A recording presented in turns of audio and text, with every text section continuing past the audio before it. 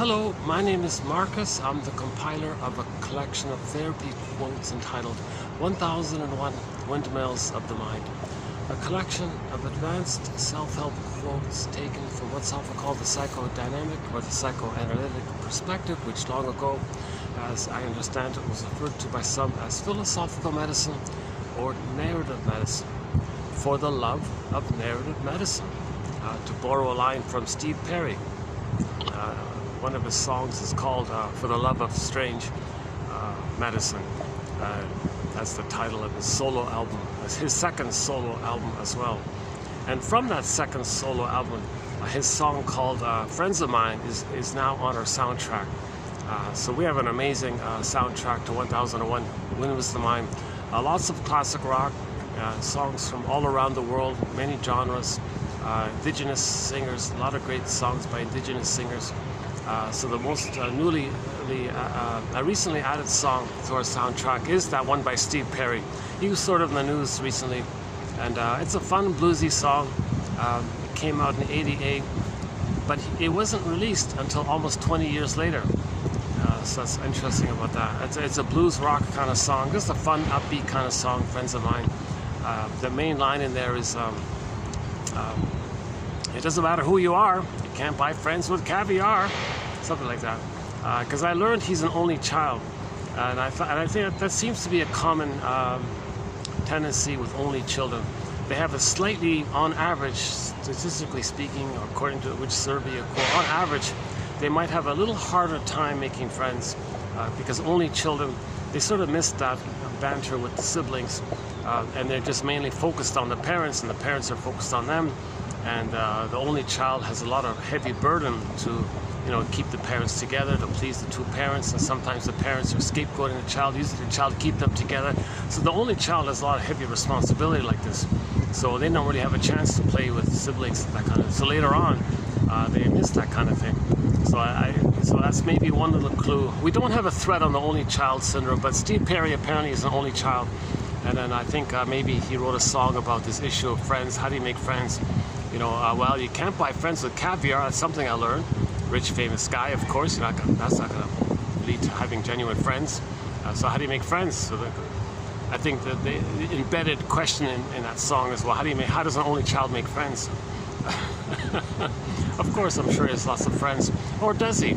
He said he never really felt close to any of the other bandmates. That's why he left, kind of thing. And so he went on a solo career, kind of thing. Another newly added song to our soundtrack, Burton Cummings is in the news recently.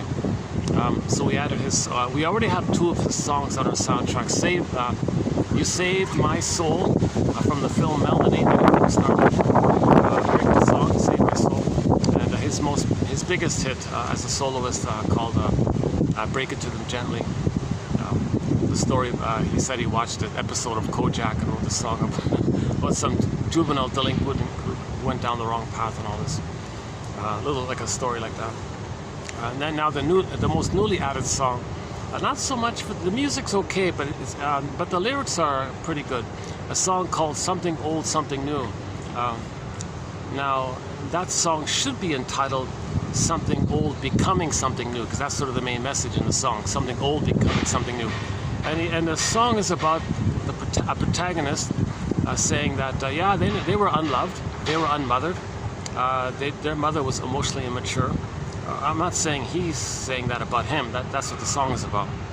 I don't know about him personally, but the song's about somebody saying that they never learned how to love, so they spent their whole life kind of confused about it and never really missing out on love.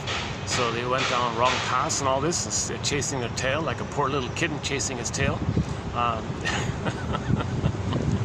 So finally he gets older, he's getting older, and he says, oh my God, hold the phone here. So he did some reflection. So he looked back and did a midlife audit, midlife examination period. Why is he having trouble with love? What is this? So he never learned how to love. So the song's about picking up the pieces of your story and examining the loss of your living the unlived life, that kind of thing. And then when after that, then he could love. Then he started to love for the first time. So something old became something new. The old way of relating changed. Now it's a new way of relating after he did the midlife audit. So just for that basic message, I think that's good enough to include the song on our soundtrack. Most of the songs on our soundtrack have some kind of psychological message. Some are just for fun. That one there is sort of in the middle, I guess, yeah. Yeah, Burton Cummings, just a little sidebar here. He went on the, I didn't know this, but when I looked it up, he went on the dating game. He was, and a very little comical kind of scene there. So a young, a very pretty lady, a model.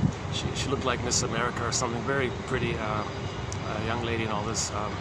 So she is going to interview 3 bachelors. Burton Cummings was a bachelor at that time, so she doesn't see them or know who they are. She can only hear their voice in response to her questions. So they're behind a screen or something like that. So there you got these 3 guys. Number 1, number 2, and Burton Cummings number 3. The first guy it's an obvious silly one, so maybe slightly rigged a little bit. So the first guy was just some frivolous, so it wasn't about, obviously it's not going to be him. So it's between number 2 and number 3, right? So 2 and 3 are both a little more successful. Burton Cummings is the rock star, like a major rock star. Come on, he's kind of like you know, up there with Elvis almost. Like he's way up there, right? As a major celebrity and all this. You know, he walks into a stadium, 100,000 people are cheering at him, you know, or 50,000 people, whatever. The middle guy, we don't know him, but he's a good-looking guy, smart guy, sort of a charming kind of guy and all this. So anyways, she asked number 2, if you were to combine 1 and 3, what do you have? Well, number 1, he might, you know, pinch you or something. He's a naughty boy like this. Number 3, he's a dashing guy. I guess he'd have a naughty guy with long hair, because Burton Cummings had long hair at the time. So she was impressed with that answer, that he synthesized quickly on the spot, something to represent 1 and 3, because she was leaning on number 2 all along. Number 2 gave the best answers, clearly, all along. Yeah, poor Burton, he didn't get a chance to answer good questions. He was sort of it was a little rigged, because it catches you off guard. Like Burton Cummings was asked the question, yeah, in the dating world, what football penalty would you be issued? Football penalty? Like, he's not into sports and all this, right? So he has to say something. What football penalties are there? So whatever you answer, it's going to make you look bad, kind of thing. So he picked one of them. So it looks, you know.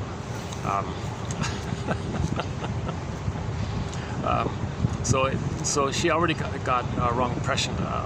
She already got turned off by that. Actually, she got. You know, it's funny. My theory is he rejected her at the very beginning, maybe because at the very beginning. She said, "Hi everyone, could you please all introduce yourself?" And I think maybe when it was his turn, oh yeah, hi there, he brushed her off already. So I think maybe Burton Cummings already rejected her, thinking she was too narcissistic, too perfectionistic. She's, you know, like she gets what she probably gets what she wants. She's probably a little spoiled, I guess. I'm not sure. Someone who looks like her probably has a habit of always getting what she wants or something. I think Burton Cummings wants more like an equal friend, like a little more mutual thing. She seems to be somebody who wants to control the thing, wants to control. And even her questions have sort of a controlling kind of, I'm one up, you're one down, can you please me, you know, can you impress me or something. But have that kind of one up, one down status. So right off the bat, maybe Cummings' intuition was, oh yeah, hi there, you know, like he brushed her off at the very beginning. So maybe he kind of sent the first, no, I don't want her, right off the bat. And then, and the second question given to him was, yeah, if you've been married for 50 years with your spouse and you're on the swing like that in the front yard, what might you be talking about? So he gave a pitiful answer there. So he really blew it there. So he was out of it at that point. So it's really down to number 2. So sure enough, she picked number 2. A guy who's very similar to her in terms of smooth talk and being like a smooth talker kind of thing. Number 2 is the good-looking smooth talker kind of thing, like herself. They sort of fit each other. She got what she deserved, so to speak, in that way. But in the introduction, she said she's an organist. Like she said, she plays. Burton Cummings is an organist, right? He sings with the piano all the time, right? So she said she's an organist, so when she chose number 2 and all this, and then later at the end when they announced the other 2 guys, when she saw number 1, oh no way, no way, I don't like him. So that was pretty clear. But then when she heard about number 3, top rock star, celebrity, top rock star, Burton Cummings, the lead singer of the Guess Who, and then she had this, oh my God, she had this sunken, I can't believe it, oh my God. So a big regret on her end, right? Because I thought, maybe if she did pick him somehow, and she were nice to him, he probably would have let her audition or something. And if she's good, let's just say she's good enough. The way she looks, she doesn't have to be perfect. The way she looks, oh my God, like the ideal, like sort of like the supermodel look kind of thing, right? And the way she looks, if she can play the organ fairly well or decently, and Burton Cummings can put up and make up for the difference and all this, right? I think there's a good chance she could have joined his band or something, right? She could have been a band member of his, and who knows what? Maybe later on something could have happened. Probably not. I don't think so. I don't think so. But on her end, she missed a huge opportunity, and you could see the expression on her face. Oh my God, I can't believe this. She like. And then when the number 2 guy came along, she like, yeah, okay, yeah, I'm familiar with that. Okay, he's familiar. He was smart. Number 2 had smart answers. He had very excellent answers. He was very clever. Number 1 gave goofball, nonsensical, obviously over-the-top nonsensical answers. He was clearly meant to be eliminated or something. So the test for her would have been, can she filter out the rock star Burton Cummings there, who was not maybe as smooth in social dating scene banter or whatever, versus the guy who's a master at social scene dating banter? Can she parse out? He's like just like a teacher or something, like a school teacher or something, and he's a multi-billionaire rock star, multi-millionaire rock star. He owns his own bank. He owns a shopping mall. He owns mansions. I mean, the guy's a gajillionaire. Right? So can she? She had an interesting test, right? Can she be smart enough to not take the temptation that just because the guy's a smooth talker, like is she going to be fooled by the smooth talking guy, or can she see through the slightly shyer, more awkward character of Burton Cummings? And Mr. 2 was clever when he referred, oh, he's Mr. Longhair. He said he's dashing, but he's long hair. See, she missed it. Mr. 2 said, oh, Burton Cummings is dashing. Wait a minute, he's like a prince. Dashing, you mean like that? Oh, but no, it's long hair. He emphasized the long hair.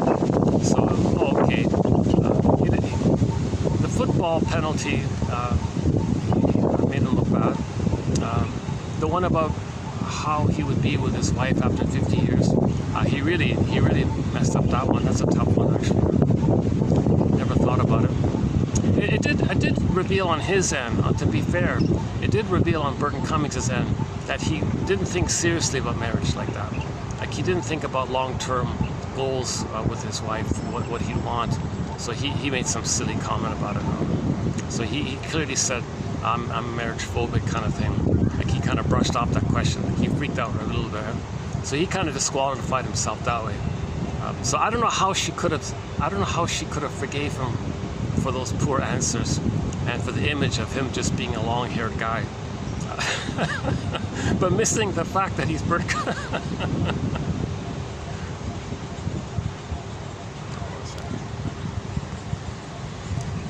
Boy, I really talk about timelessness. I lost a bit of track of time. This is my second take doing this video. I tried to do it at another location, but there were too many interruptions. Yeah, my third time doing it out here in the park. Yeah, I'll show you when the pigeons pass by. I'll show you the pigeons. Yeah, let's see what time is it. It's 3:30, almost 3. Oh, the battery's running out on me. Oh no, what is it? 30% battery. Oh Jesus. Oh. Hold on a sec. Let me see if I can reboot it. If I get lucky, it'll work or not. Otherwise, this will be like a two-parter or something. Once in a while, my phone, it behaves, and suddenly sometimes it does this thing. Okay, hold on a sec. I gotta see if this works if I set it up again. I got a feeling this will be a two-part video. What a pity. Let's see. It says 33. I'll know in a minute if it's gonna go up or. Let's see. Sorry about the tech issue here.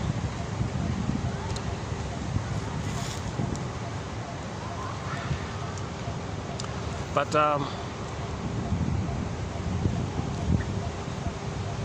maybe Burton Cummings' intuition was right to brush her off, because she did seem very ambitious, appearance focused. Although she was intelligent in another way, but she seemed slightly narcissistic. She seemed like she always controls the relationship. She's somebody who is looking for something impossible. So the best thing for her would be to catch Burton Cummings and be on stage with her, and she could be the star on stage as well, right? And it would have been quite a sight to see her and Burton Cummings be a team like that on stage. It would have been quite a sight, I think. That would have been, yeah, I think that really would have electrified his performances or something. She would have been a major celebrity if she chose him and managed to be on his band or something. A little mystery about him. He married some girl he just met in a few weeks. He did a sudden informal little wedding with no honeymoon or something. And apparently they separated or something. So a little mystery about that area about him. But great voice, incredible voice. His first big hit was These Eyes, that one there. And oh, let's see, hang on, 30. Oh, it's charging up. Oh, a little luck, okay. I hit the reset button this time. Sometimes it doesn't work. Oh, a little luck, this time it worked. It's up 35%, yeah. Okay, so hopefully we'll get this done in one video.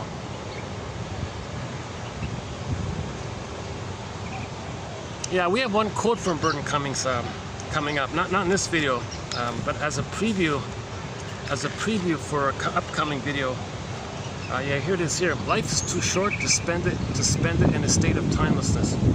I just paraphrased a little bit here. Yeah, there's the. Today is 13, so in 15. Look up 28:15. The second from the bottom there. He said in an interview that he was indulging in these timeless moments, you know, aided, you know, he takes a mushroom or something and he gets in this blissful, timeless moment. Oh, so, okay, let me turn around. I try not to get people in the camera, but oh, there's one pigeon here. Yeah, by accident, somebody might pass by. So one interviewer said, so how did you control yourself? Oh yeah, I pulled back the reins, he said. I indulge in this timelessness. I was in this haze, in this fog. I was in this blissful cosmic consciousness. Like, wow, time stands still. There is no time. You're just in this state of like one with it all. No identity, no time, infinity. Like you feel like you're a part of everything. Everything is you, and you're everything. Is symbiotic. You recreate the symbiosis. So a lot of musicians take it too far. The interview asked them, "How did you stop yourself?" "Oh yeah, well I realized life is too short to live in this place of timelessness." I'm just paraphrasing. He said haze. His actual line was, "Life is too short to spend it in a haze." I just changed it. I said, "Life is too short to spend it in a state of timelessness." I was going to say "No Time," the name of the song, right? Life is too short to spend it in a state of no time. But that song, "No Time," there's no relation to the meaning of timelessness. He's just saying, he's using that phrase in a different way. So I just stuck with timelessness.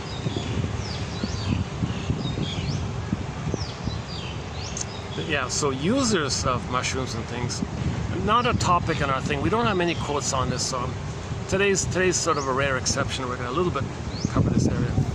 Users of the mushrooms, whatever. I didn't know this when Vancouver, Canada, it's open like that. My God, even though it's technically illegal, they still kind of have some loophole, and people are buying these mushrooms or something. Users of psychedelic drugs report an intensification of the sense of present that creates the illusion of eternity or timelessness. Mystics and people in love describe similar experiences. So I didn't quite know that, actually, to tell you the truth. So this is a little bit our topic today. In the unconscious. Okay. So Mr. Freud's famous essay, 1915, In the Unconscious. Mainly it's about timelessness. No sense of any kind of place. So it's spaceless, like there's no infinite space, and there's no time. Okay. You got to imagine the baby's mind meshed in with the power of the mother. The baby's a small, helpless, powerless little baby. The mother is seen as this grand, powerful giant from the baby's perspective.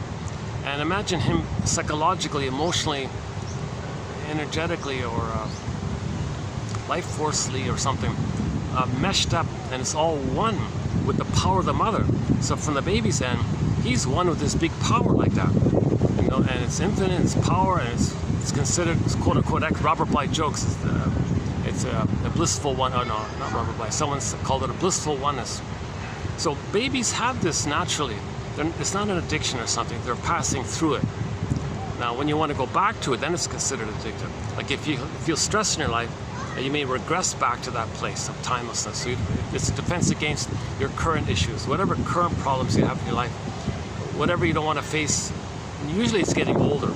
Like you're conscious, so you know you're getting older.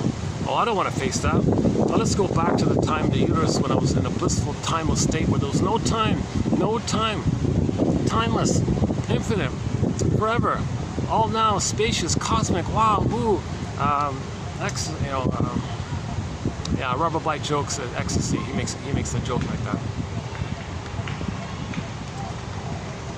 So some interviewer asked Robert Burton Cummings, how did you control yourself in that area? He said, I finally realized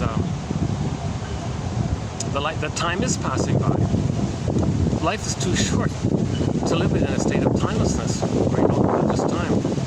That's a pretty good thing that he said. Let's include that one. Should we just finish up with the preview? Okay, well, so we started out, so that's, what do we do this year? So I'll just continue with the preview for 28:15. So I'll just continue with the preview, and I'll go back to our today's quotes of 28:13. So it's all in the same sort of general topic.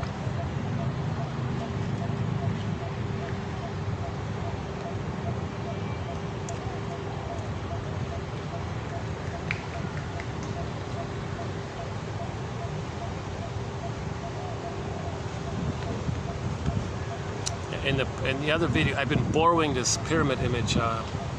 Well, in the past couple of videos, I talked about I borrowed it as the triangle. Forget about the pyramid. I've been talking about it as the triangle, the Karpman triangle, the drama triangle. Okay, the conscious and the unconscious. So a few areas like that. Yeah. So back to that famous quote. Okay. Anyways, it's basically it's. We live in two worlds. This unconscious world called primary mentation, primary process thinking, the beta elements. Okay, this is the mentation or the mind elements of the mind, the baby's mind. So the baby's mind is in this thing where there's no sense of time. There's no sense that something should be at this place or that place, so that could be there. Something can represent that. An emotion for one can be sent to another. Things can condense to make a new image. Things can flip and morph and twist and shape-shift, and there's no contradiction. Like if at one moment something's there, well, no time. Another moment, that's that. Well, no time, that's for that moment. And another moment doesn't exist. You're only in that now. So if 5 minutes ago you thought that, 5 minutes later it's the opposite. Well, since there's no time, you only care about that time. So think about the BPD pattern. Those are the personality. Those are the BPD personality mindset that comes about with trauma, or the narcissistic pattern, or the bully pattern, or the ego pattern. A lot of stick-up personality patterns. Their life force is in that area. That gives them that kind of power to play Hall of Mirrors, House of Mirrors. Now you see me, now you don't catch me if you can. Okay, up is down, left is right. So they can lie endlessly. They can forget. They can pretend to forget. They can blame you. They can act like you said what they said. They can act like that they said what you said. They can twist and flip all the time. A house of mirrors. You think they're there. You look there. No, they're there. Like they're way ahead. Quicksilver. They're way ahead of you. Like you can't catch them like that. So that's the kind of mind. The primary process mentation. No time. Okay. No sense of place or space. Okay. And then everything is true, so to speak. Like there's no contradiction, no negation. Like everything is just what it is in that moment. And there's no time. Okay, and there's a few other little areas in that. There's a few other little points in that area. So we're currently focusing on timelessness. So this will be, I think, our third video on the topic, and we'll do one and maybe two more. So we'll do a total of 5 videos on timelessness. Is that right? Maybe 4.5. Sorry, 4.5 videos on timelessness. The conclusion was this one here: time is required for consciousness. So one guy was saying the mature thing is when you recognize time, you're conscious. If you're in a timelessness, you're not really conscious. When you're blissed out, or when you're in a food trance, if you eat some ice cream or a cookie, and you're in what Roger Gould calls a food trance, ooh, like you're in this blissful, the sugar, salt, and fat tricked your brain to send you the serotonin, a level of serotonin that you receive if you were one with the mother. So you get that kind of blissful, you lose track of time. I'm just relaxed. I'm just in this cloudy, dreamy kind of place, I guess. They call it like a food trance. So you're not really conscious per se. You're just swimming in this dreamy thing. He was saying genuine consciousness of your adult living, you recognize time. Admitting time is the reasonable thing. The adult thing is, well, there is time, there is stages of development. Okay, go to Duration of Life, the Grimm's Tale, called The Duration of Life.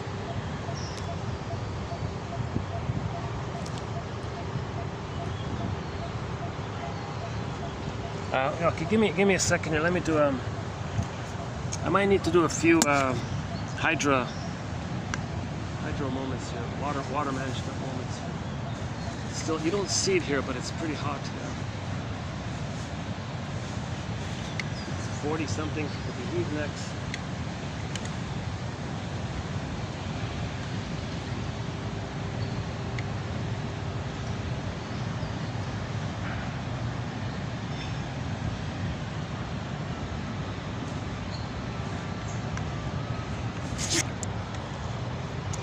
It's in the high 30s, 38, 39 or something, but with the heat index or the feel real or humidity index or They say it feels like 43 or 45 or something like that.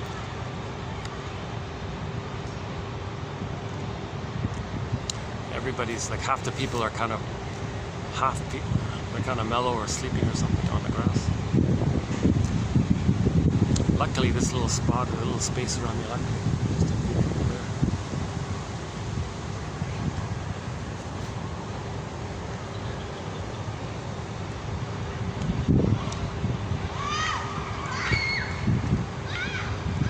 Oh, good, and we're far enough away from the kids' play area, so that's good. Okay.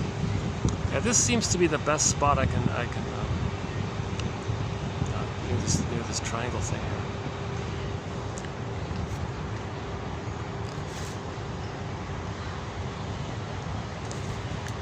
Yeah, so just briefly about the BPD phenomena. If somebody has the borderline personality disorder pattern in the mind, okay, that's a unique amalgam that allows a person with any string of not just the BPD pattern, it could be the narcissistic pattern, the bully pattern, the Iago pattern, lower functioning BPD mainly, and some other personality patterns when there's trauma before 18 months. When there's trauma before 18 months, the person's life force is in that primary mentation. That primary mentation, where everything's flipping and topsy-turvy and shape-shifting, okay, that allows the person to never admit a feeling, to use everything they say is a lie, or a truth to mislead you for a lie. Like they can't. Oops. Hold on a sec.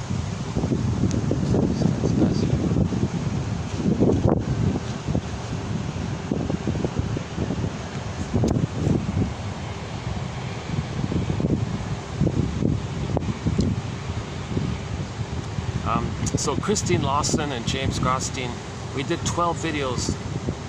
We did 12 videos on the BPD phenomenon just recently in our collection. Yeah, just recently. If you look up Grotstein or Lawson, you'll find those quotes. Excellent set of quotes on the BPD phenomena. I really learned a fair bit about that as well. Yeah. So in the BPD amalgam, which any of the string of personality patterns use, not just those the BPD pattern. Okay, so there's the lower functioning BPD and the higher functioning BPD. Okay, so most people think of BPD as the lower functioning one. Impulsive, intense, short-term, dramatic, ups and downs, intense, impulsive, reactive, you know, those kind of dramatic, quick to anger, mood swings. The mood swings quickly. 1 minute, the children of borderline mothers are always playing with the little clover. My mother loves me. She loves me now. She loves me because they never know the mood. There's no consistency. She can be nice. She can be angry in 1 minute, and she can flip it. And things are exaggerated, so it's very intense. There's an intensity disorder. There's an impulsive disorder. There's a cognitive where she can't think clearly. She can't soothe her emotions because she's always in what's called survival anxiety. Anytime an emotion comes up, she's got to run away from it. So she's got to twist, blame, accuse, distract, create drama to get away from her feelings. Now, part of so that's called relational PTSD. Another term for BPD is relational PTSD. But Grotstein does an interesting thing. Now, that primary process mentation intermingles with our secondary mentation. So if you intermingle, okay,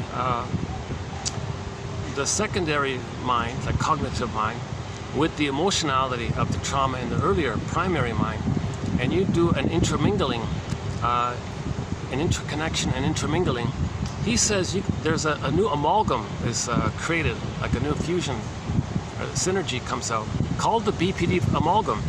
He calls it psychotically neurotic, fused in with neurotically psychotic. You blur it up and you get the BPD amalgam. This amalgam, this mind, this thing in the mind called the BPD amalgam, or BPD phenomena, BPD feeling, BPD pattern, whatever. That's it means that they're in constant survival anxiety. Okay, they need to flip and twist and lie and distort and change. And you said this, and no, I said that. What, you meant that? I didn't mean that. Okay, they use every little trick, every propaganda, every rhetoric, every misleading little things. The best way to lie is to tell a half truth. or to include a few crumbs of truth to mislead people, or the half-truth is the father of many lies. They're absolute intuitive masters in this area. So they can't be caught. Like, they can't admit a feeling, they can't admit a truth. And they can't admit that they hurt someone. They don't care, they're in survival mode. Okay, remember, relational PTSD, the baby's relating to the mother. Baby has needs with the mother. Every need was shamed by the mother. So that, when they relate to people, they're reminded of that old struggle with the mother. And that struggle with the mother was the PTSD issue. So he's in immense survival anxiety. He's still fighting with this shaming mother who is not meeting his needs, not providing the safety, the security, the relationship, the seeing, the support for their autonomy. The mother's maybe using the child. So he's in immense survival anxiety. So when they go through life and they relate, when they meet people, they're still struggling. Oh, why is there so many flies today? Hold on a sec. Maybe the smell place.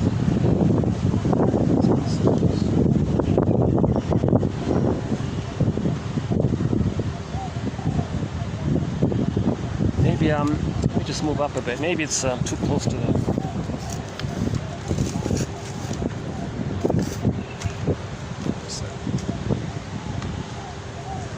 How about this?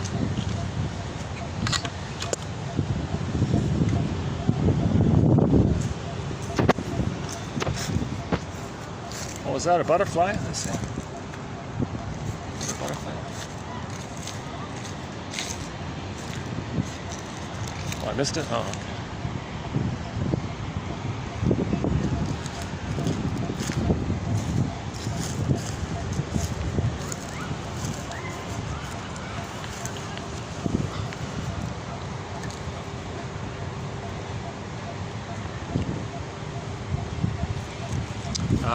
Yeah, let's continue. So, okay, if the person's traumatized prior to 18 months, they may have this BPD function in the mind. This is the agent of what's called the underlying survival anxiety with the mother. So they don't trust, they don't admit, they don't apologize, they don't say sorry because it's vulnerable. They can't admit any kind of real feeling or real honesty, let alone admit feel regret or something. Why? Why? They're in the emotionality that the baby was in when he's struggling with the mother. Like, if the baby's nursing, he's not in that place to care about his mother's feelings. If the baby bites the mother's nipple and the mother's screaming, he doesn't get it. He's not at that place he didn't develop that place of what they call differentiation, a whole object relation. He's a person, she's a person, two little others, two little people like that. He's still a little God and everything serves him. So if the environment's not serving him, he's enraged. He doesn't recognize the humanness of the mother being in pain. So he's in survival like that. So if you say to somebody with a stinger personality pattern later on, that thing you said, or that probably hurt your child or something. No, they hurt me. They turn around, or they'll accuse you of the thing they did. They're very good. They're very good at being the aggressor and acting like the victim twisting it around. They're very good at blaming you and making you feel guilty for the wrongful thing they did. They can't admit apology. They can't have empathy for the child or something like that because they're in survival anxiety.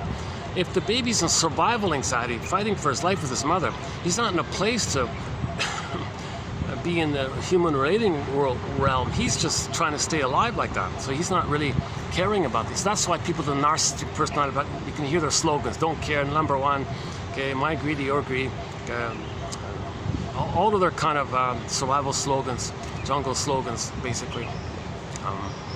That comes from trauma during that early on time, before 18 months. And then what takes place to survive is the BPD amalgam. Again, this amalgam, BPD amalgam by James Grosstein, an excellent author. It's a real pity there's no video or audio of him anywhere. I couldn't find it. But excellent, we got a lot of great quotes from him. He's an excellent author. Grosstein, Ogden, Masterson, Rinsley, Solani, Althea Horner's in there. So check out Grosstein's theory about the BPD amalgam. He calls it an intermingling of psychotically neurotic or neurotically psychotic. And so now that's why they can flip back and forth these two worlds. They quicksilver, right? They can appear reasonable, but they're psychotic. They can appear psychotic, but maybe they're reasonable. Like they can confuse it like crazy, like you know. So they're not living life. They're not loving life. They're not in the pleasure of loving life. They're just in pyrrhic victory. They're just in they call it pyrrhic victory mode, or vindictiveness, or schadenfreude, or those kinds of things. And they may appear elated sometimes, but that's just because they preserve their pyrrhic victory of one-upping you. Now, when they one-up others, they're the mother who one-up them. You see, when they're negative towards others, they're replaying how the mother was negative towards them. When the mother was negative towards them as a baby, the baby identified with her in a process known as identification with the aggressor. So he becomes the mother in effect. Okay? Plus, now, when there's trauma like that, we repeat with the fantasy we can change. So he goes through life repeating what had happened to him. So let's review that part briefly. I've done it. I did it in the last couple of videos. I'm wondering if I should redo it. You know, when I did part one, I did almost an hour in part one, and I did the whole thing. So I'm kind of like, I did not quite like I did 40 minutes in part one at near the building there, because everything around here was taken.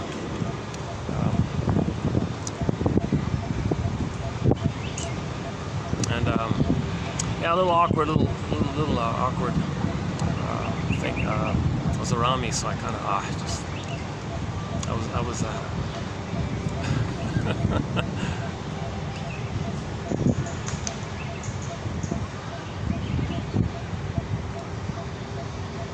I said, just start over, Marcus, just start over. It wasn't. It was okay, but it wasn't. When I saw the thing that I saw, I thought, okay, just stop the button. I don't want that on the camera, kind of thing. Accidentally, something behind me was there. It's just innocence or coincidence, but it kind of look to the privacy issues as well, right? I try my best not to get anybody in the camera. Just on occasion, somebody will walk by me briefly or something. But I've been very good in that area, yeah. Once in a while, you know, a waitress or a cleaning lady or something might pass by or something.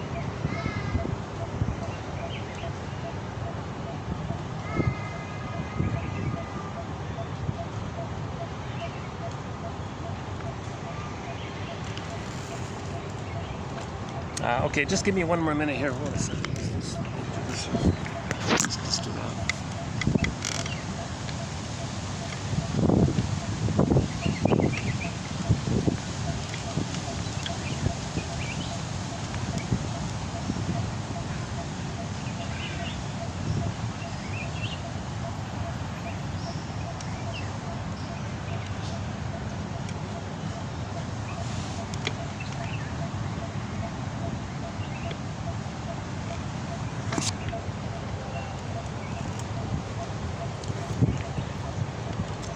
Yeah, so that's one effect of the life force being invested, cathected, bound in that primary mentation. If there's trauma early on like that, the life force is in there. Okay, then it functions like the power of the id energy. All of the energy in there is called the id. And the metaphor is almost like this, right? So let's borrow this for the iceberg metaphor. So the golden part is your consciousness above the. Okay, so you got the horizontal white line there. Let's say that's like the shore at the water level, right? And above the water level, you got your consciousness. But underneath the water, the darker part, that's all your unconscious. So all that energy in the unconscious is called the id.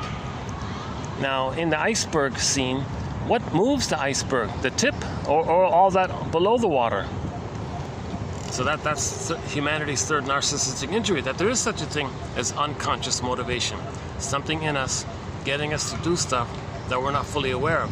Our conscious thinks we're in charge in all this, but actually Our unconscious self, our repressed self, our id energy in the old trauma memory, Merkur calls it the puppet master, just uses your conscious self to create excuses and rationalizations to hide the unconscious motivation, to make you unaware of it. It fools you and it uses you for its agenda. So what's the agenda of the unconscious? What does the unconscious want?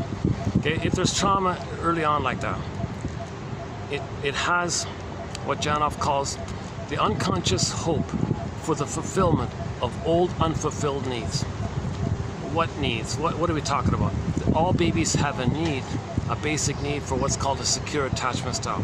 Safety in the uterus, natural childbirth, an extended paradise for the first 4 to 5 months, a blissful union with the mother for the first 4 to 5 months, and then 4 to 5 months to 18 months, ballpark, the child gets to play the world is my oyster phase, and then 18 months to 36 months, more of the rapprochement, like the communicative matching and playful improv. Now Voyager seeked out forth, okay, and the child learns that he can be himself, and the mother is okay with it. Oh, well said.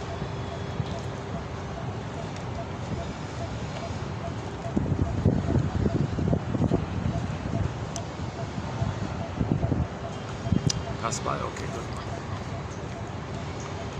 Oh, I'm getting more flies here today. What is it about today? Maybe it's this spot here. Maybe there's some.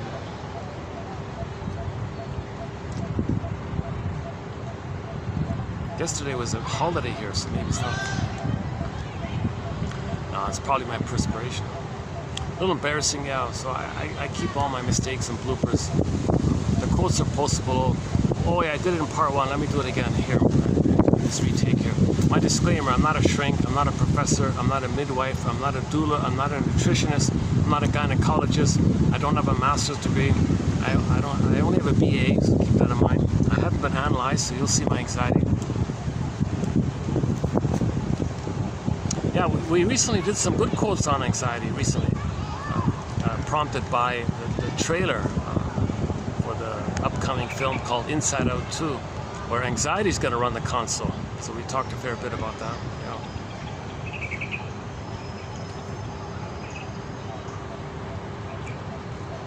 Yeah, I spent a half an hour just on that trailer. If you want to hear it, I think it's interesting about the oral greed. Anxiety's wide mouth, the baby teeth, she's got oral greed, trauma, that's why envy's there. Okay. Anxiety means you're re-experiencing old fears of the mother's coming up. So that's why you're anxious, but the language of the old fears of the mother's physiology. So now you're getting physiological symptoms called anxiety. Those are the old fears which you don't remember. So anxiety is fear, but you don't know what it is. Well, it's a past fear and it's being triggered up called anxiety. And then sadness is okay, and there's a whole. See, the anxiety has the gaping mouth. That's a metaphor for oral trauma, the breastfeeding trauma. So the oral needs weren't met, hence the oral trauma and the baby teeth like that. So that's why Riley was greedy. So that's the oral greed. So we see the oral greed in the trailer where she dumps her friends and she wants something better. So she was indifferent. She easily dumped her true blue friends and said she wanted more status and more fame and more prestige, so she wanted to hang out with the cooler kids table and all that. So she's kind of greedy like that. Didn't have gratitude. Didn't really have the pleasure of the gratitude of having the good friends that she had. Didn't feel that because, again, she doesn't have the psychic structure for gratitude because of the oral trauma. Anxiety has that gaping, wide, super wide mouth with the baby teeth in it. Now, that's the greed part. Now, they don't have a character on the console called greed. They have it as envy. Now, usually they're together. It's Grenvy. They could have called it Grenvy. But maybe they wanted to emphasize the envy part. That's a definite sign of trauma. See, the oral trauma is going to lead to envy. You see, jealousy is not there. Jealousy is healthier. Jealousy means you had something, you lost, you feel bad. It doesn't question your identity. Envy is about your identity. With the oral trauma, that's loss of the authentic identity. That's why envy is going to be there. So envy sort of represents the anger, which is in the bottle. But the point is, they have envy at the console to say that Riley has trauma. Oh boy, I'm really getting off another topic. Okay, if you want to continue this discussion, go to. Oh boy, what was it? Today's 12. Was it? I think it's about 3 videos ago, something like that. It's the one with the peacocks. Oh, hold on a second.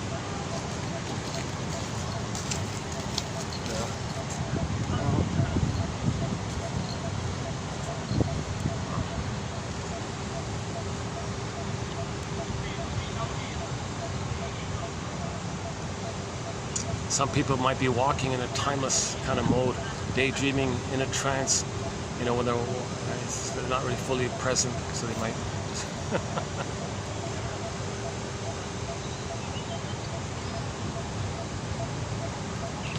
If you check if you scroll back the videos, it's the one with the peacocks. It's the one where I did the video indoors.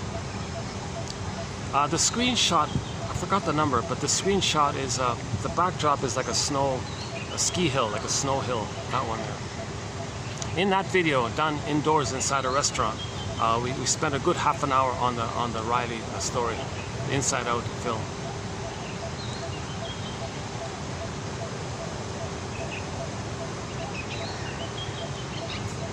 Okay, maybe if I remember, I'll go back and update it a bit or something.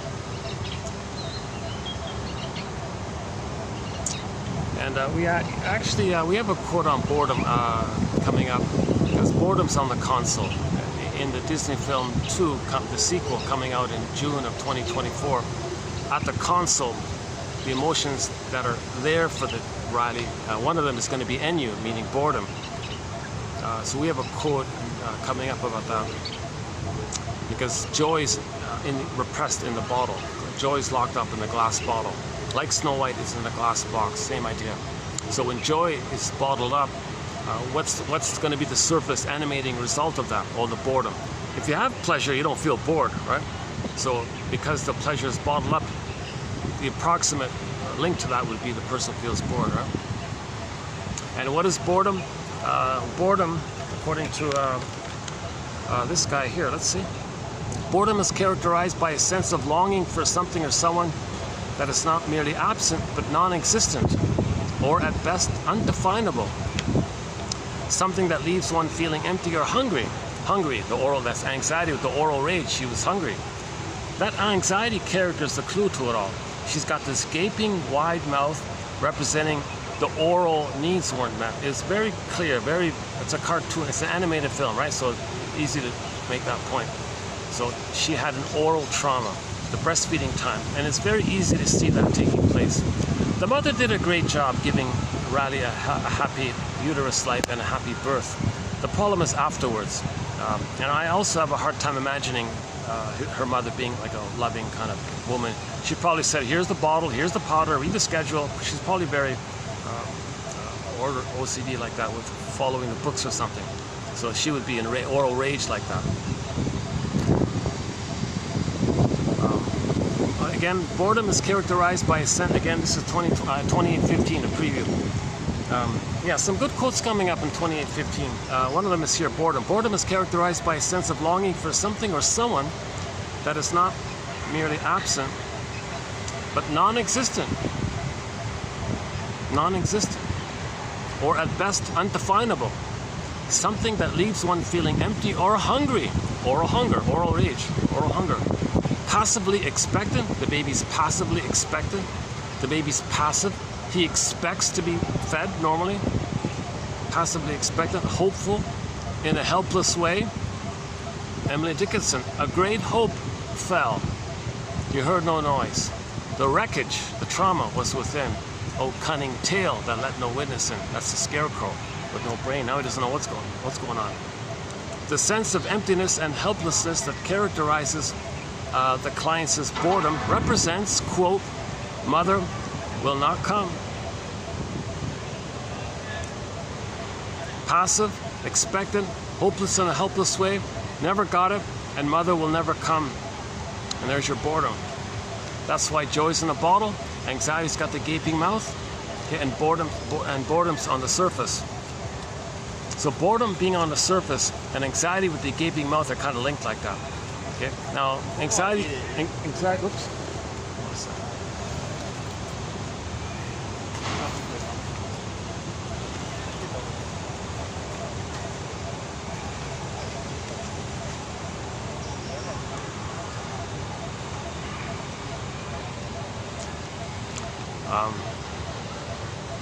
Some young couple there. Looking at the waterfall. Oh, the waterfall came on. Is that it? The fountain just came up. Are we seeing it there? Not sure if it's showing up there.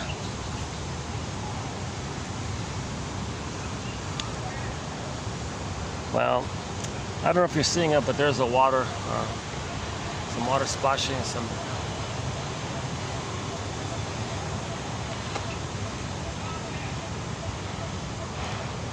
Was that it? When the couple was just passing by me, the water came up, so they stopped, and it startled me a little bit.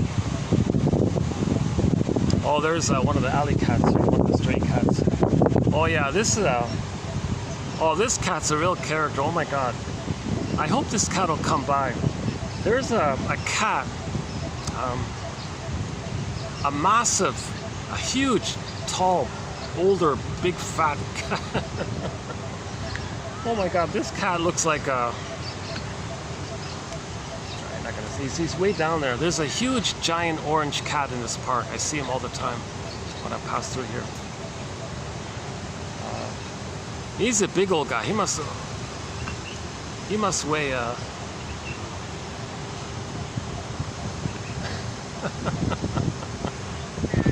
mean, he's bigger than some dogs, I think.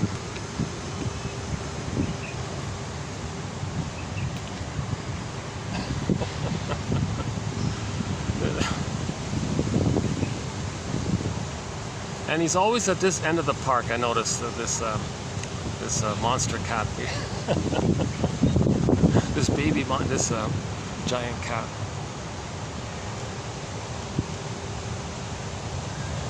Yeah, it's nice to see him again. Yeah.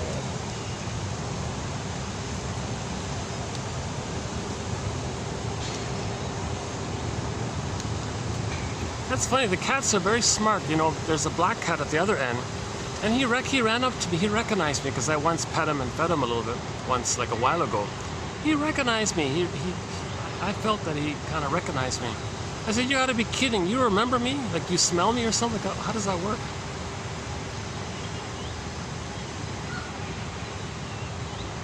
Like almost like a half a year ago, I remember petting that guy. I held him and I pet him and all this, and I was nice to him and comforted him, kind of thing. He was purring, nice cat. I was almost tempted to take him, kind of thing. I guess he belongs to the park, to the community, I guess. But he a little bit connected to me, I thought. So I let him go, kind of thing. And then, and I hadn't seen him in a long time. And today, when I came, he kind of walked right up to me, as if he knew me or something. Not that orange cat. That orange cat doesn't connect with anyone. That orange cat is like, leave me alone. He's like a Garfield, yeah. He's sort of like a Garfield kind of cat. And he's orange too. He's all orange too, yeah.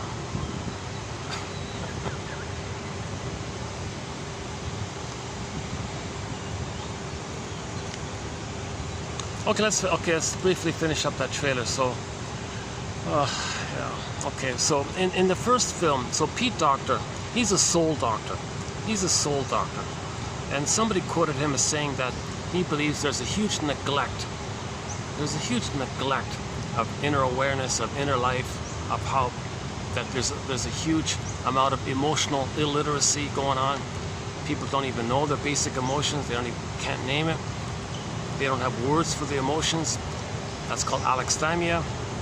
And they don't even have access to the feelings for whatever words they might have for the emotions. That's called athemoalexia. No feelings for your words. No feelings for your words. You have these words, where are the feelings? Now you can't find the words for your feelings because you can't find your feelings, so hence to say that you can't find the words for your feelings, that's called alexithymia. So that's called, also known as emotional illiteracy, aphacophobia, like this. So there's a huge neglect like this. So in his first film, he did a very basic 101, Emotional Intelligence 101, EQ 101. He taught the world basic emotional literacy 101, I think. Not only the message that sadness is needed to get joy back at the console, that if you want to love life, you gotta get sadness to the console. But how do you get sadness to the console? And then joy can run the console. But prior to that point, the basic message was there are two kind of groupings of emotions, like two bags of emotions. Okay. The basic primary ones of being human, the quote-unquote more human side of being human emotions, the basic primary ones, joy, sadness, and everything in related to your identity and living life and loving life, and everything related to growing and living and loving, affection, tenderness, kindness, empathy, feeling badly if you make a mistake, making amends or pairs, being an elder, sharing, making I statements, intimacy, and your intimacy is connected to your affection. Your physical, you don't need two, like the romance area is an expression of the tenderness that you feel and the emotional connection that you feel. You can put it together, you don't have to split it up, it's united like that. So that's like a normal state of affairs. Now, with the joy and sadness representing the golden ball and the primary feelings, okay, related to joy is the fact that when the person has the authentic identity, okay, the mammal self, the beingness, field or animus, your ontological self, your sense of self, everyone has a uniqueness. When you know your uniqueness and you express how you're unique, okay, like Gilbrand's poem, like Ogmandino's poem and all that, okay, then there's a pleasure from that. That's called meaning, a path of heart, loving life. Everything's love or cry for love. So you love life now, and there's a pleasure, and joy runs the console. So you got the basic kind of primary, quote-unquote, thriving and human and living, okay, loving and living emotions, where the person becomes an elder. The temperament's kind of calmer and pleasure, and joy is the main emotion. They're loving in the present. They accept time. They accept time. They're not denying time. They're not going back to that blissful, dreamy thing. They understand the reality of times, and they feel, they accept that, and they feel, and they even feel more when you accept time. You actually get to feel more when you accept time, ironically, right? If you're afraid of feelings, you go back to the blissful thing of back in the uterus kind of thing, back in the womb, psychology. So in the quote-unquote more human side of being human, okay, you got a wide range of feelings, needed feelings, appropriate feelings related to your identity. When we say identity, we mean authentic identity. Snow White's not sleeping in a glass box. You're embodied. You have your embodiment, they say. Okay, and when you have your embodiment, you have I feel, therefore I am. If you don't have that amness, your authentic amness, those feelings, meaning the golden ball, gets zooped away. So the golden ball goes down the well. This core, okay, the joy and sadness get zooped away. That kind of thing. So we have the basic feelings. The basic feelings, joy runs the console. Joy can step aside, let sadness run the console. Now, joy and sadness exist for the person because there's an authentic identity for that. I feel, therefore I am, authentic am. If you have your authentic amness, yeah, you can have joy at the console. Joy can step aside, let sadness run the console. Natural response to loss is to admit sadness. But if you don't have that authentic identity, you can't do the sadness part of it.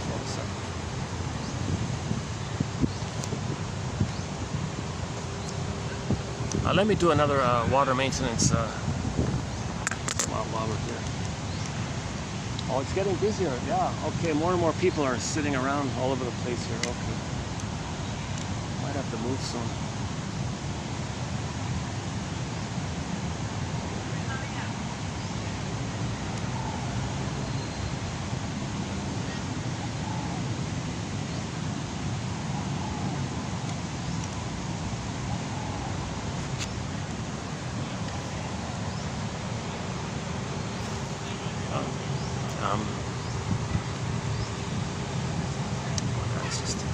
Some guy just sat just a couple of feet to my side here, just looking at me, kind of thing. Let's wait till he settles in. Find something else to look at.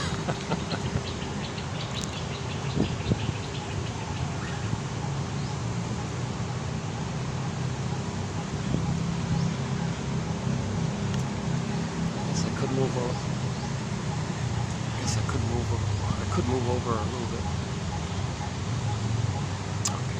Okay, he took out his iPhone. Good. Distracted. Okay.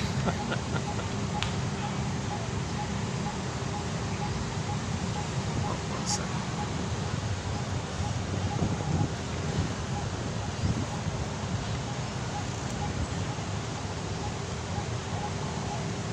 Okay, that doesn't work.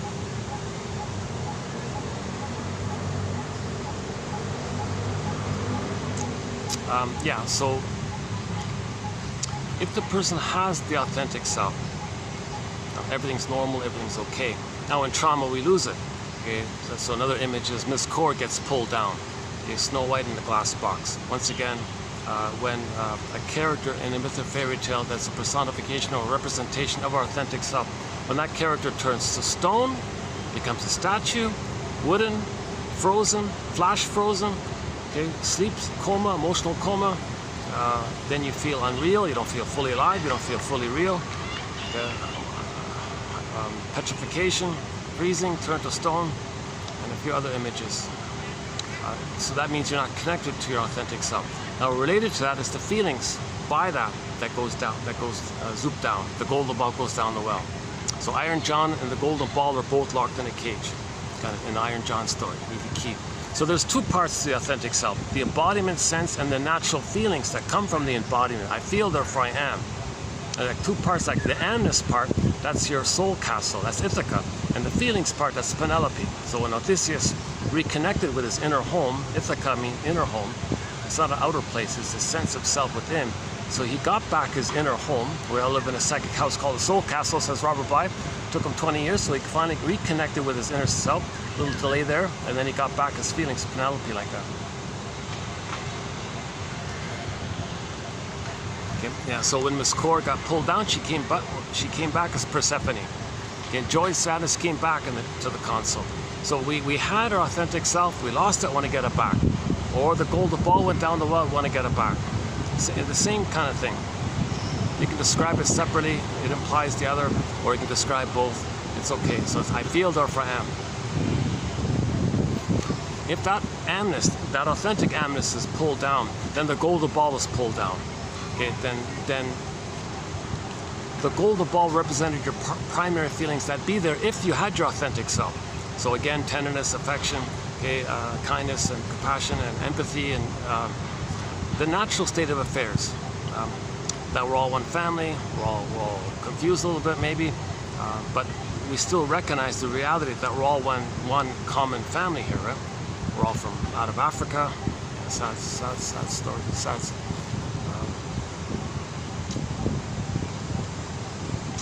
We should remember that, you know, that we're all basically Africans, Gene Elliott says.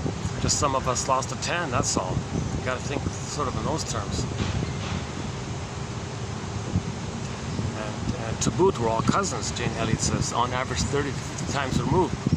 So there's a whole theory about how we all came from that one hominid called Homo botoensis, which was in that Africa area. And that one hominid adapted, became Homo sapien 100,000 years ago, but it took us 1,000,000 years to become that.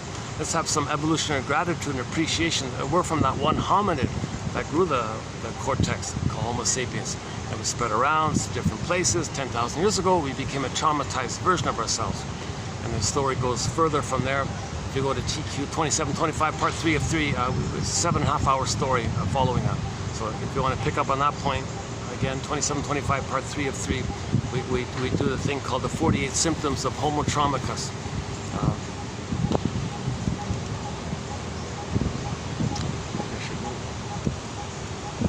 Well, if I move there, I'm going to block their view, right? I don't want to block anybody. Oh, jeez. Well, there's even a worse view behind me, the other way. Yeah, some people have a real exhibitionistic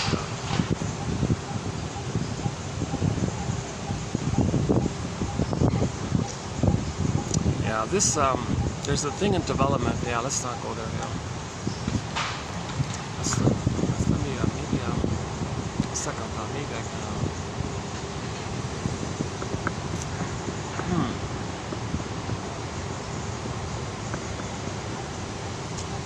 let me just look around a bit. Hold on a second. Let's see any other options here.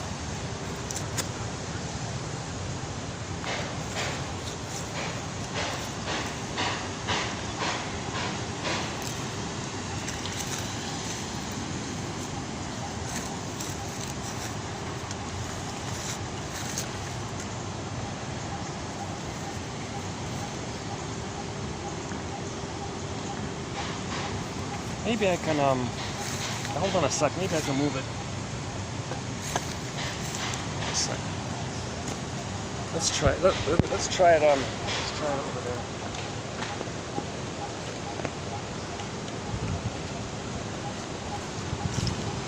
Let's see.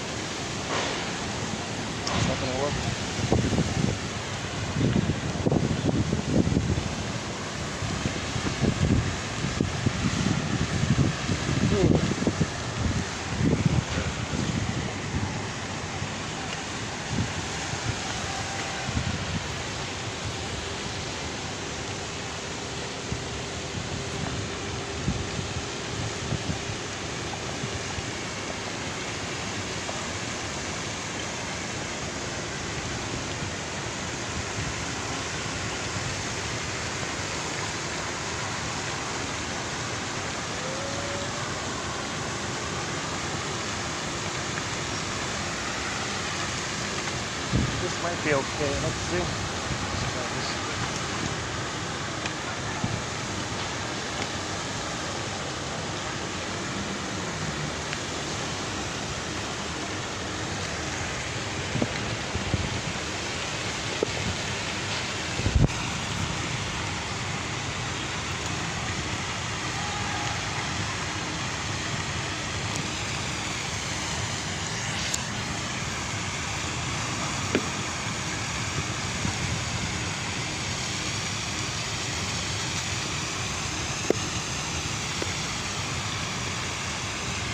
A second.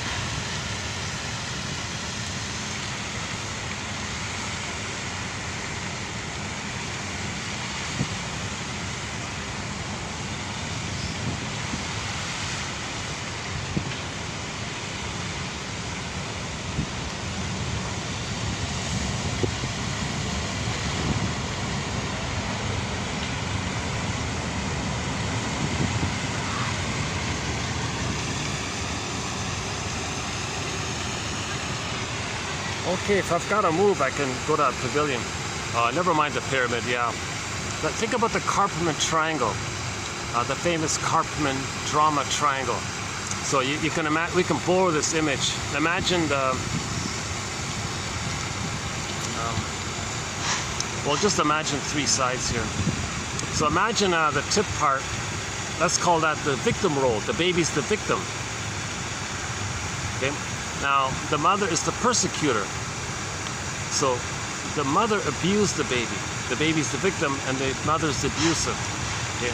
Now sometimes the mother abused the baby. Now when the baby's crying and all that, sometimes she'll come in and be the rescuer. The rescuer.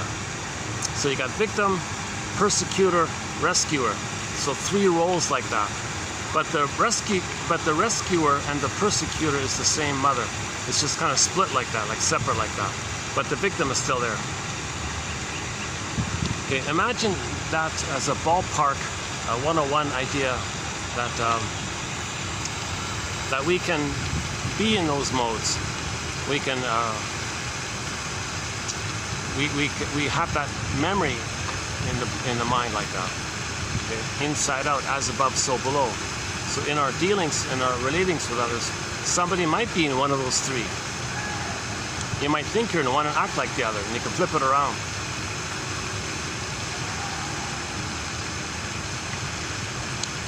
You know, the basic point about this is that this takes place, the mother does this because she enjoys the oneness herself.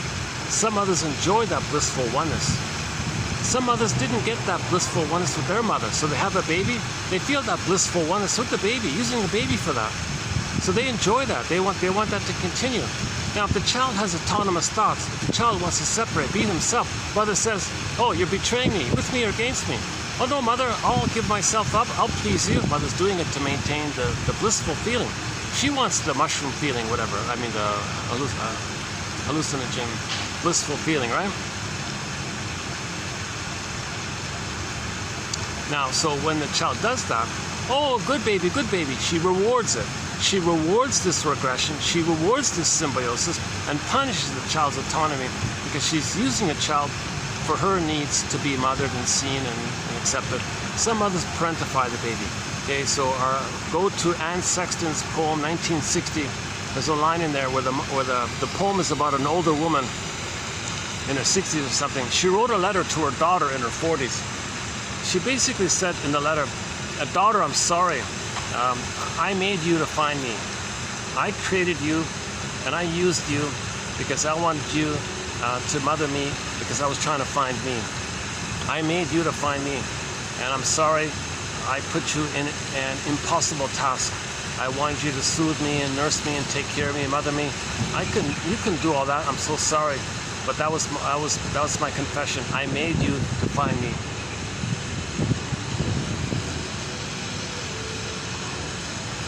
So some others are doing this. Okay? Some others have a baby and they say, "At last, now I got my blissful oneness. Now I feel good like this." No, baby, don't leave, don't separate, don't have autonomy. Remember Alice said in the Wonderland, she had to fight for the right to have her own thoughts. Remember that? And then, so that's the idea that the child has to fight to have the right to have their own mind, their own thoughts like this. And what the mother does is say, well, if you have your own thoughts, you're against me. You're with me or against me. The child can't leave his mother if he doesn't get her love first, so he self-sacrifices himself. Okay, do I have to give up me to be loved by you? Mother says, that's right. This baby gives himself up. Now he resents it immensely, but he'll do it. He's trying to get harmony. He's trying to get mother's love. He'll even try to save her. He'll do what the mother wants. He's got to get along with her because he needs mother's love to know himself. Okay, so what the mother does is punishes the child's self-initiative, self-agency, initiative, her own identity and all this, punishes that by withdrawing her support. No, I'll withdraw my love. You want to be on your own without me? Fine. You don't need me. Bye-bye. She threatens to abandon the baby to keep the baby hooked in to never leave her. So she threatens abandonment to brainwash the baby to never leave her because she can't accept the separation. Then the baby clings. Okay, I'll do what you want. Oh, good baby, good baby. So she rewards this symbiotic regression and punishes the child's autonomy. Okay, so she does both. She's the persecutor and the rescuer. So that mother, okay, she's the persecutor. After she persecutes the child, okay, then she comes in as the rescuer. So she rewards the regression when the child's crying. If the child has autonomy, she punishes him. So in the brain, you have these kind of three modalities, of so-called ego states. Okay, child, victim state, persecutor state, and rescuer state, right?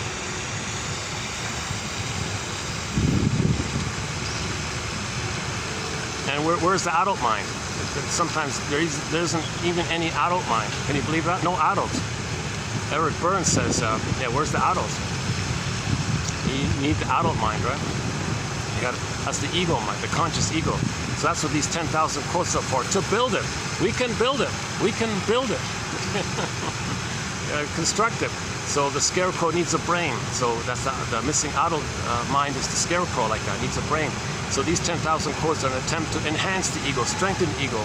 Okay, these are clues, these are theories, these are ballpark approximations, these are hypotheses, guesstimates, prompts to free associate with, invitations for mutual exploration, trying to be detective here. Like this is like building up your ego, right? You're building up your adult mind like that. Then you don't have. Then you can identify: is it victim? Is it persecutor? What's going on in the mind with yourself and others if you're rating and all this?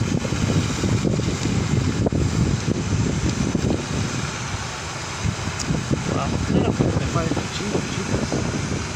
that guy beside me doesn't seem. Maybe I can move over a little bit. Hold on a second.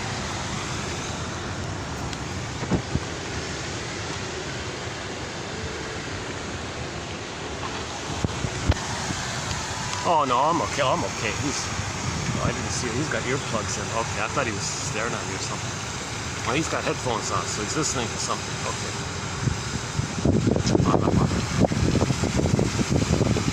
Jump to conclusions. Yeah. So I think we could just bore that pyramid for that idea, right? I mean the triangle, that idea, the Karpman triangle, the drama triangle. The point is, mother's both. She's the persecutor and the rescuer, right? And the child's the victim. The child's still the victim, right? The top one.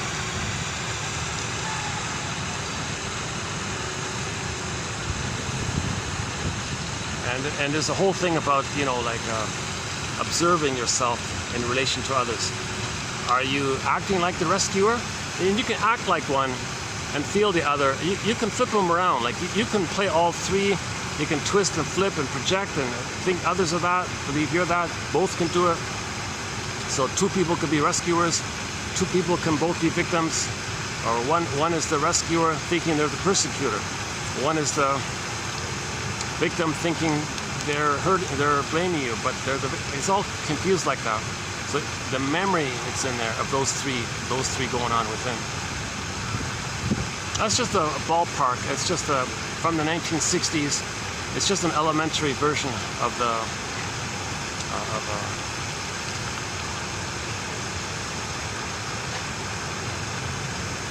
self and other roles.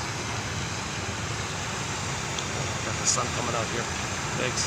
Let's do this. Oh, I got the sun coming out there. Where else can I go here? Let me see if I can find another shady spot.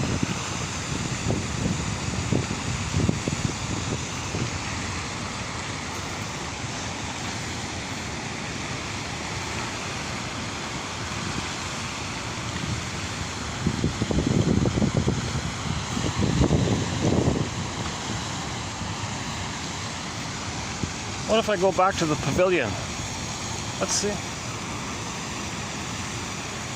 Are there people there?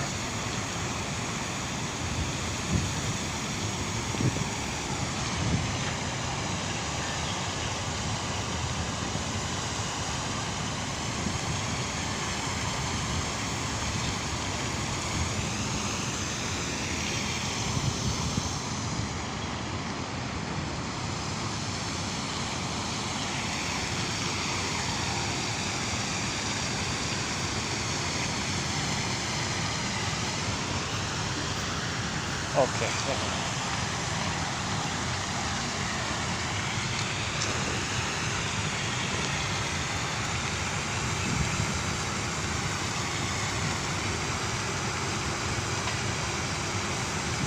I don't like this spot because I'm slightly blocking the path here. Let's see. Wait a second. Is he gonna use it? No. Okay. Yeah, not too many people use this little maze part, so it's still.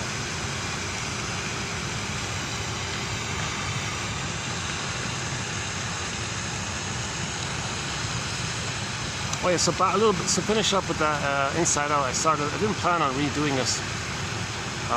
So in the first film, the 2015, the first one, Inside Out, #1, right? The first one. We see Emotional Literacy 101. We have two groupings of feelings. The primary feelings, the pleasant feelings, the needed feelings. Sadness is not sadness is not bad. It's not actually painful. It's never painful to feel your feelings. It's only painful when you can't feel your feelings. Then you got the tension and the steam of the tension because you can't feel. Pain means you're not feeling. Sadness is a feeling. It's not painful. Actually, ironically, sadness is not really a painful thing. It connects you to you and to the other. It's not necessarily all that painful. When you can't feel sadness, then you're into the pain area. Then you got body tension and all this stuff because you can't. The pain goes to the body. Now you got body tension from that. So yeah, a little distracting with the. I'm not trying to promote any conspiracies.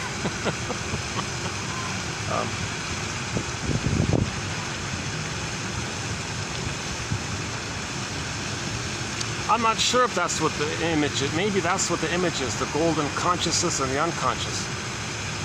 But most conspiracy theory, well, that's the 1% controlling the other percent, the rest of us. I don't want to get into that topic, really. We discussed it in 2725 in the pillage and the plunder system and all that.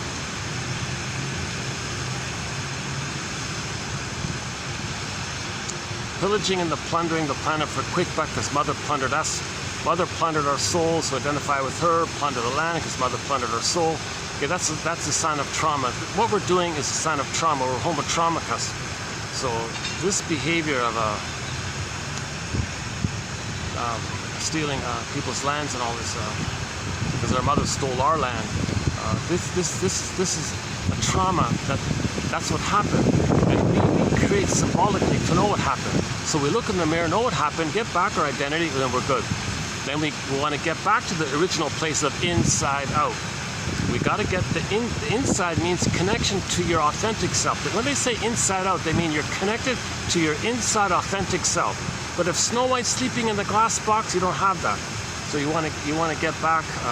You want to do the forgiveness process, resolve splitting, forgiveness, identify, differentiate from the mother, have sadness at the console, and then you can get joy back at the console. So in the first Disney film, Inside Out, you see the two main.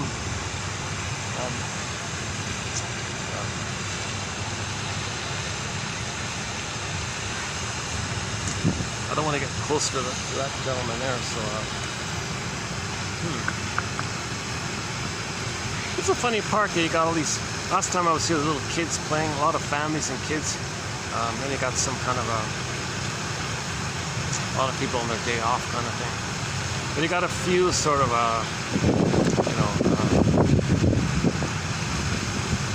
maybe some of these guys, maybe a handful of these guys,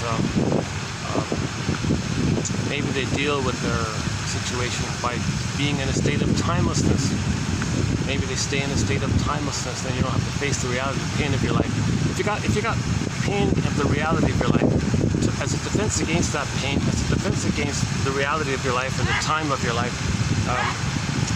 you might enter into psychologically, or you induce it, or you just energetically pathological nostalgia, or just put yourself in a dissociated mind or something. Then you're in that state of timelessness.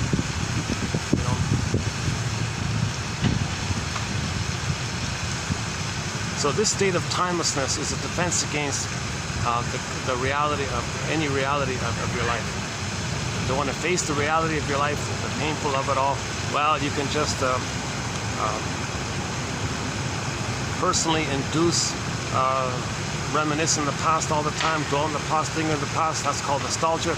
But if it's very defensive, it's called pathological nostalgia, and you're in a state of timelessness. It's like that. I think I better. Jesus, yeah. Let me where can I go here?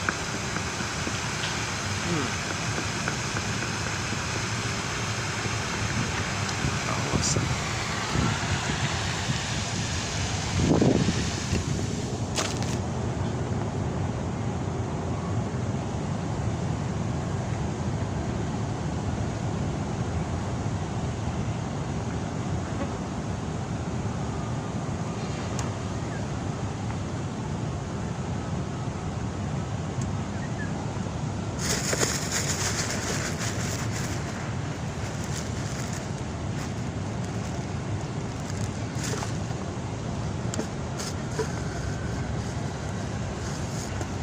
Let me just take a drink here. Hold on a sec.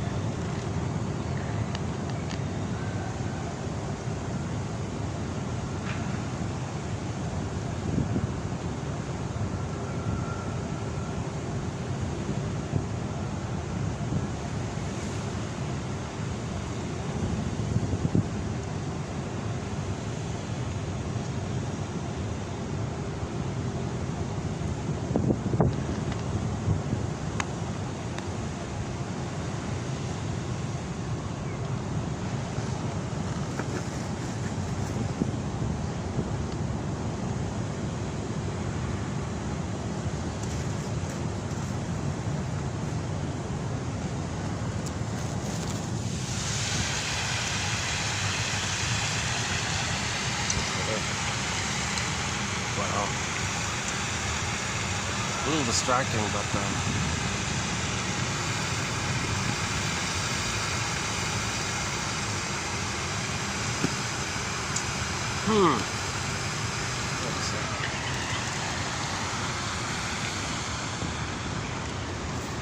what if I just turn it this way?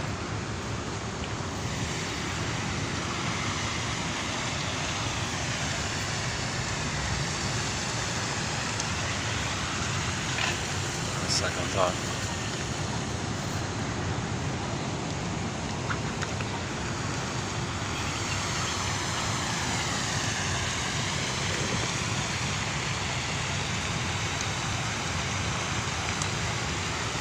Okay, let's try to continue here. Yeah. Okay, so when joy and sadness get zooped away, that's because the needs for the authentic identity weren't met. Safety and all that, communication, understanding. The kids' needs wasn't met. When needs are not met, the pleasant feelings zoop away. When the needs are met, the pleasant feelings stay. So F and N. Feelings and needs. In general terms, when needs are met, feelings are pleasant. When needs are unmet, the pleasant feelings zoop away, the golden ball down the well, joy and sadness zoop away, all the pleasant feelings, the regular feelings, the basic feelings zoop away, unavailable. Then your authentic self is frozen, feelings disappeared. Whoa, now you're regressed back to the primitive survival brain as fear and anger pops up on the scene. So you see mainly anger's running the console. I got to figure out the little ins and outs of doing this in the park here. A lot of little pieces. You got a lot of little, a few little spots of shade depending on the time. I got to figure out the right days. I got to figure out the issue with the sun and the reflections and all this. I want to do it in the park. I want to figure out a regular spot. I don't want to draw attention to myself, really. People are good. It's nice. At the same time, we do have a few awkward little things going on. It's 99.99% family friendly. You have that one, that 0.1%. Like if there's like, 200 people, 100 people in the park, there's going to be one.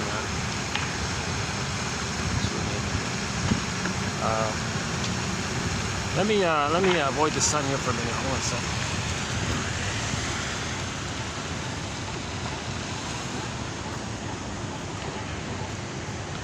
Oh, okay, hang on. Those characters back there have moved on.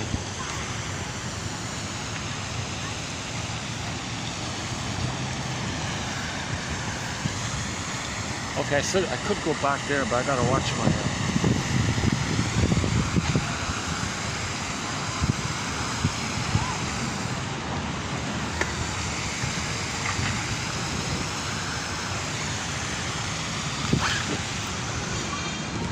I'm a little hesitant to leave my... Somebody will come and take it one. Hang on.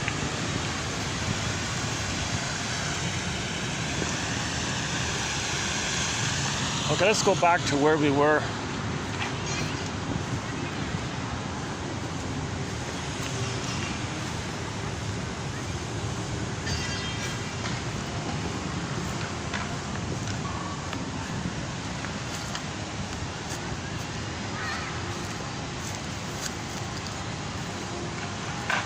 Or there's a guy sleeping here.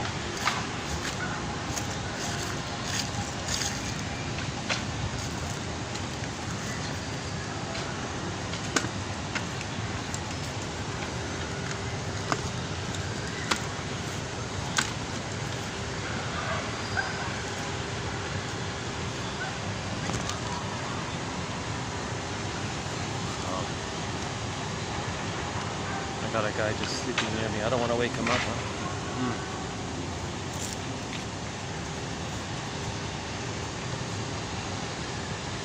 Yeah, okay. Let's try that spot in there. Hold on a second.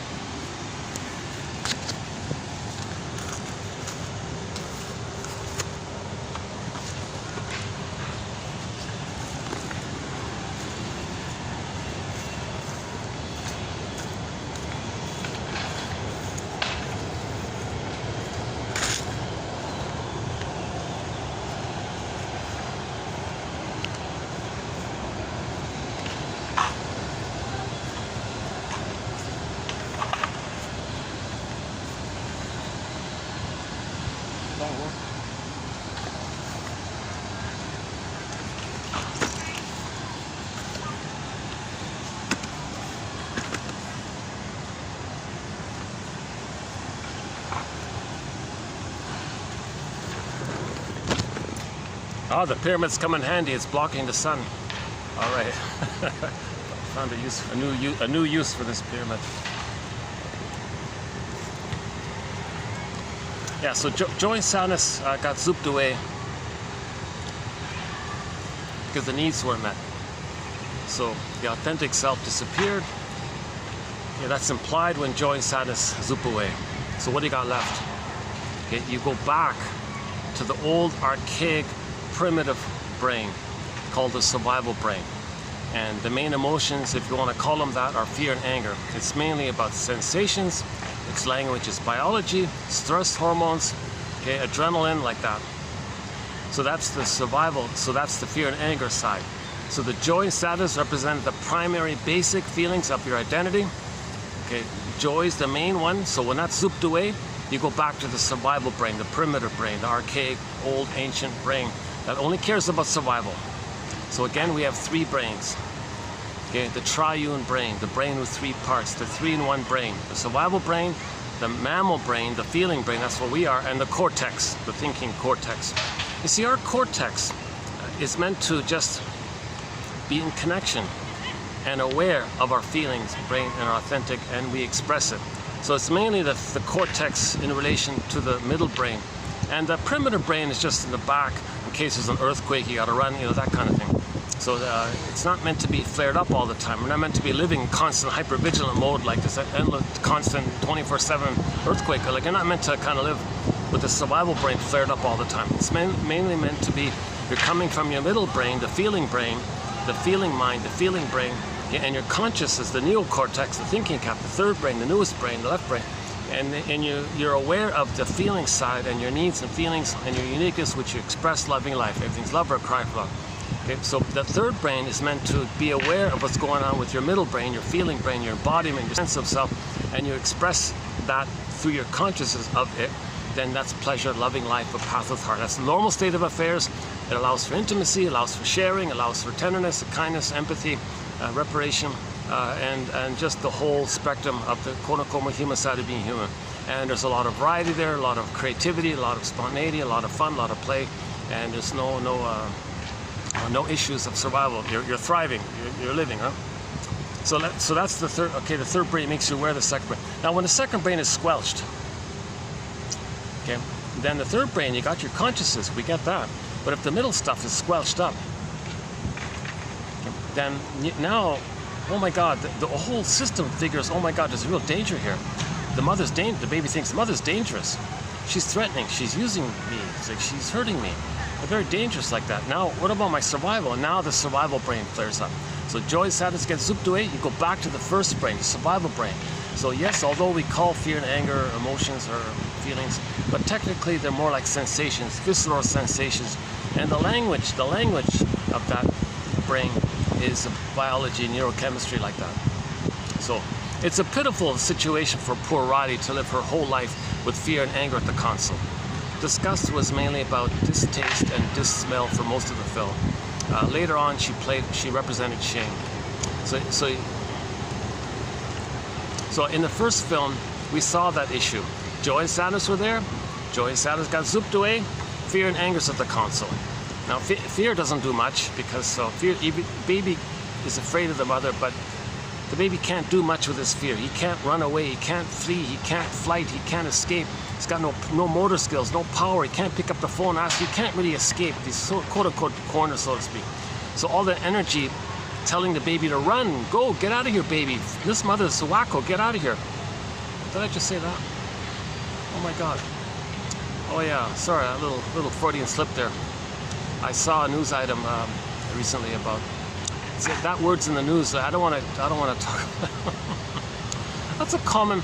That word is a very juvenile kind of term, right? Like we say that word in like in school all the time. Yeah, he's wacko or something.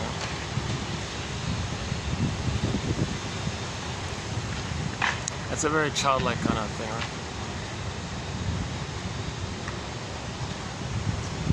Okay, yeah. Okay. Anyways, that was an accident. I didn't mean to remind me of something.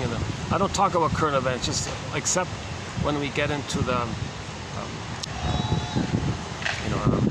48 symptoms of homo trauma, because I might include a few current events to highlight the psychology. But the main focus here is to learn this language. It's a second language. For the love of narrative medicine. For the love of narrative medicine. So I want to focus on that, right? If we learn this language and heal inwardly, okay, then our outer behavior reflects the health of our inner condition. If our inner condition is wounded like that, then our doing is distorted. Okay, Woodman puts it this way: from the wounded feminine element, you got the distorted masculine element, meaning the doing. The feminine is the being and the feeling, then the doing is distorted. Heal the feeling and the being, then your doing will come from a loving place, path of heart. Okay, you don't need manuals. You know, mothers will know how to love their babies and that kind of thing.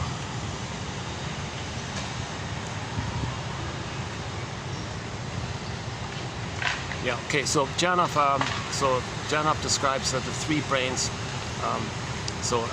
Like as others say, it's sort of based on evolution. The primitive survival brain, okay, the mammal brain, and the neocortex, which we have. Only all of us Homo traumicus have.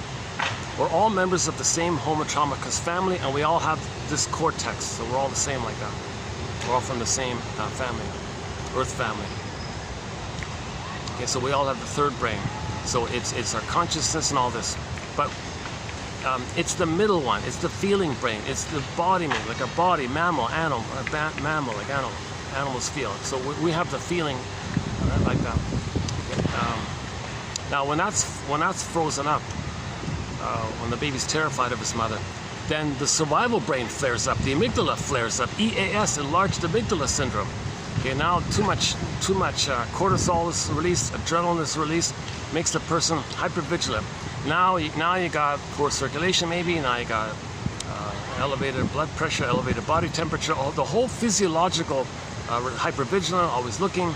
Okay, maybe the pupils dilate, maybe the person's sweating more, whatever the symptoms are for anxiety. Right? Okay, so at the console in the first film, anger's mainly at the console because fear can't go anywhere. Like the baby can't flee from the mother, so all the energy pushes him to fight with the mother. So he's angry like that. So anger is not a primary feeling. Anger is the reactivity of when the needs for the authentic self are not met, and joy and sadness is void. Then you got anger at the console. Anger is not a primary thing. Anger is only there and when the baby's not loved. Then he's angry. Anger's not a basic thing. Anger is the survival issue. Anger is a survival issue. Why is the baby in a survival? Why should any baby be in survival mode? Why are so many mothers putting their babies in survival mode? Because they're in survival mode. So they're just seeing the world through their temporal, spatial spectacle, their lens. They see the world through their memories. Okay, so that it's pitiful for poor Riley to live with constantly anger at the console. Impulsive, hyperreactive, survival slogans, my greedy, your greedy. Okay, there's no pleasure, there's schadenfreude, there's emotional sadism, there's envy, there's snickering, there's pettiness, and there's pyrrhic victory. Like you're constantly in survival mode, and in that mode, all you're doing is repeating what had happened to you. So your human self, you find proxies to play, and you shame because mother shamed you, and that's your attachment to the mother. So you're living in this kind of stinger modality. Then you see the ones you just hurt, the proxies, see them as your mother, and now you fight with your mother. And this is kind of a pitiful kind of place like this. And your slogans reflect that. Your slogans are the jungle slogans, right? My greedy, your greedy. If I'm not greedy, well, everyone else is greedy because you project yourself onto everyone, and you're operating from that kind of survival mentality. And that's why you won't hear things like empathy or care or feelings, or they hate that stuff, they reject that stuff. Envy's at the console. So envy will be there. So in the first film, in the Disney film, in the first one, we saw the two groupings. Joy, sadness for the middle brain, the feeling brain. Okay, fear and anger discussed, okay, for the survival brain. So you got two brains. We've got three brains. That's Mr. Pete Doctors. He's a soul doctor. Pete Doctor is a soul doctor. I kind of wonder if he grew up with the family name of Doctor and all the time, and his parents were maybe it was a message. Am I supposed to save people, help people? Well, he did. He became a soul doctor. I think he's being a soul doctor. repeat doctor is being a soul doctor with that film Inside Out.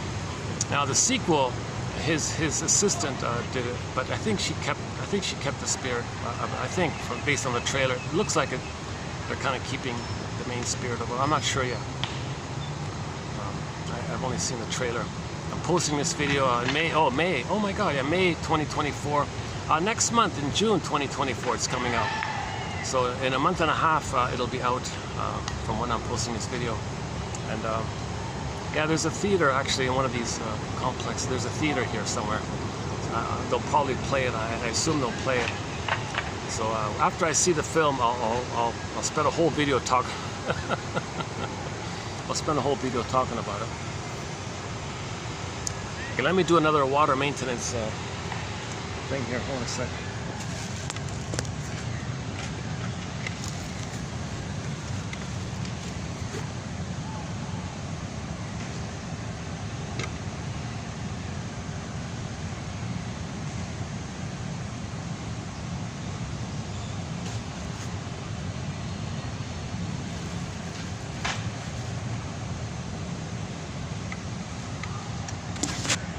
Yeah, I'm really getting the message that this is the right time to do the video, around this time. What is it? 4 something? 4:52. Oh, look at that, it's 5 o'clock already. And now it's a little coolerish, yeah, finally.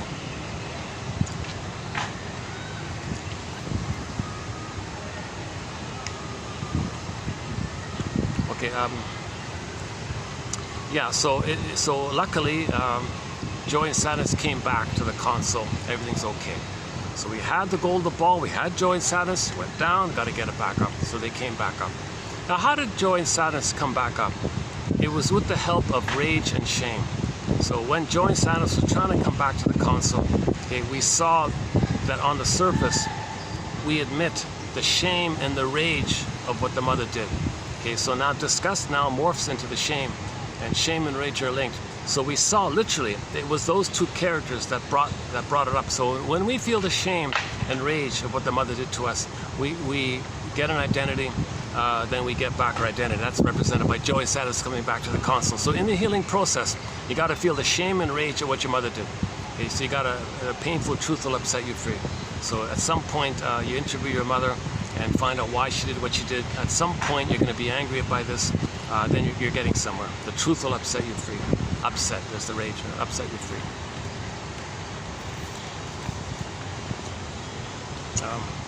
Okay, so now in the trailer, in the second one, oh, somebody's sleeping in the back.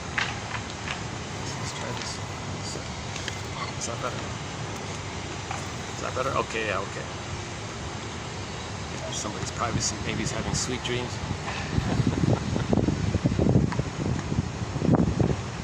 Yeah, that person who's sleeping, you know, they're in a state of timelessness right now. When somebody's sleeping, yeah, I mentioned this last time, but this, John A. Sanford has the theory that when you sleep, right, your consciousness, are we getting here? The gold part here, your consciousness, and there's the white line there. That top part goes down. He calls that the flood. He thinks that's the motif of the flood image in myths and fairy tales or religious stories. When they talk about any kind of flood, that just means your consciousness goes under. So that gold part goes under the white line.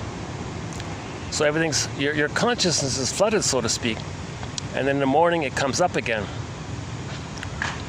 All right? So you wake up, you got your conscious, but in the unconscious part, in the dark part, in the shadow part, the dark part, it's timeless there. There's no time in there. And everything's unknown, that kind of thing. But when you wake up, you're conscious. That's why your consciousness has a brighter color, because you're aware. The light of awareness, the light of consciousness. But when you sleep, that light of consciousness is not available to you, because all of you is down. Your psyche is you're swimming back in the primary mentation. So he thinks that's his. I don't include that quote because I don't fully get it, but something's off there with him. I like John A. Sanford. I think he did a great job. When I say John A. Sanford, I mean the guy who wrote Healing and Wholeness. When you get back your authentic self, you're more whole, hence healed, healing and wholeness. When you're disconnected from your authentic self, you're not whole, so to speak. So there's the pain. So if you want to heal, you got to get back and be more whole, hence healed, healing and wholeness. So when you reclaim and re-own aspects about yourself that you didn't know, and you get it back to yourself. Psychosynthesis, reintegration, reclaiming, re-owning aspects of yourself, something about you that you don't remember, but it is you, and you somehow make yourself conscious of that. And now you're conscious of something about you that you weren't conscious of before, and that transition of making the unconscious conscious, okay, where it was, ego shall be, that the image is Hermes flies across with a message. So when you wake up, you may get a message. So when you wake up, you may get a message up, and your consciousness might be enriched. Actually, come to think of it, that might not be a bad image, that the gold part is large. He means a lot of consciousness. You know, this, we could say that this is a metaphor for somebody who's very conscious. He's got a lot of consciousness, you know. He's got a very strong ego. This image, we could say, it means that a person has a strong ego, a strong sense of consciousness, you know. Because usually the conscious ego is just the tip of the iceberg. This implies a wider consciousness, right?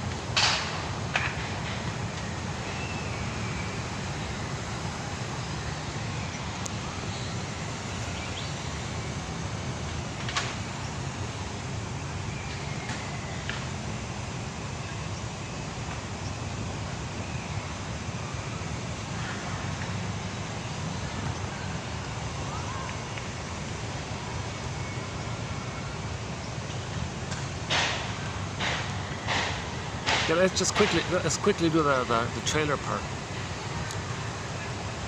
So in the trailer, Roddy is now 13, whole new console. Okay, making the transition from child world to the teenager world.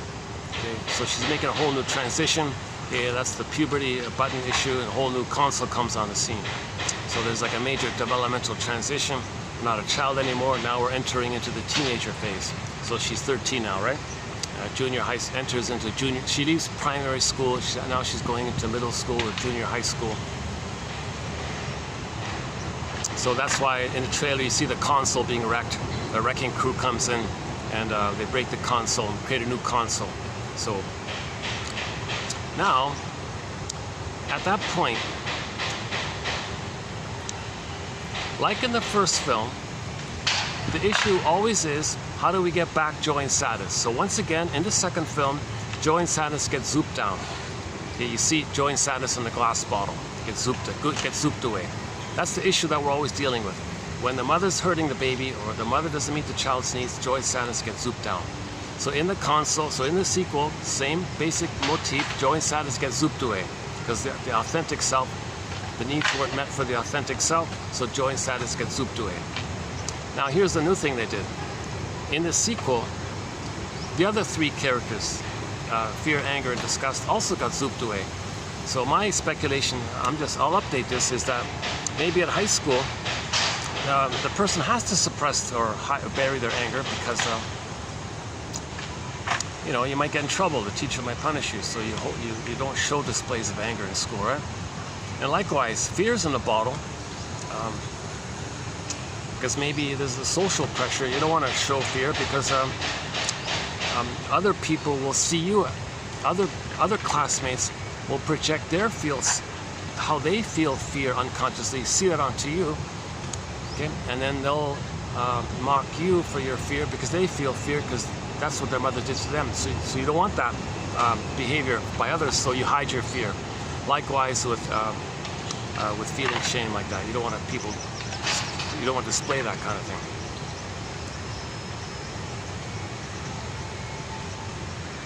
Okay, so if all of the characters are in the bottle like that, who's going to be at the console? Now we got nobody at the console. Well, that's of course there's got to be somebody at the console. So the main character we see is anxiety. Anxiety is going to be at the console. She's going to run the console. Anxiety. Okay, that's a genius. That's a very ingenious age of anxiety. It's a very ingenious thing they did. Emotional literacy. This is emotional literacy. Now we're getting to 1.1, 101. Now we're getting into 201, whatever. Because the baby had immense fears. Now fear is direct. It's real. It's direct with the mother. The baby has persecutory anxiety with the mother. It's direct. The baby's right there with the mother. Mother's hurting him. Baby and the mother, direct fears like that. Now when you get older, those old fears are unresolved.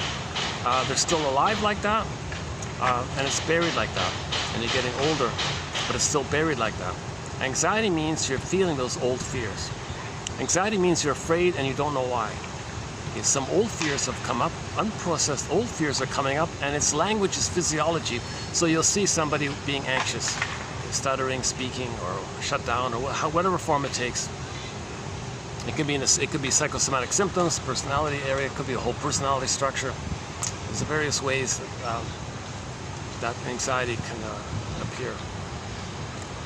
So anxiety means, and anxiety means also that when the person as a baby had immense fears, that was a huge danger. Now those fears are coming up again and again and again, but this time you're going to be more prepared. You think you're going to prepare yourself. Like you're getting older and you're expecting those old fears, which you don't remember, but they're going to come up, but you're always going to be prepared for it. So in the trailer they said, I prepare for the future. What she means is, I'm getting ready, because those old fears might come up again. That huge danger with the mother, he believes, or she believes, that's going to come up again. I'm going to be ready.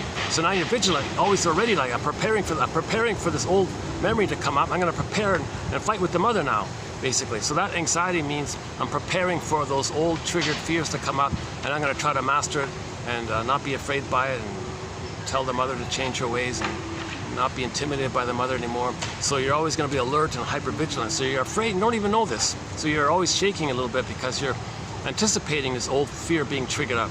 So you go through life, you go through the world, okay, the world is going to trigger the first world. The first world, the mother was the first world for the baby, the whole world for the baby. That's the blueprint, the template, the schema, the working model, the stencil, the working system, operating, internal working model like that. Okay, you create a mapping and your understanding of the world by the mother, and now you see the world through that. So that first world caused a lot of pain, and it's unprocessed, it's live, it's unmetabolized, unprocessed, unseen, unknown. Scarecrow has no brain, so it's all live like that. So when you go through the world, you're going to be triggered of all those old fears again and again and again, constantly. Okay? And it's pretty much constant because you're living through life, you're living through the world, you're being reminded constantly of those old fears of the mother. That's called anxiety now. Right? So you're constantly preparing yourself for this ongoing battle with the mother, and you don't know it. You don't remember it. We don't remember this. No baby remembers that kind of trauma with the mother. No baby can process, metabolize, understand, accept, lay the ghost to rest, forgive. No baby can do these kinds of things. So it's just being flared up again and again and again. Just the act of living triggers all those old traumatic memories of the mother. That's going to lead a person to constant anxiety. So anxiety is going to run the console. Put it that way. Now, okay. Okay, let's do sadness first. So sadness is in a bottle. Okay, that means, I think personally, anxiety is doing double duty. Anxiety is the outer manifestation of all the old fears going to come up again and again and again. Anxiety is there. Now, sadness means you don't have an identity to admit losses. Sadness means you have something, you lost it, you feel sad. Now, Riley won't be able to feel sad. If she were to try to feel sad, she's going to feel the old fears around losing her identity. So sadness is going to be linked to the fears of the loss of authentic identity. So it's kind of linked like that. So I think anxiety is going to do double duty. If she were to admit some kind of loss, okay, she's got to have an identity that brings up fears. So sadness is in a bottle. The outer manifestation is there'll be anxiety around the inability to mourn, the inability to have sadness of the console, the inability to have an identity for sadness to be there.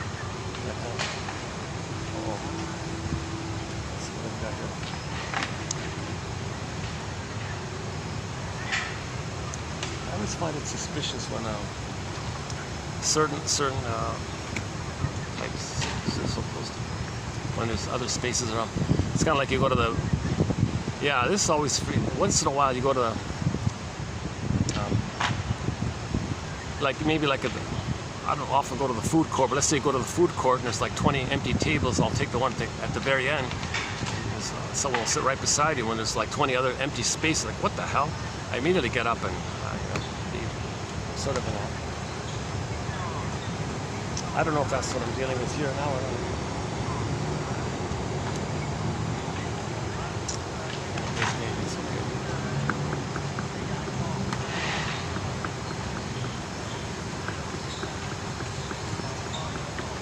Yeah, last time I was here, yeah, I had an awkward, yeah, a little awkwardness last time I was here. Okay, I think it's banana enough now. I'm getting used to this. Or I can move, oh, hang on.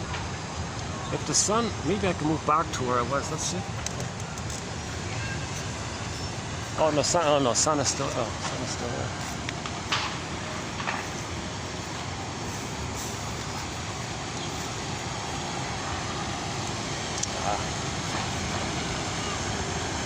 Actually, that guy's left over there.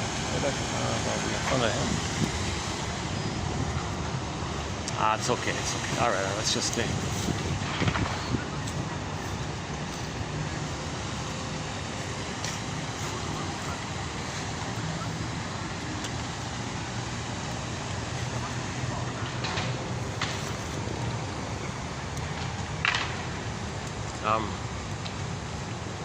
Now, somebody said that maybe we're going to see nostalgia at the console to represent sadness being in the bottle.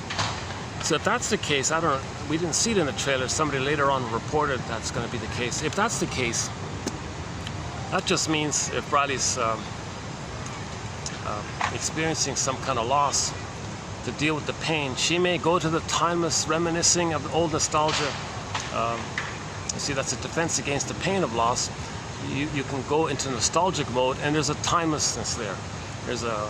You can go back to that time, and if you're dwelling in that time in the past and you stay in that time, you can keep it in a timeless. You're going back to a safe time, so it's a defense against the pain of the present time, right? So nostalgia might be there. Now she's only 13, so we're not going to call it pathological nostalgia or complicated grief or aggravated grief. We don't know if she's going to become a curmudgeon or a bitter or witchy type of character later on. We don't know that yet, so it's too early to tell.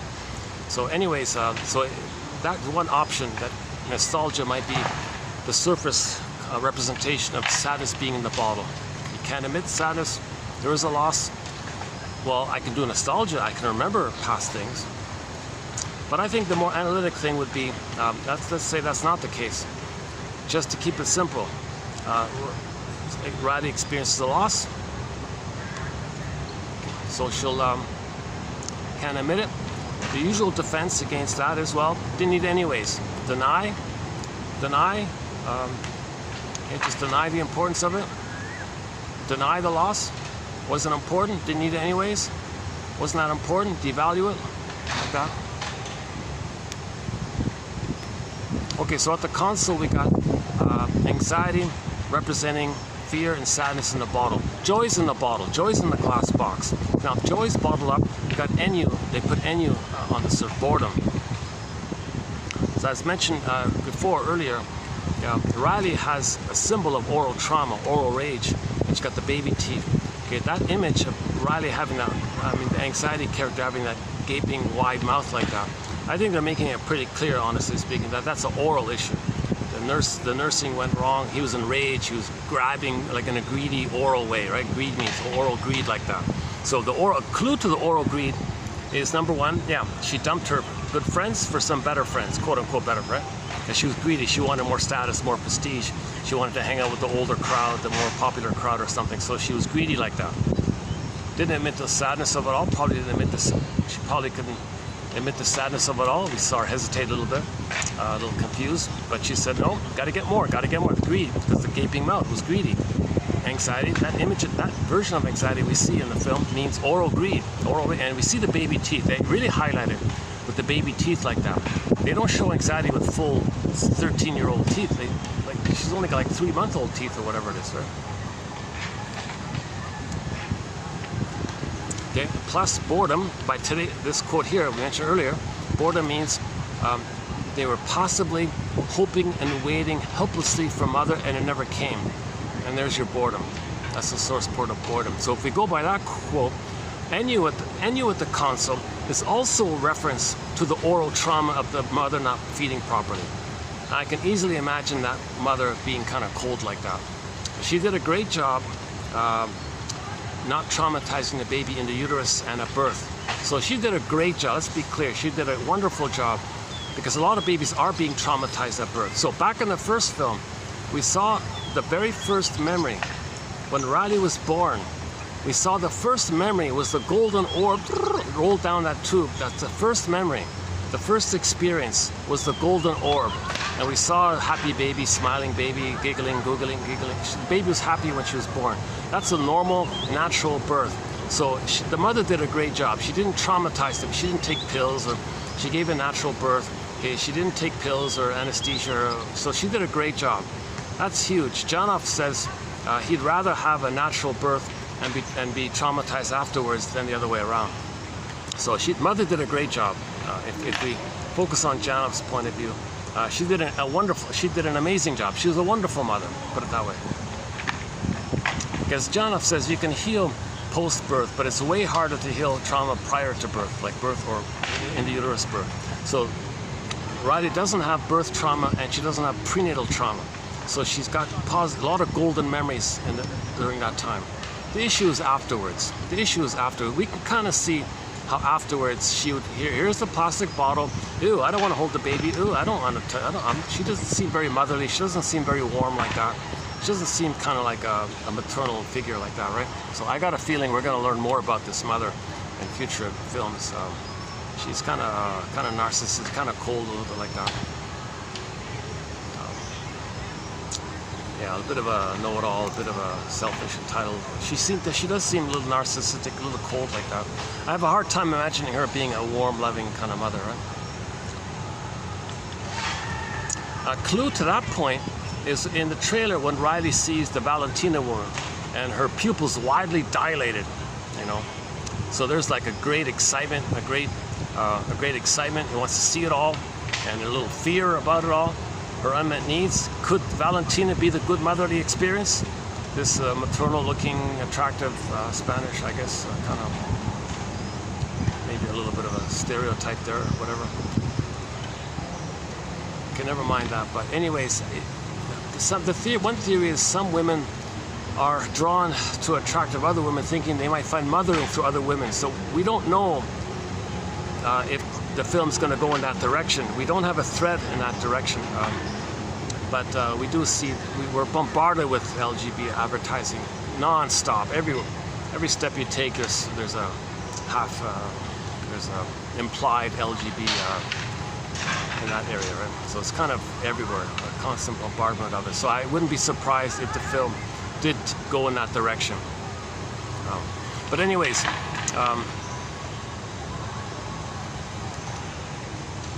So yeah, why did Riley's pupils dilate widely? And then she's in that blissful, timeless place. Maybe that's the one. Maybe she's going to be the good mother.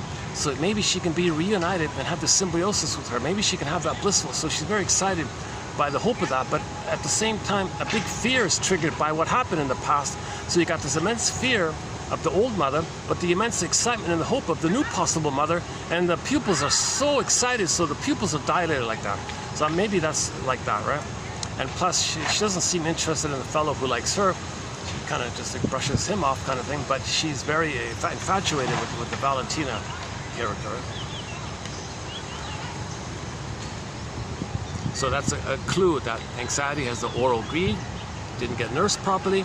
Here's a beautiful woman, older, senior like that. So maybe she'll mother her kind of thing. Now, a side clue, but not a definite clue, a possible clue, but not clearly exactly a clue. And you can't make this conclusion by the fact that she likes hockey and she dresses like a tomboy, cuts her hair like a tomboy. That's irrelevant. There's many reasons why a girl might be drawn to hockey. It doesn't mean she's it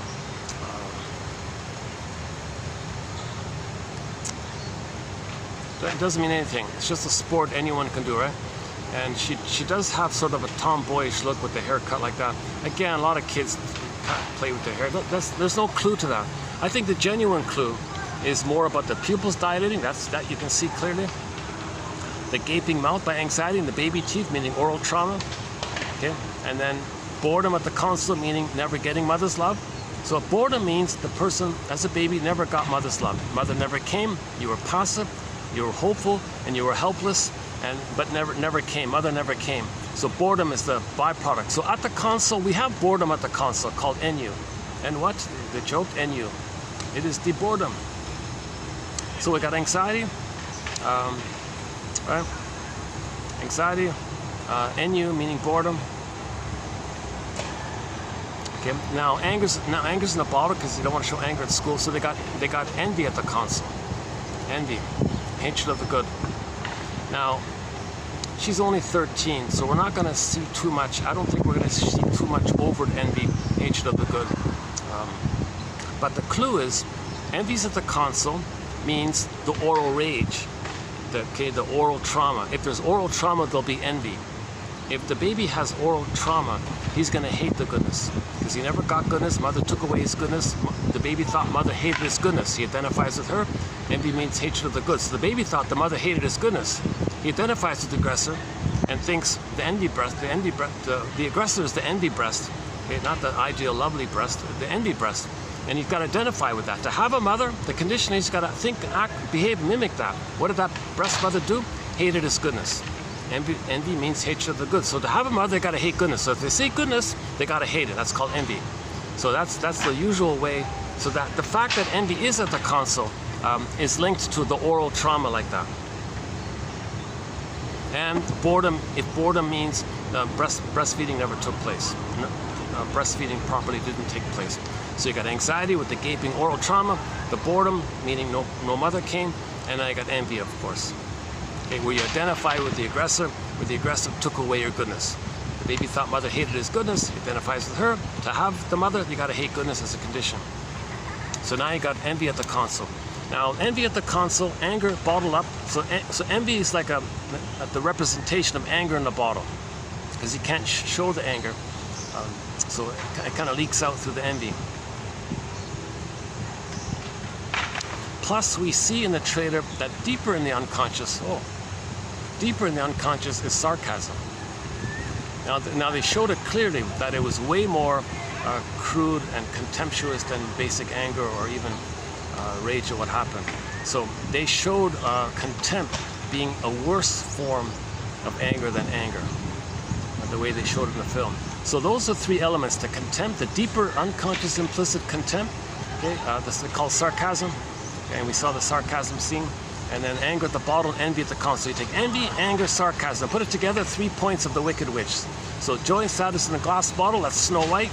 Again, the Wicked Witch, he doesn't want to do fairy tales, right? He wants to be more analytic, right? He wants to put things to words more. He wants to find words for things. So it's not a fairy tale. He's putting a fairy tale to words. That's the gift of this film. What am I getting flies? Either I'm perspiring and the flies are drawn to me, or there's something around me. Sorry about the optics here, yeah.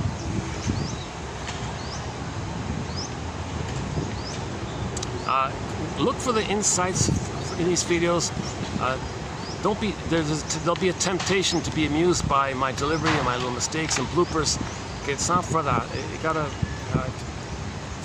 So the option is available for a person to use these quotes for their personal development, for their personal healing.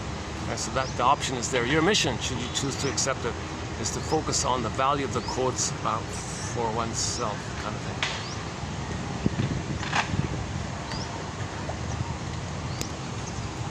Rather than get bogged down in.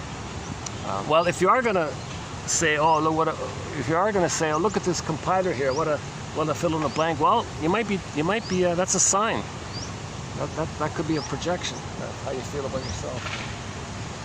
Could be, maybe, question mark. But there's some truth to it. I do look a little,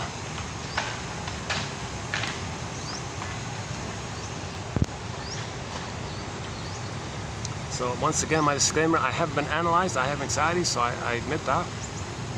I never went to any kind of training or speaking school or acting school. Yeah, Burton Cummings said he did some training. He was going to be an actor, he gave it up, but he wanted to learn how to master the craft of acting. At one point he said, he did one film, apparently, called Melody.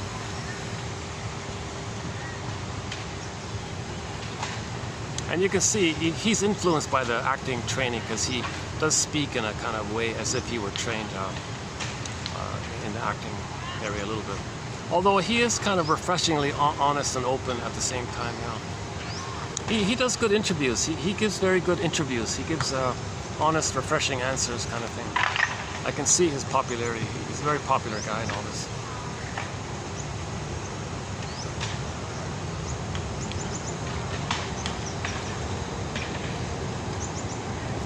Incredible voice, you know. In the comments section, somebody said, "I prefer Burton more than to Elvis." Next comment was, "Who's Elvis?" Like, imagine Elvis sitting down on a piano, just with a regular shirt, no shaking, no dramatics, just playing a piano, singing. It's a little bit, maybe a little bit like Burton Cummings, a little bit like that. If there were no grease in the hair, no, those kinds of things.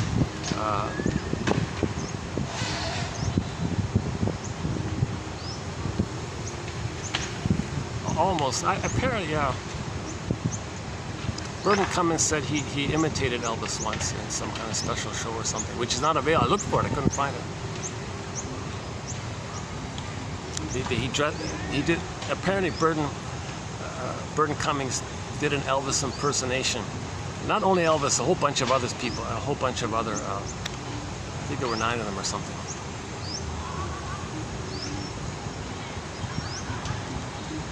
Yeah, he can imitate any voice. He can imitate any singer playing another musician's song. Like, he can do the voice of Bruce Springsteen playing, a song by Joni Mitchell or something. You know, he could he could imitate Bruce Springsteen's voice and sing "Big Yellow Taxi" using Bruce Springsteen's voice. Burton Cummings can do these kinds of things. He's quite a musical genius.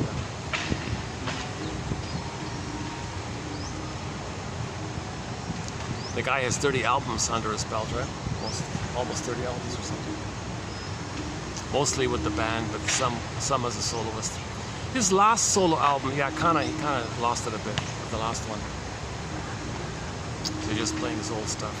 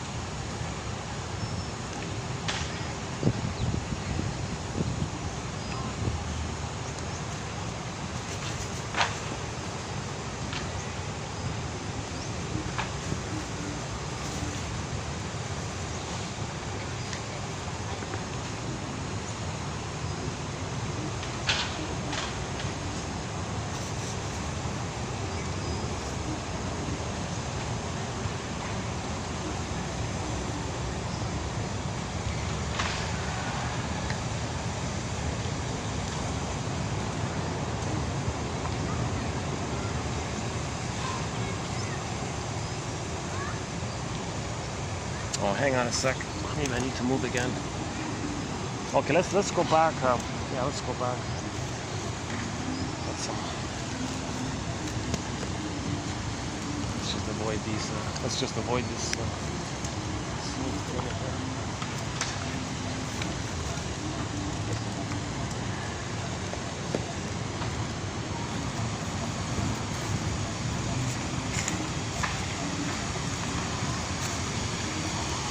I really want to make this park work, you know. I want to find a way to be able to do these videos here.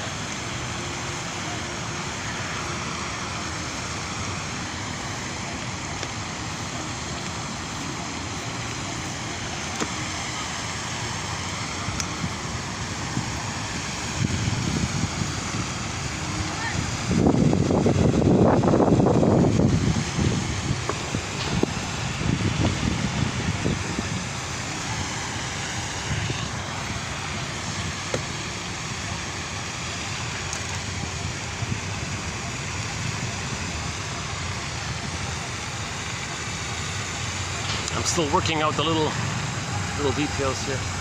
Yeah, so what else about the trailer, inside of True Trailer? So we got anxiety at the console, because fear and sadness are in the bottle, so anxiety is the surface representation of the constant memories of old infantile fears, and now you want to be prepared for them. So you're anxious and you want to be prepared. prepare to the future, she said. Meaning, when you're going to, in the future, you're going to be triggered of the past. Now you want to prepare physiology. You want to prepare yourself to fight with the abusive mother. That's why you get anxiety. Now, if there's a loss, well, gee, that's going to bring up old fears of the loss of identity. That's kind of linked like that. Okay, now joy's in the bottle. Well, that's why Enu's there.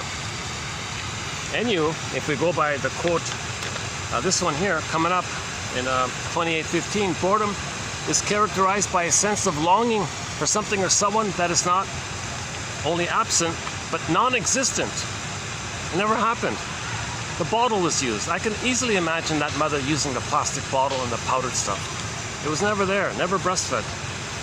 Or at best, unidentifiable. Baby doesn't know. He doesn't know that he didn't get it. He didn't know that he wasn't breastfed. That's why I got to call the mother. It was like, interview the mother about the first 3 years. Something that leaves one feeling empty or hungry, passively expectant, hopeful in a helpless way. That describes the baby, right? That describes boredom.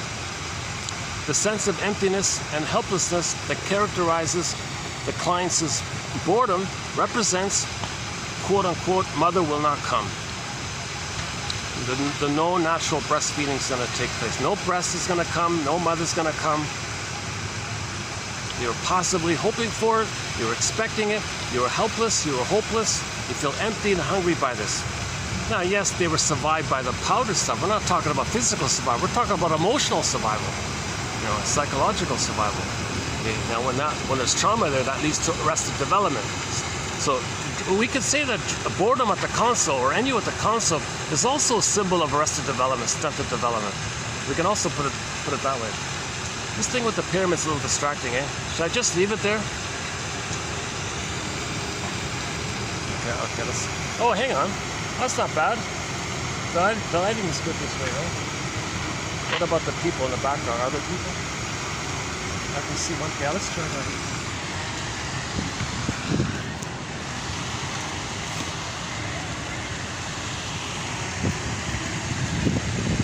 Is that a little better with the... Yeah, it might be a little better.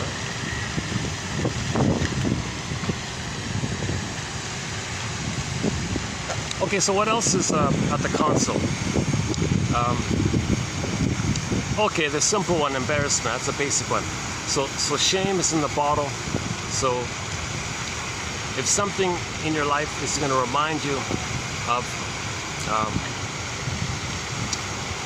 how the mother caused you to make you feel that you're no good or rejected, that you couldn't save the mother, you couldn't heal the mother, you couldn't please the mother, so you feel unconscious shame by this. So, but if you don't want to show the shame, but if you're triggered of the shame, it's going to leak out by the surface representation of embarrassment.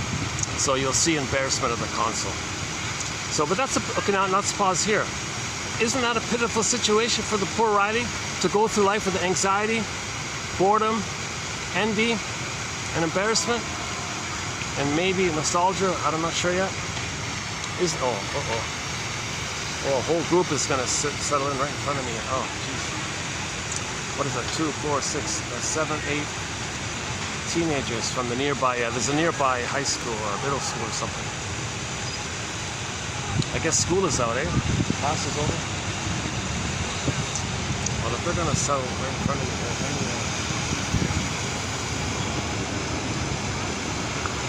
let's go back to the pavilion. Let's leave these kids alone here. This is their park. This is their turf. Huh?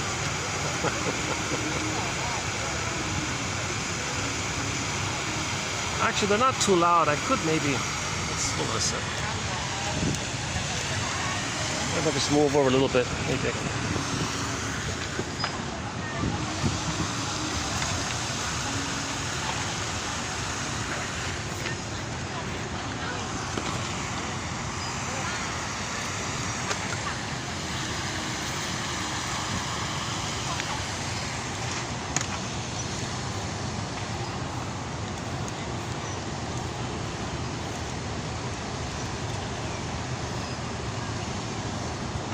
Got those guys behind me.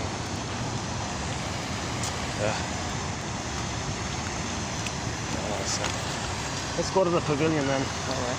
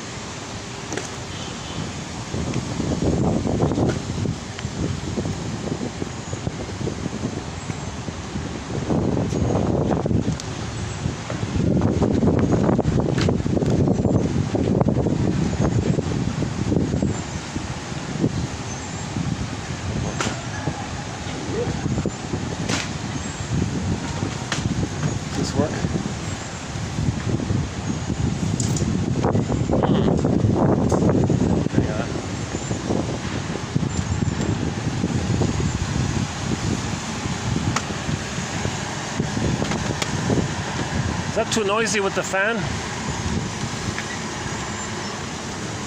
Oh. Got the fan right behind me. How is it with the fan there? Is that too noisy? Can you hear me okay? Is it okay like this?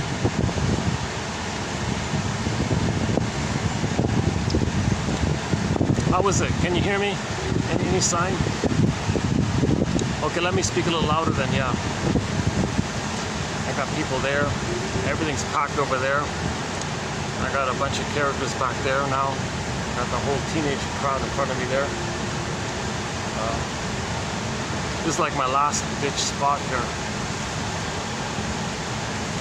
Yeah, so isn't that a pitiful situation for poor Riley? To go through life constantly anxious, living out old fears, preparing for old fears, all the time living in the past, dwelling in the past. There'll be a state of timelessness by that. She'll have this feeling of always being in this timeless trauma with the mother, preparing for the battle with the mother, being reminded of the needs not getting met, but now you're going to prepare yourself, because as a baby she was passive, now she's older, now she's going to prepare. So now you're sort of always not on guard like that. And you don't even know why, for what. And then you see the world as your mother, and you're battling with the world all the time, basically. Or you're afraid of the world, battling with the world. Okay, so anxiety. Okay, and then again, the NU, okay, means the boredom. You trace it back, the boredom traces back to the time that the person was a baby and was waiting passively, helplessly for the breast, but they don't remember it, they didn't experience it, they're supposed to get it, they didn't get it, and it leads to boredom. That's one theory. Okay, and then embarrassment we talked about, and envy. Yeah, envy. You know, instead of envy, they could have put passive aggressiveness at the console. Because if you're angry and you don't know it, you might express it passively. They could have put passive aggressiveness instead of envy. That might have been interesting if they did that. But it's more brave to put envy at the console, because it makes it clear, because envy is linked to the oral trauma of the anxiety's gaping oral trauma mouth, okay, and the baby teeth. Plus boredom means you didn't get breastfed. Of course it's going to be envy. So envy's linked like that. So envy makes sense. Now in the trailer we don't see it clearly. We don't really see Riley being envious in the trailer, because she's only 13, so it might not be fully blossomed yet. But the potential is there. The potential is there. See? All we see in the trailer is what they call emulation envy, like a positive envy. There is a version of envy called emulation envy. Oh, I admire that. I wish I could have that. The Spanish have that. In the Spanish language, there's a word for emulation envy. It's more like a positive envy. You admire it, you want to imitate it. But normally envy in English means a hatred of the good, right? Linked to your identity. And once again, jealousy is not there. See, for jealousy to be at the console, the person must have some self-esteem, some sense of self. But there is no authentic sense of self. That's why envy's there. So envy means there's no authentic sense of self. You gotta have self-esteem to be jealous. What's that? Somebody's behind me there. Hold on a second. What's that?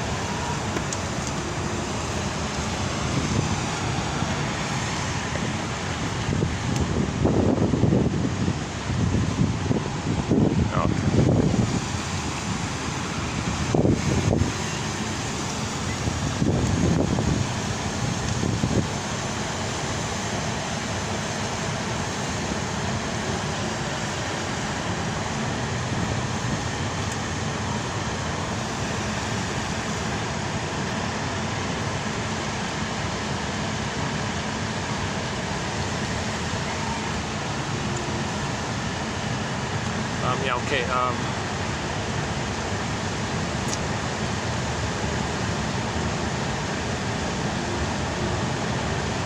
Okay, so we saw the greed part. So the oral trauma leads to oral greed. So we saw the greed part when she dumped her friends.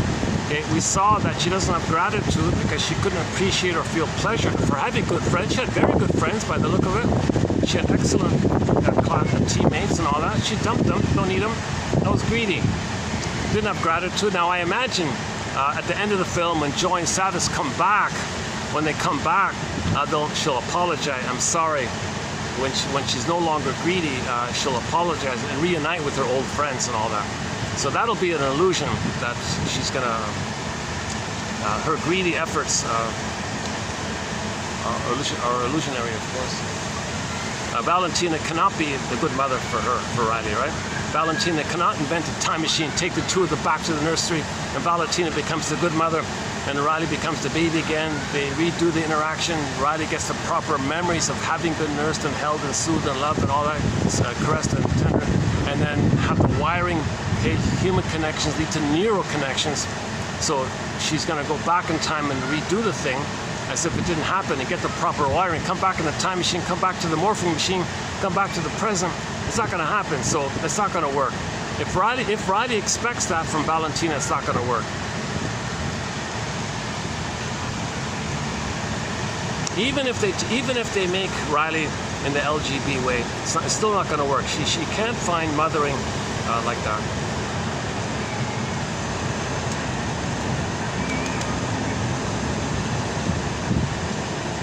But they did sort of leave it open like that. Okay, the infatuation with Valentina #1 doesn't necessarily mean it's going in that direction, but it's a clue that it might. Okay, the tomboy look and the hockey playing, not really true clues, but maybe a little. It could be like a supplemental clues, but not primary clues. But the oral trauma, okay, not getting mothered, that's the boredom. Oral trauma at the breast, not getting the breast, that's the envy. And then you got the envy about how you feel. You won't even accept goodness anymore. If there is goodness, you'll wreck it. You can't accept it. So even though she may be greedy, she'll reject it.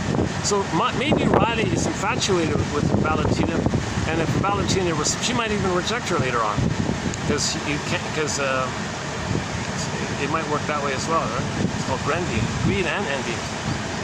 So we see the greed, the envy. What else? Okay, let's leave it. I'm missing something. I know I'm missing something here. Okay, I'm missing something.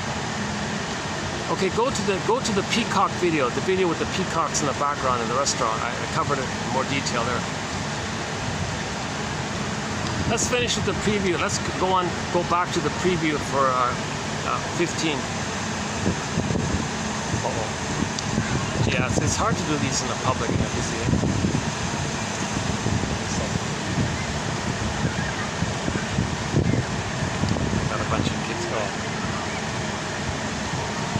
Like they might want to come. I'm on the extended part here. Who wants to come here? All right, hold on a second. Let me make sure this doesn't blow away.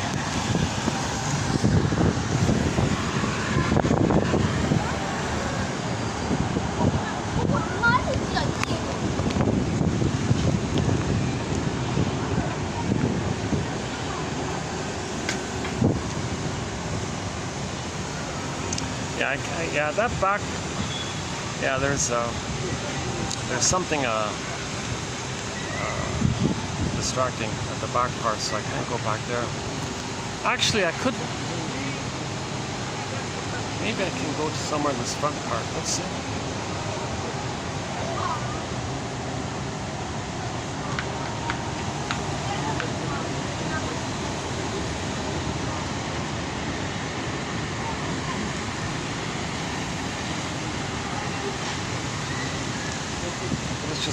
Let's just wait a minute here.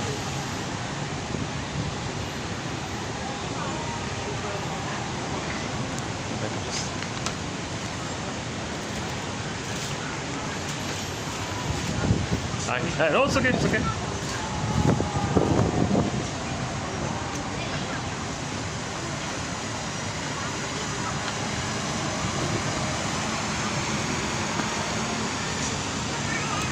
Well, that's rare. He actually gave me a little apology for thinking he interrupted me. Very rare, huh?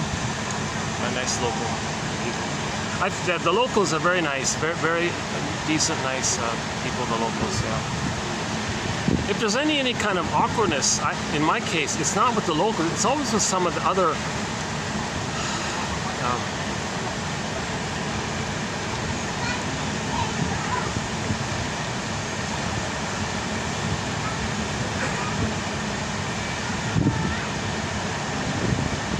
Robert Bly has a book called Sibling Society, Men Who Grew Up Without a Father, that whole area. Okay, let's go back to the quotes here. Burton Cummings, once again. life is too short to spend it in a state of no time, timelessness. Timelessness. Well, at the opposite end, emphasis is on more engagement with life and with others. So the opposite of timelessness, you're not really engaged really, right? You're just in this dreamy kind of place. Well, the opposite end is you're very present, engaged with people, relating with people in the present. There's a price to be paid for wishing and needing to try to live outside of time, in a world of timelessness, protected from loss and the consequences of your actions and wishes by illusionary fusion with an all-giving, all-caring mother. So in that moment when Riley was bug-eyed for Valentina, she was in that illusionary, timeless, spellbound, a little bit state of being one, fused with the all-giving, all-caring mother. Okay, Dooley, 1941, explains the sensation of timelessness in certain clients as an attempt of the ego to ward off anxiety by denying the passage of time. That's a pretty clear one, right? So the sensation of timelessness, okay, can be seen as an attempt by the mind to ward off, deny anxiety by denying the passage of time. If you don't admit time, if you're in a timeless place, you don't admit time, well, that's you're dealing with the anxiety that you would feel if you were to fully admit that there is time. Are they gone? Oh, okay, they left, all right.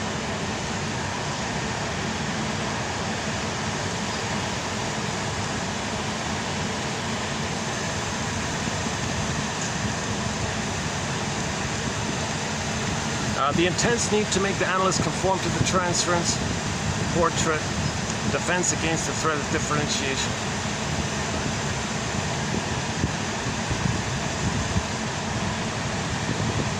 If you're trying to recreate the past and the present, you're still recreating the timelessness of the trauma in the past. Trauma puts you in a timeless thing. When you're repeating the past was in a state of timelessness. So when you're replaying the past trauma in the present, you're still reliving that timelessness. So there's a timelessness quality of repeating the past in the present. The present is a replay of the past all the time. You're still...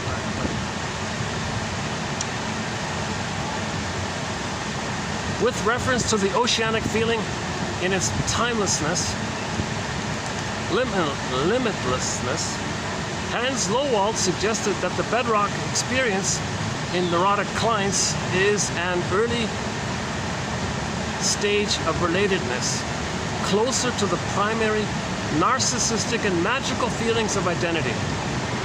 Okay, so when you're going back to the timelessness, you're getting back that narcissistic, blissful oneness with the mother.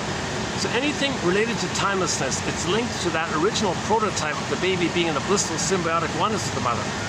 Anything that induces or makes you live or makes you feel or you want to coax in yourself, anything to do with timeless, daydreaming, food trance, the hallucinogen, whatever, anything in that area, it triggers up that time in the uterus. So when you were in a blissful, timeless, cosmic oneness with the mother. The mother was the universe. The mother was the cosmos for you. The uterus was the cosmos. That kind of thing. The unconscious is characterized by timelessness, disregard for reality, and irrationality. Yeah, that's what the cat means. It's mad in there.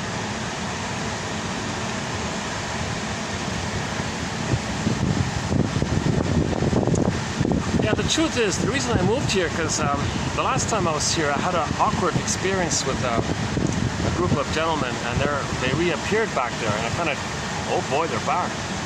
So it makes me think maybe that's a regular, that they come here regularly like this. But nevertheless, I felt uncomfortable the first time, and I saw them again. Oh, get out, let's get away here. So it may be that this is their routine, and I kind of interrupted it or something. So I'm accidentally on their turf, so to speak, right? Maybe that's what was going on. Yeah, maybe that's what's going on. Maybe they were saying, this is our turf here. We hang out here with our buddies. Don't you do your videos here. This is where we hang out. So maybe that's what it is. You know, I do see sort of a space on the other side, but I might be. Let me get away from the fan. So let me try on the other side there, maybe. I'm just thinking, yeah, maybe back there. It might be noisier in a different way, but at least we'll get away from the fan, right?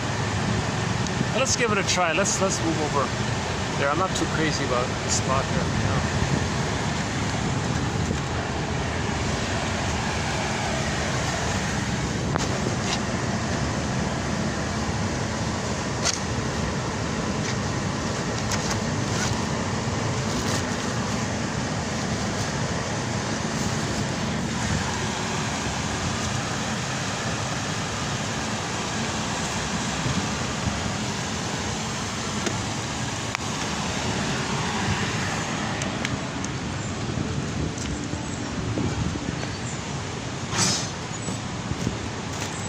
Yeah, I think that's what that is. There's a little group of fellows there. I think that's their hangout spot. That's too bad. 'Cause I also like that spot, but if they were there first, I don't want any trouble with them.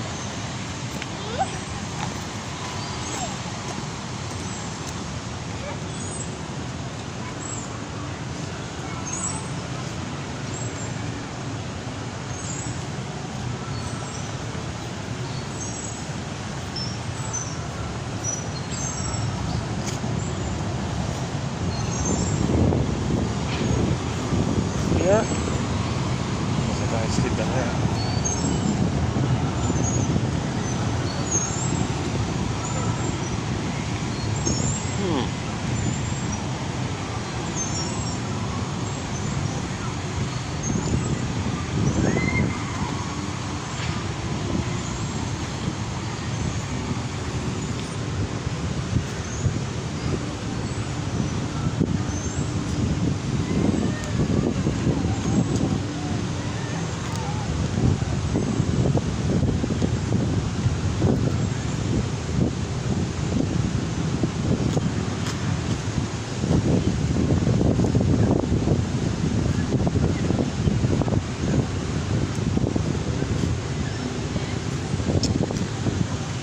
What about, let's just try it up here then.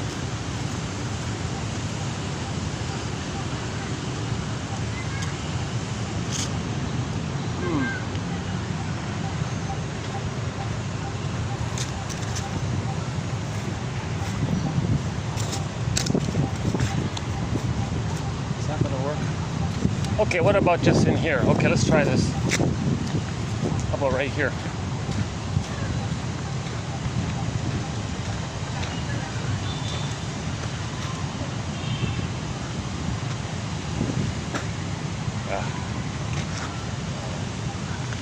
Not perfect, but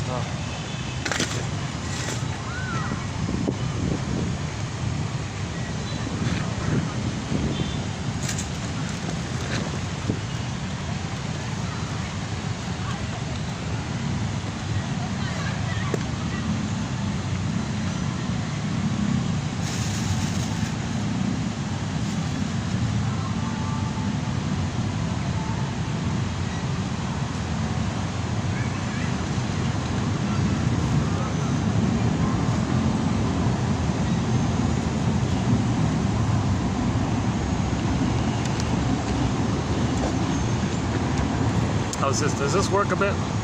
Let's try this a bit.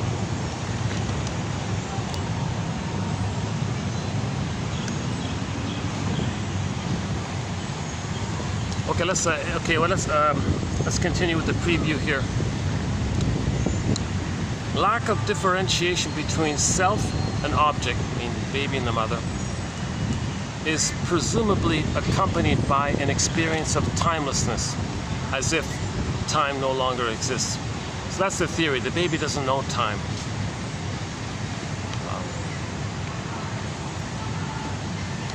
To the degree that people live life in that state of no time, that's a sign of trauma in that area, right? Now here's a funny one. Among the shrink community, there's a curious aura of timelessness around many of the case histories they study. I noticed that a lot of these shrinks, they obsess about some case studies from 100 years ago. They're all talking about Miss Dora or something, or another guy. They're all, are you like in a timeless place? Why are you obsessing about some vague case that was mistranslated by using a faulty translation maybe? And everyone's obsessing about this. It's funny about that, right? The human sense of time is paradoxical. Only when we get in touch with our timeless infantile wishes can we start dreaming. Okay, like at nighttime when you're sleeping, okay, you have the wish fulfillment through your fantasies. So when you get in touch with those needs, those wishes, now you're dropped into the timelessness. But to drop into the timelessness, you got to access those unmet needs of yours. And precisely the timelessness of dreaming makes a narrative. The timelessness of dreaming makes a narrative. So now you're recreating some kind of story when you drop into the timeless trauma place, i.e. time germinating from that which earlier froze time. So you're trying to create a narrative, meaning you're trying to create time, you're trying to create a narrative, you're trying to find your story that's creating time, and that's created by the trauma that caused the timelessness, the loss of time. So the trauma makes you lose time. You go back there and you're trying to find time, meaning trying to find your story. Narrative medicine. For the love of narrative medicine. For the love of narrative medicine. That's the way of saying it. Oh, hold on a second.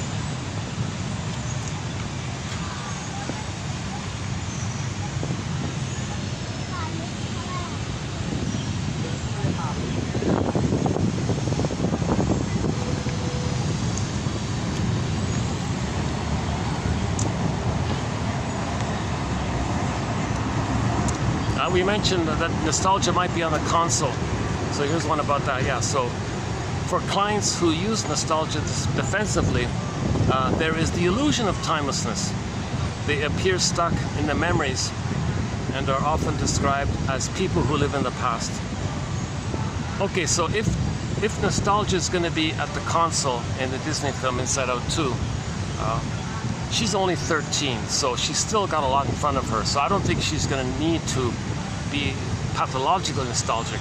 She's still got a lot of forward motion going. So I don't see that being a real issue. Now, if joy and sadness cannot come back, or in the future videos, Inside Out 3, 4, 5, 6, it may lead to the point where at the console you've got pathological nostalgia, or complicated grief, or aggravated grief. And then that makes the person become a curmudgeon. So Riley could become a curmudgeon late in life. And what's at the console? This bitter, witchy, grumpy, the Scrooge is at the console. Those kind of. Iago's at the console. Iago for the envy. Yeah, you imagine that at the console? These curmudgeons, they got the witch, they got Iago.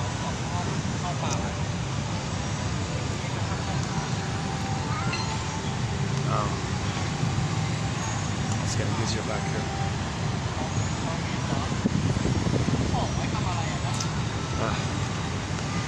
Yeah, it's just getting busier. It's just getting busier.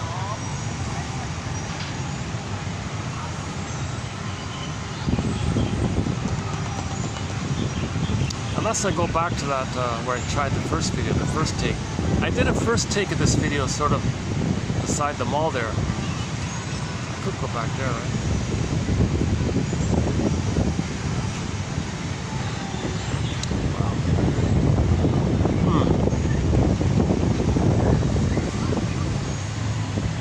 Just right there? No, that's a pathway there, right there, isn't it?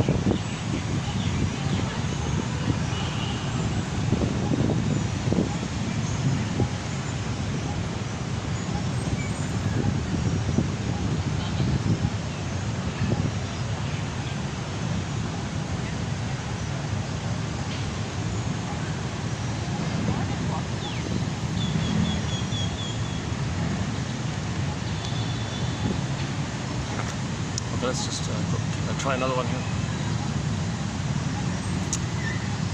Pre-symbolic experiences of rapport, of relationship. So pre-symbolic, okay, so the baby's relating to the mother. There's no conscious understanding yet, right? That's called pre-symbolic, pre-language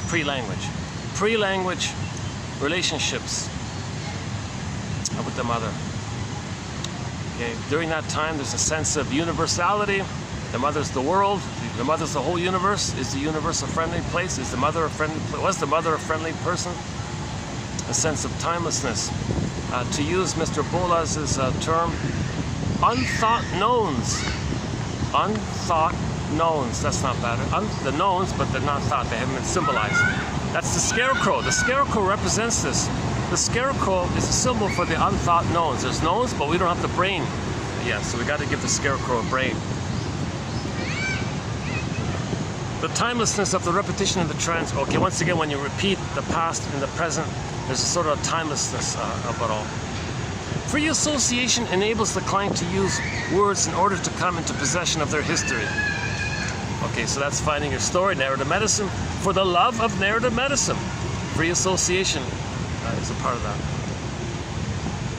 Edmund Burglar, one of our mentors, Edmund Burglar, and another author here, alluded to the regressive wish to get rid of the sense of time as pursued by mystics and users of psychedelic stuff, suggesting that the sense of timelessness is evocative of a lost state of blissful, objectless, no self or other, no differentiation, existence, re-experienced as a, quote, fantasy in which mother and child are endlessly united.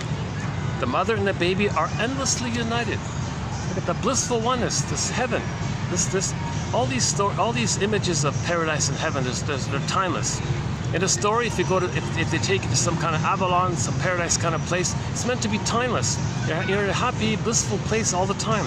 That's the psychology of the baby being one with the mother in the uterus, or nursing for the first bit of time, or he's in a blissful forever time. So when you create a narrative in literature or story of a place like that, that's a metaphor that the baby had that kind of sense of timelessness, living forever in that place. So in a story, you're looking for that kind of thing. Yeah, that's a fantasy. You can regress back to that time. So we might be drawn to these kind of poems and stories that make people imagine this. It's a defense against the reality of times. Okay, is that it?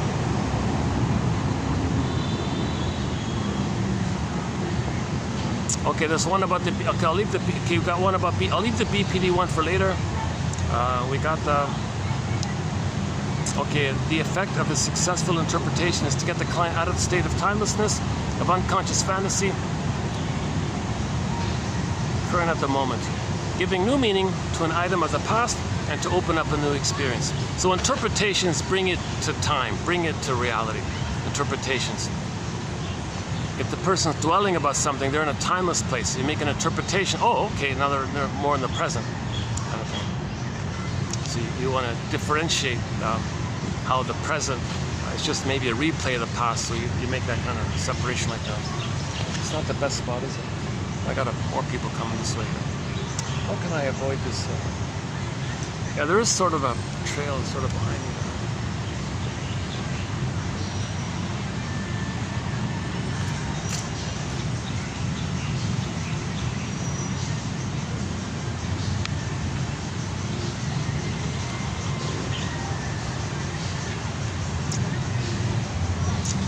Gosh, if that's going to be regular with that gang hanging out at that back spot, I'm not sure if it's worth trying to do videos here. Because that was really the one spot worth doing the video here. It's not really worth doing the video here. Sort of in this kind of condition, right? I bounced around like a dozen times to finally do the part one. I did the part one, and I had to redo it. But on my personal end, I'm outdoors. I'm just nice, just glad to be outdoors a little bit, you know. A little breeze, the sunshine.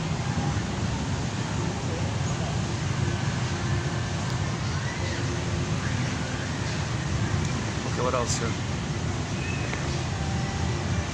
Okay, so now we can link it to this whole. Now we have some basic idea about timelessness.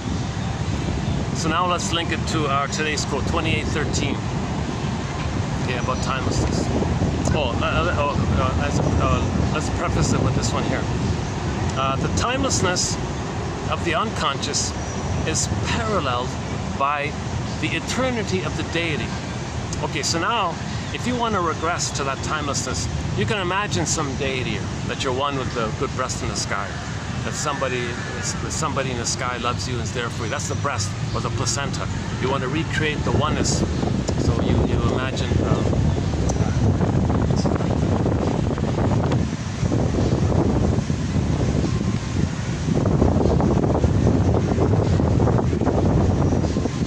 I think some people unconsciously want to connect with you. Like sometimes I have the feeling people have an unconscious desire for connection. So they like walk right, like brush right, even with a lot of space around you, right?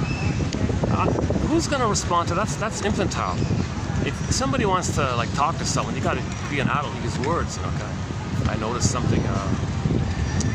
I overheard you saying something about timelessness. It sounded interesting. You know, like use some words. Like if you're gonna like just like a child bumping into somebody and trying to create a connection that way, that's very infantile. That's a red flag to kind of okay, this is too much. That's pre-verbal stuff, right?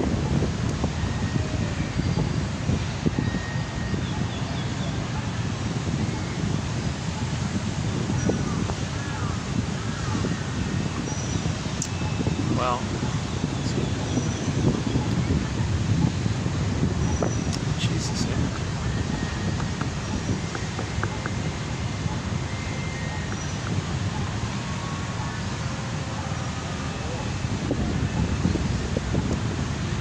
Let me try that side place that I was at last time. Let me try where I was before. Okay, give me 5 minutes. I'm going to go over to the side of the mall there. So they've got this little strip of grass in between the park and the mall.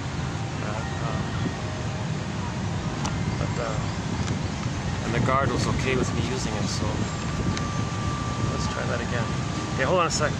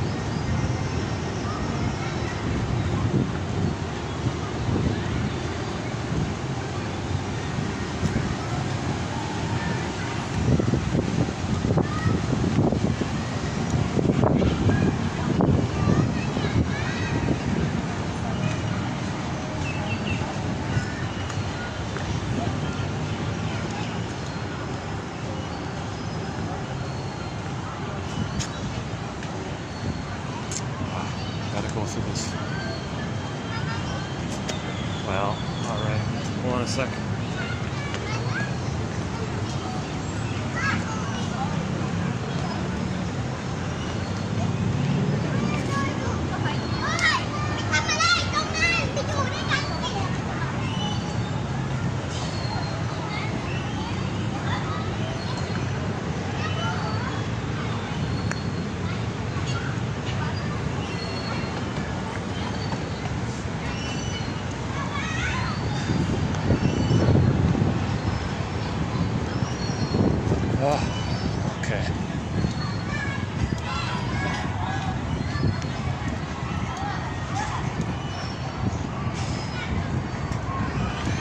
things are much nicer here, actually.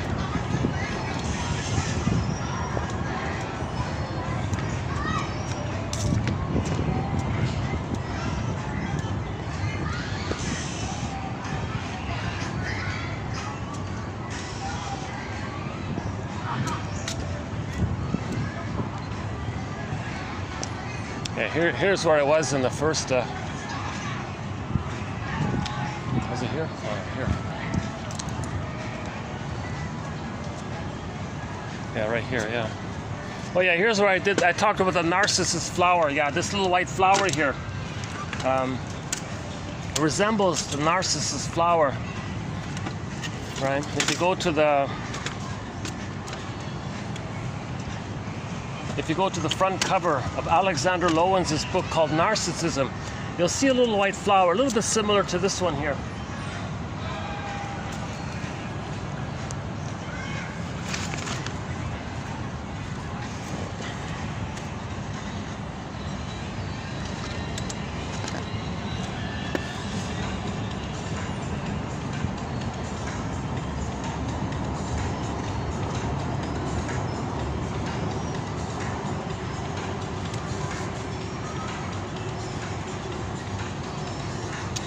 Oh, the problem is all these joggers are right. They look right at me when they jog right by me. Oh, I'll just turn it around. Yeah, let's just turn this thing around. Yeah, hold on a second.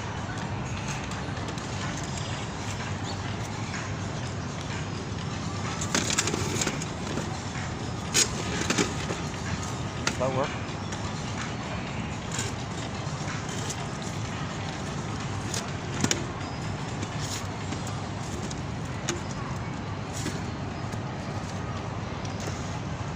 Does that work, or do I get the people staring at me? This should be okay. Yeah, okay. This should be okay. Yeah. So let's preface with this one here. So this challenging quote I'm doing, it's not a major topic, but timelessness is an important topic. So if it can help understand timelessness, I'm more interested in that. I'm not interested in the technique to induce timelessness, but there are techniques to induce time, the New Age and fantasies and daydreaming and so on.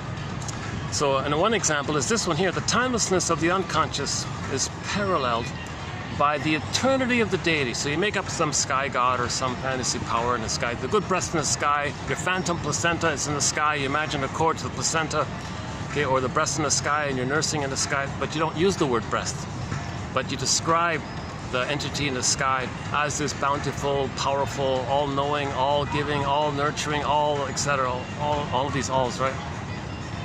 The spacelessness of the unconscious corresponds to the infinity. Infinity to infinity, right? There's no sense of space or time. It's just infinity. It's this vast, like the universe goes endless.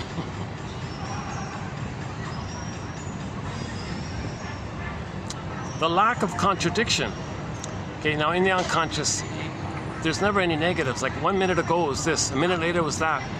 Now consciously, wait a minute, they're opposites. No, they don't recognize time. So it's true for that moment, it's true for this moment. That's why there's no contradictions like that. Like for example, somebody with a stinger personality pattern, 5 minutes ago they said A, 5 minutes later they said B. You point that out to them. Oh no, I didn't. You said it. They flip it. They don't see the contradiction. They don't see the contradiction because they're only survival anxiety for that moment. They don't care or link things. So in the unconscious, it's like that. There's no like links like that. It's quite the opposite. There's opposite of linking. There's like condensation, flipping it. You know.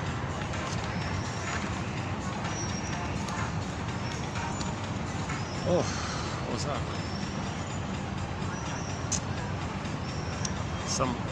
That might have been a gecko, one of those little gecko things. So.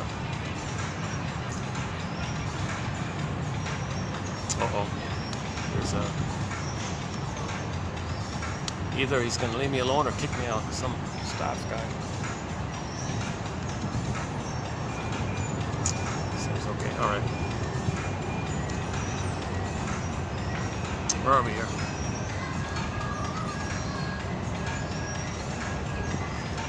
Oh yeah.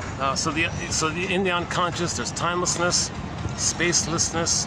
So that's infinity, ubiquity of it all, no contradiction. So the deity is infallible. Okay, now in the unconscious, you've got displacement and condensation. Well, then you can say, well, that the power in the sky is so powerful like that. Indivisible, it's all-encompassing, you know, like in the baby, in the womb, the whole universe encompasses everything. Okay, that kind of thing. Okay, I think we did most of them for 2015. Now let's do today's quotes. 28:13. It's all one quote from a guy named Matthew Alper. So it's just straight as it is. So again, I want to focus on the issue of timelessness.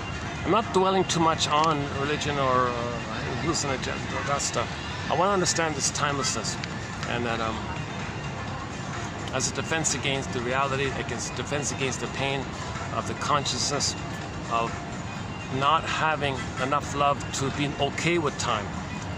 A lot of people deny time. They want to live forever and all this, right?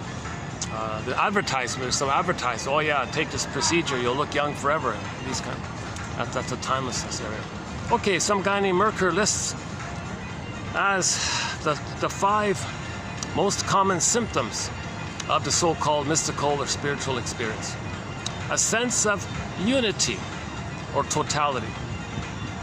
So if you can recreate that blissful oneness somehow and call it a mystical experience, falling in love, the transference love, okay, somebody in the present reminds you of the mother, triggers of the blissful time you had with the mother. Think about that.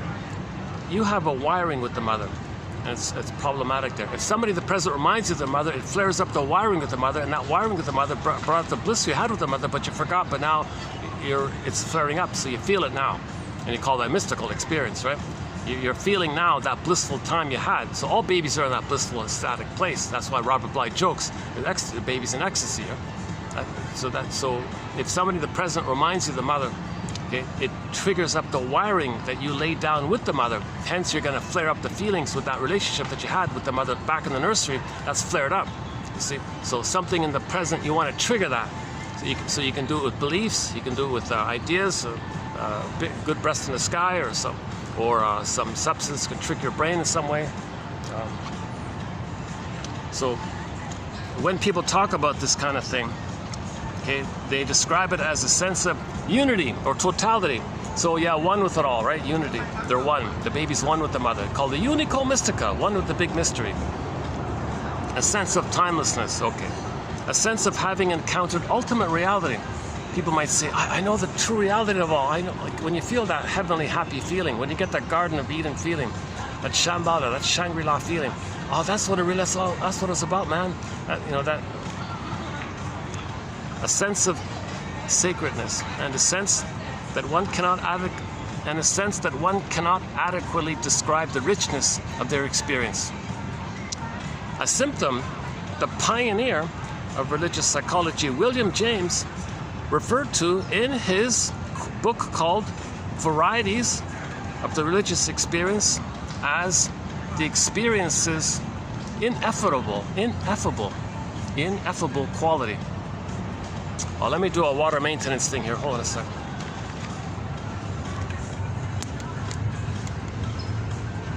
There's no breeze here. The building blocks the breeze, yeah.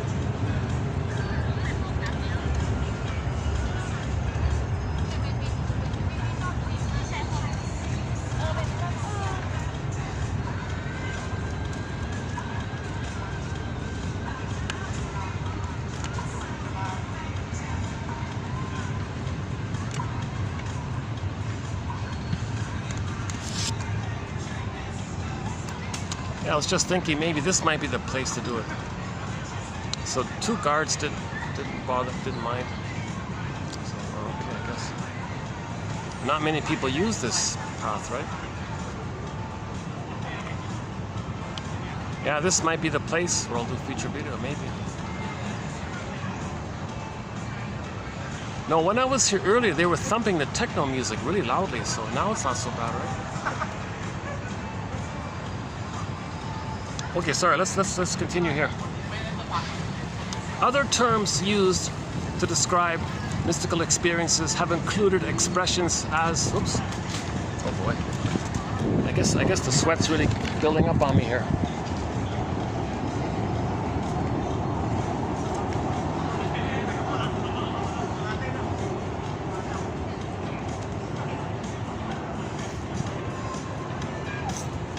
I spent the whole day in this 40 plus heat, so about sweaty. There's some cute little birds.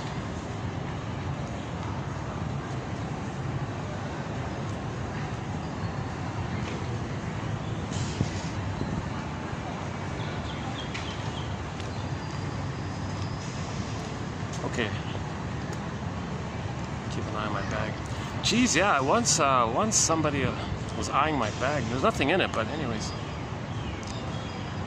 That bag I have, can you believe it? €1. It's 2 years old. I was in Germany 2 years ago. I spent €1 for that shopping bag. I'm still using it.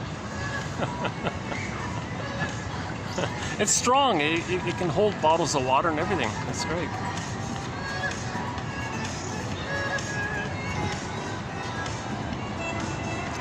There's some kind of cosmetics displayed. Okay, next one. Where are we here?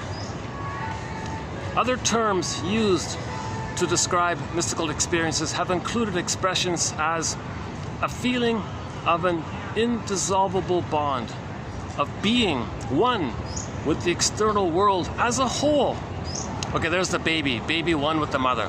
The power of the mother, the grand power of the mother to the little baby. The baby thinks he's one with this big power.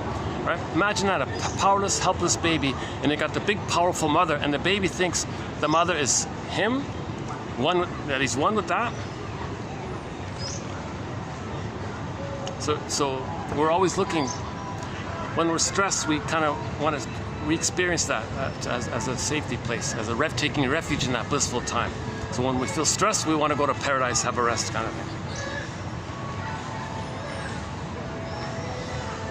But you don't want to do it too much. Like Burton Cummings says, life is too short to do that all the time. How are we doing here? Okay, let's continue here.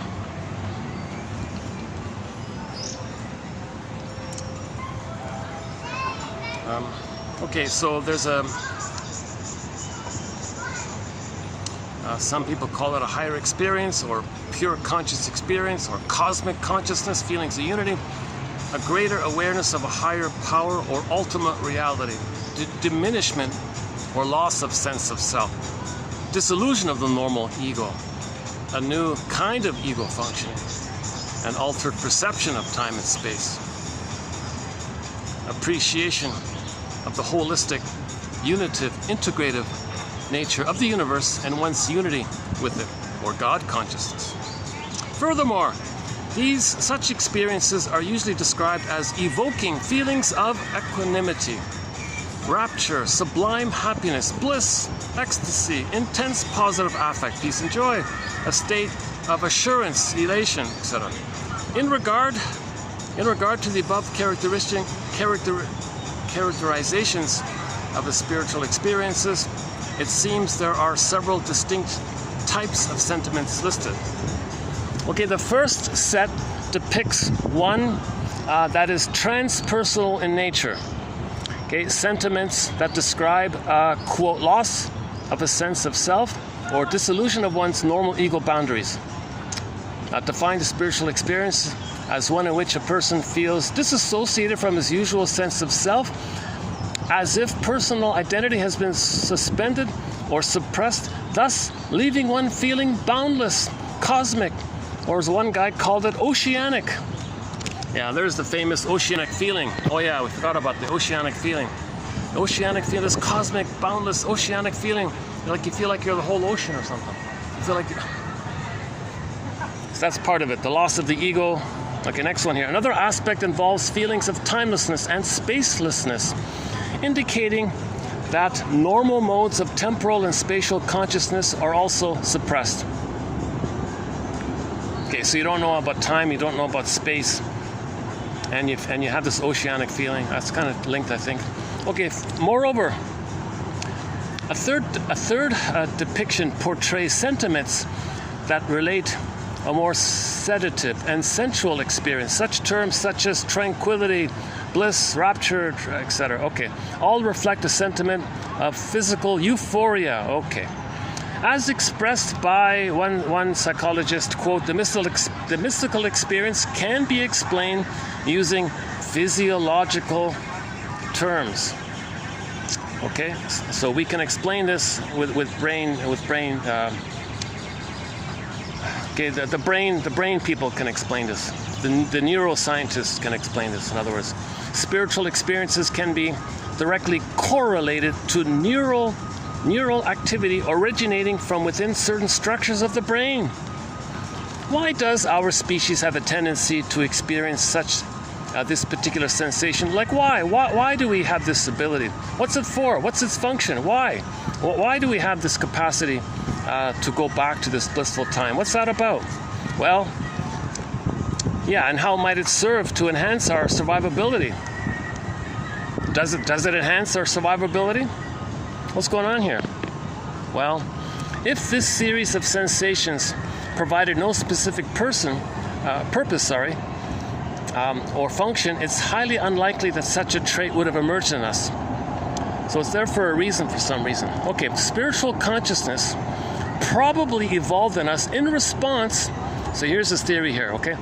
Spiritual consciousness probably evolved in response to the emergence of self-conscious awareness, which brought with it, as an unfortunate side effect, an awareness of our own deaths, an awareness of time. Now we're freaked out. You know, my first thought was, what if the cat, there's that orange cat over there, that monster orange cat. What if that cat suddenly was aware of time? Like, what if he was aware he only had a few years left or something? Like, how would that affect it? What if this bird became aware of time? Like, how would that affect the bird if he were conscious that he's only got X number of years to live or something?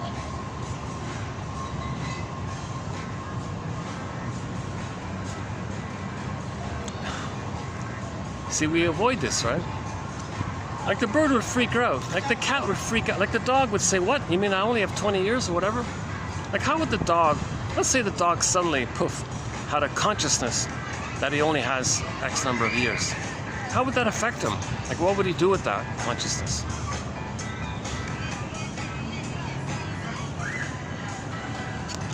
So because of the stress of it, we go back to this blissful stuff.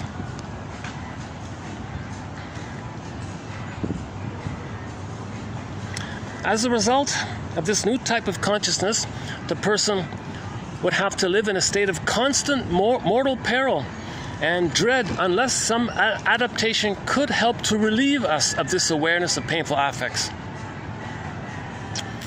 If not for the evolution of such a palliative mechanism, it is quite possible our species might not have survived.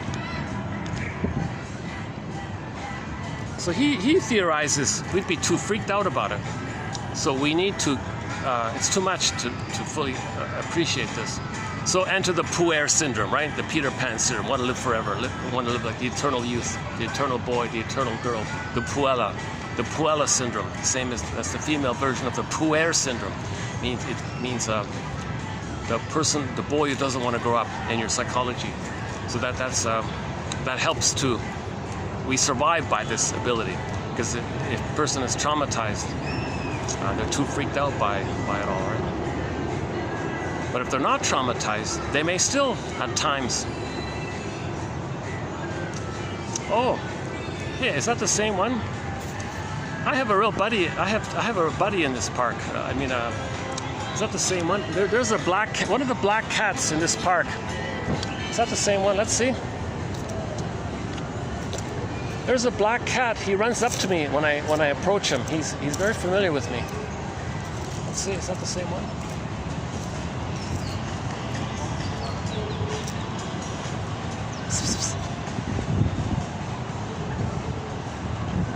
looks like a younger one. No, maybe not. No, it's a different one. That's a younger one. Okay, the other one I know is no, the other one is older, I think.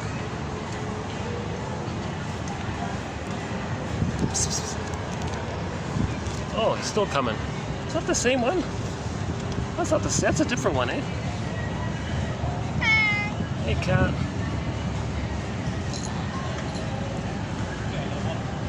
Oh, that's a different one, but he still approaches me. Yeah.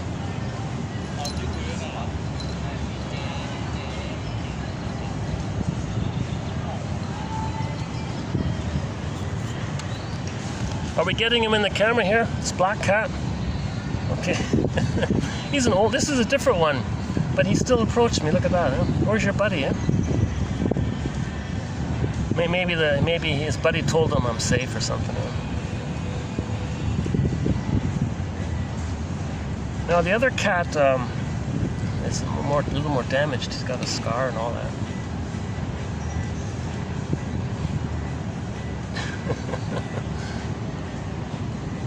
Yeah, the cat is one of our companion animals to our collection here. The cat.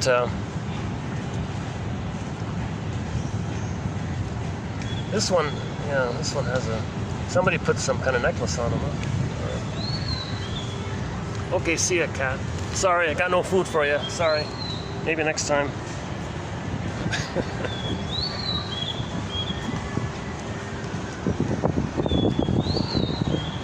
Hi.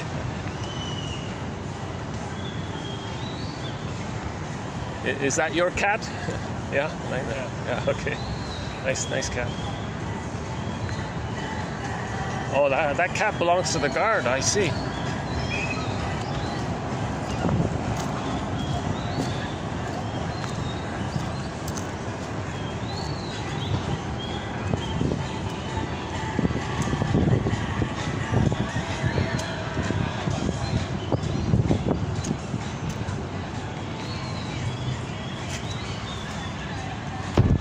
Okay, let's continue here. Okay, this example is sort of in a ballpark approximation here. Okay, imagine a person. Well, hi.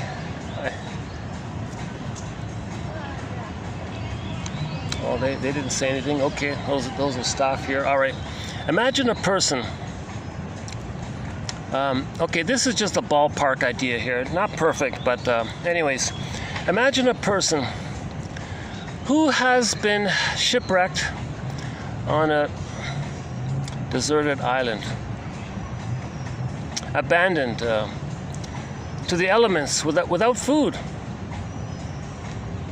Okay, so imagine a person is shipwrecked on an island and there's no food at all, nothing, no fish, no fruits, nothing. So poor guy, 5 days later, this poor guy lifts his aching head to notice a rescue ship heading toward him. Okay, now, knowledge that food is on the way would certainly relieve this starving person of a great deal of his anxieties. Believing that food is on the way and experiencing food itself are still two different things. Okay, so that the point was, if the starving person on the island believe, oh, food's coming, his anxiety calms down. So imagine that as an analogy, okay, that if the good breast in the sky is going to come and you're going to be saved by mother one day, no, the thought of it calms your anxiety. Like the guy who thought during that time that the food is on the way. So we think, the good breast is going to save us one day. Send money to turn the TV on, televangelist says, send me your money, you'll be saved. So you got that kind of hope like that. The way the guy thinks food is on the way. Emotional food is on the mother's nurturing is on the way. Again, a ballpark idea. Analogously, though believing in the comforting presence, okay, of some kind of fill in the blank, okay, mysterious thing out there, okay, including some kind of afterlife, including that one, that might help us to relieve us of some of our fears, of our mortal fears and anxieties. Humans possess the added benefit of being able to experience euphoria-evoking sensations that complement these beliefs. So you got these beliefs, but if you want like a little evidence, you want like a little taste of it, okay, then the speaker at the podium might be very dramatic and very poetic and hypnotic and suggestive and uses power of persuasion to get you to imagine that you're one with the good breaths in the sky. And that might trigger a good feeling that you had once upon a time, that euphoria feeling that you had once upon a time. You might trigger, you see? So now you're a believer kind of thing. So that's the added element. The guy at the island can only imagine the food's coming. He's got no sample. He's got no fake sample. He only, so that's the difference. That's a little bit more powerful this way, right? So it's quite a sales pitch this way, right?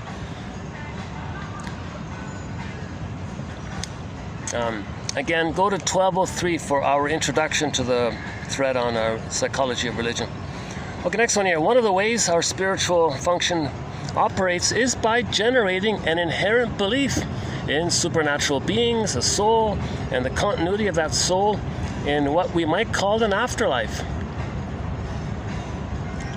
Okay, so our soul lives afterwards, okay, maybe. As a result of these inherited cognitions, human beings believe they are immortal. We live forever. Reincarnation, I guess.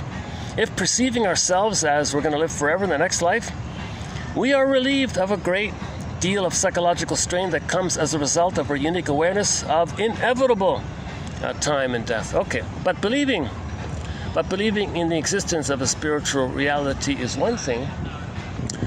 To experience it, quite another. The dissolution of one's normal ego boundaries, the dissolution of one's usual sense of self. Now let's turn to the word entheogens. Entheogens, meaning, quote, God generated from within. Okay, this has been created to describe a class of God-inducing substances. So an entheogen is some substance that can give you this feeling. To the ancient Aztecs, the connection between entheogens and the spiritual realm was so clear that they referred to peyote as the divine messenger. Look at that, eh? They think peyote is the divine messenger. Now hold the phone here. Drugs can only enhance or suppress capacities we already possess. So we already possess the capacity to remember that we were in the uterus in a blissful place. So it can enhance that memory, or it can suppress that memory. It doesn't create anything new. It just flares up something old. All this stuff flares up the old.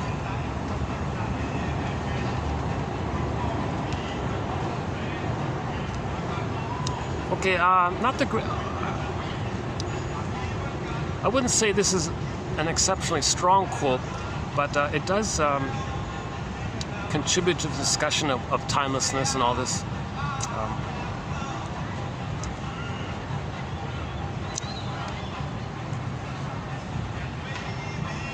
Hence the famous expression, the opiate of the people kind of thing. But here's a little understanding of why it exists. If we were to fully admit time, we'd be too freaked out. So we need to, maybe at times, as a defense against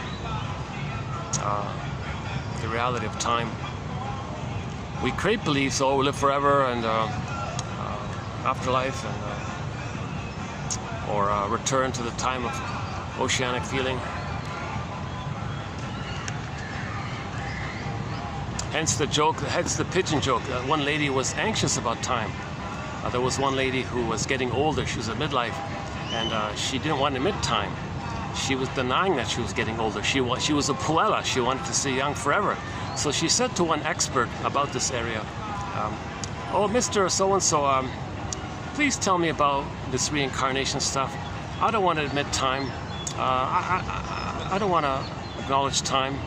please tell me there's an afterlife and all this. Tell me about reincarnation.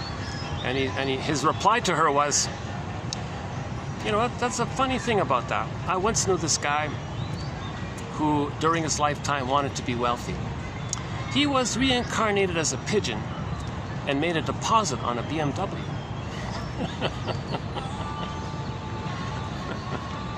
The same woman, are you an evolutionist or a creationist? Oh, I'm both.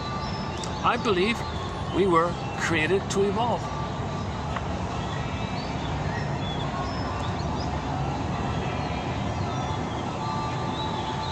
So the more traumatized we are, the more we're regressing,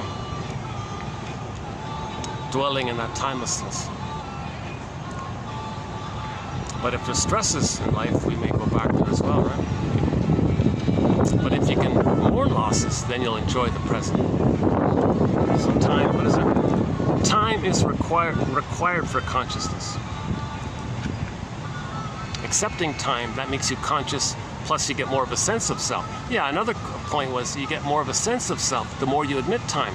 The more you admit time, he said, the more of a sense of self you have. The less you admit time, the less of a sense of self you have. So there's a correlation there. The more you accept your sense of self, the more you admit time. Makes sense, right? If you're traumatized, you don't have your sense of self, so you're in that timelessness place. If you're in that timelessness place, you have less of a sense of self due to the trauma that caused that. So the more you admit, the more you can admit time, or get to a place where you can admit time, that correlates to the more you are able to get your sense of self. Now, how do you get your sense of self? Good question. Well, forgiveness. Get your mother's story, find out why she did what she did, get your story. As you get the story, you differentiate and sadness appears. Once you grieve the losses, then joy comes back, then you're good. Then you can have more consciousness, more identity, and more acceptance of time.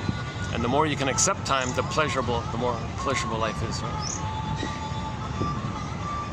Oh, this music's on a loop. Yeah, when I was here doing take one, this harmonica stuff was on. Now it's back on now. So this is obviously a looped thing. It reminds me of Steve Perry's song. Steve Perry has a song called Friends of Mine. It's a blues rock kind of thing with a harmonica. Oh, I see. Yeah, that's definitely a different cat. That cat has like a necklace and some bells on it. Belongs to the guard, he said. That's very clever that the guard has his own cat here, hanging out with him. He's very protective. He watches everybody who pets his cat. I notice he approaches everybody who goes close to his cat. Even now, there's somebody's petting his cat and he's watching him.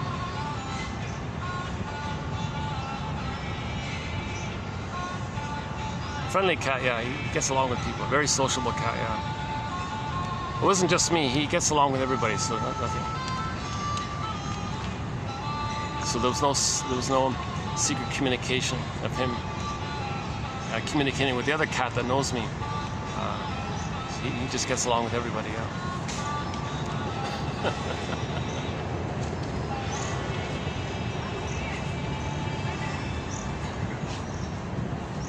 Okay, I'm going to leave it here for 2813. The next video, let's see, what's 14? The next one's 14. So in 14, we didn't talk about 14, so maybe I'll leave it here for today. And in the next video, we'll do 2814. I did a bit of a preview of 14 in the last video, so let's not redo it here.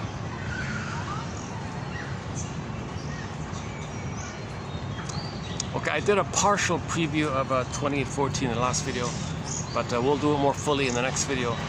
So in the next video, we'll do 2814, and yeah, we'll just focus on 2814, more on timelessness.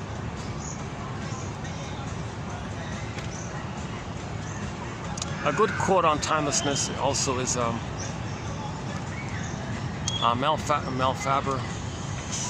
Faber's material, a guy named Mel Faber.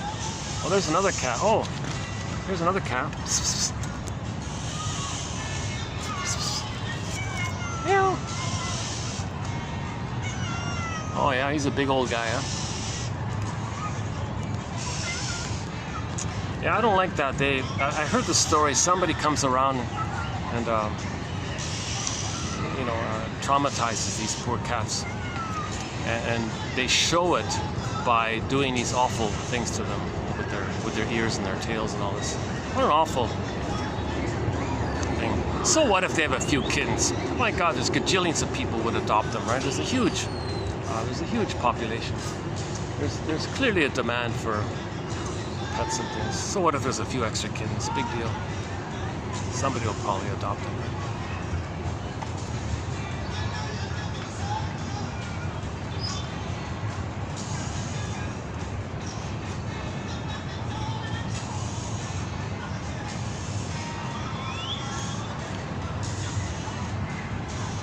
How are we doing here at the battery? Let's see. Battery's holding up.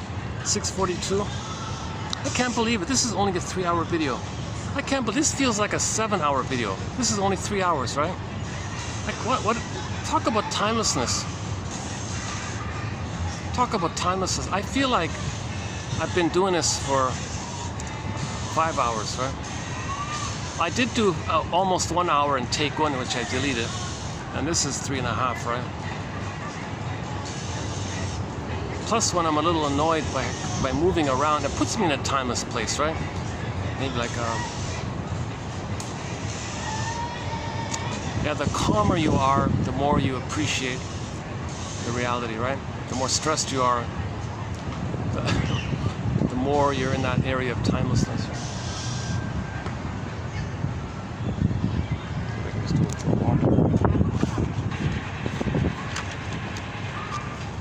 Okay, I'm gonna just do this here. Yes.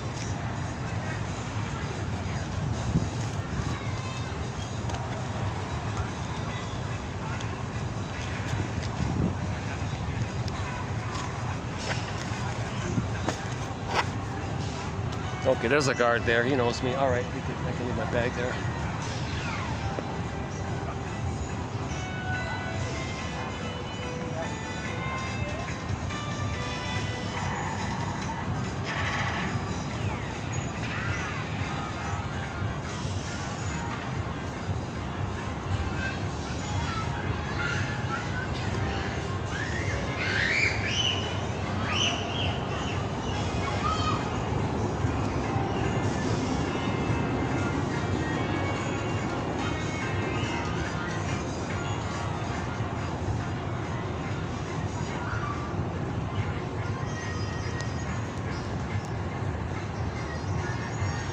I hope the discussion about Inside Out and the preview of 15 compensated for this, for 13's quotes.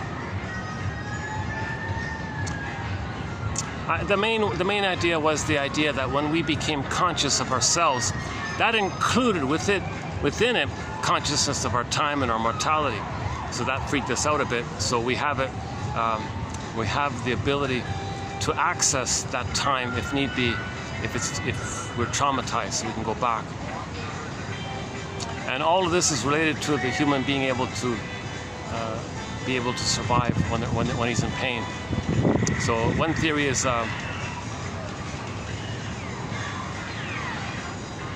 maybe that's why the Homo bodoensis, which was us, right?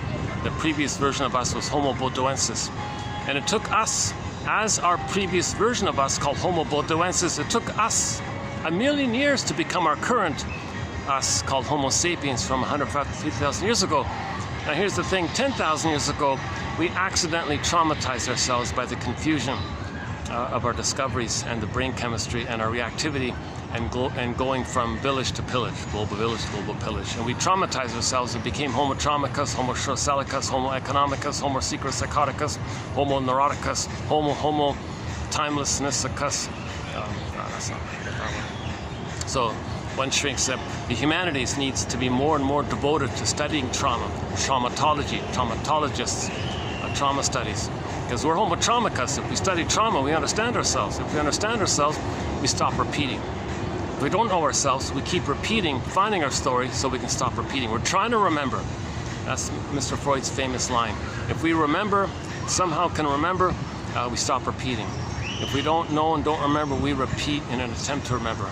Amnesic memory, experimental recollection, we repeat to make, so that we can make the inference that what we're doing in the present is some kind of communication of what happened in the past. how we're living in the present is a communication of the template we created in the past. The baby and the mother, interpersonal, led to the intrapsychic. Baby's brain is malleable. Okay, human connections lead to neural connections.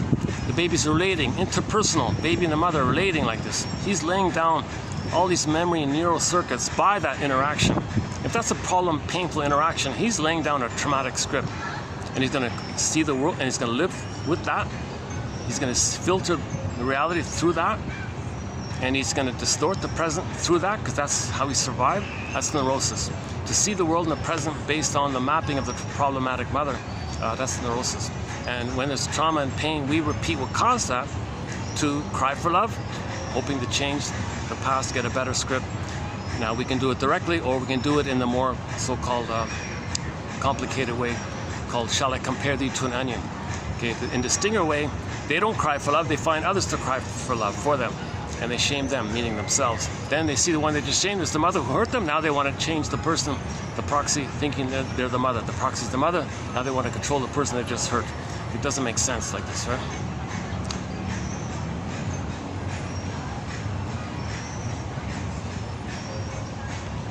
Hold on a second. Yeah, there's no breeze here. Yeah, I'm sweating more easily again. I'm having a tissue.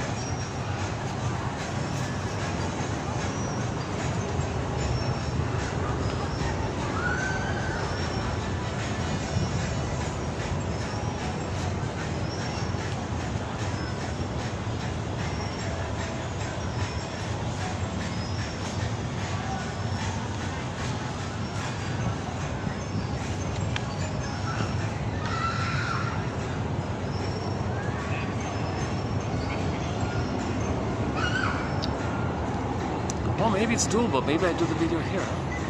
I feel a little awkward doing it here. It's like I'm outside the park area. But the guard seems okay. He seems cool. All the other staff that passed by me didn't say anything.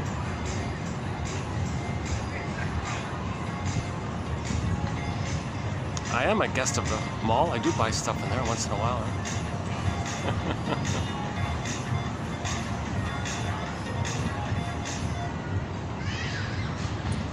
It's very rare for a mall to have like a little park-like space on the side of it, right? Just barely, right? Just basically this, yeah.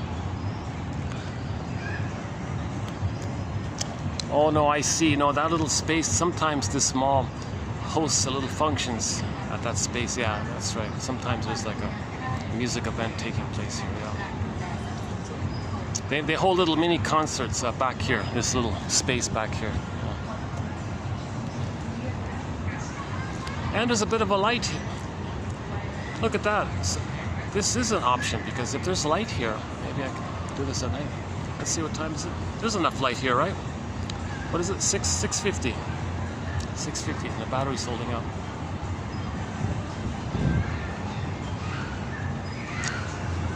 Oh, the guard's alert. He's friendly. A nice cat.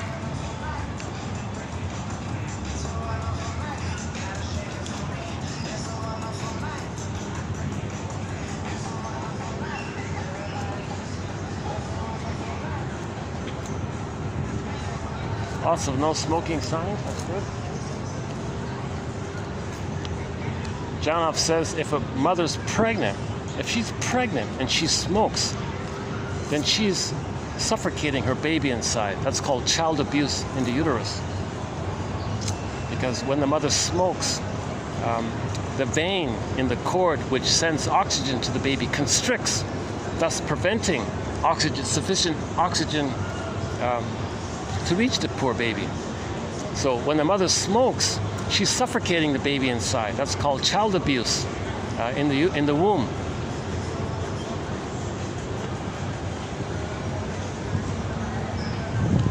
Here's a nice tree. Yeah, here's a nice big old tree. Look at that. Yeah. Oh yeah, look at that. I just noticed that. There's a nice big old tree, eh? Look at that. Let me get it better.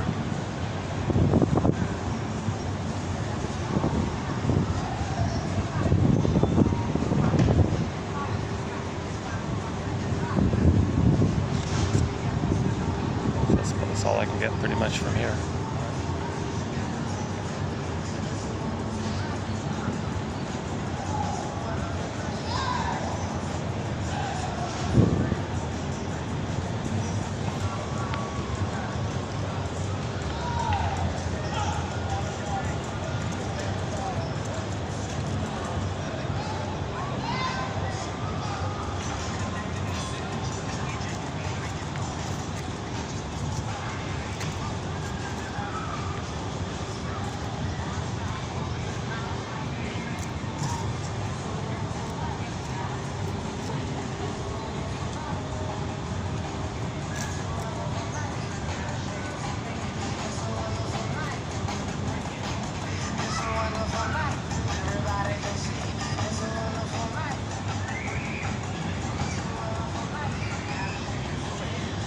timeless. In other words, feeling timeless, feeling that you're in some kind of timeless place, that's a sign of trauma, right?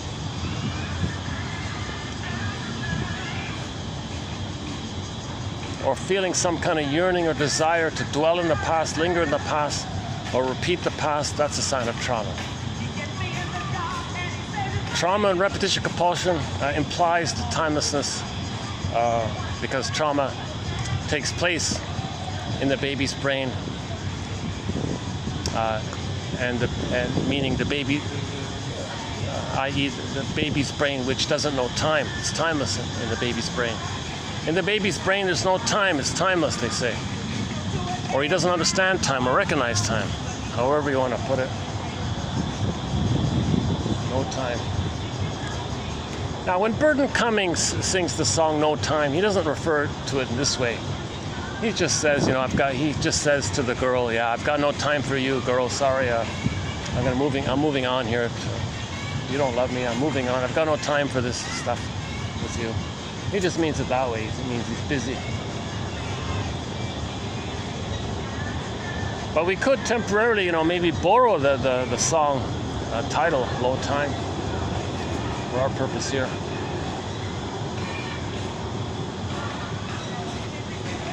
One shrink calls it anti-time. I didn't include that quote about anti-time. I don't like that one.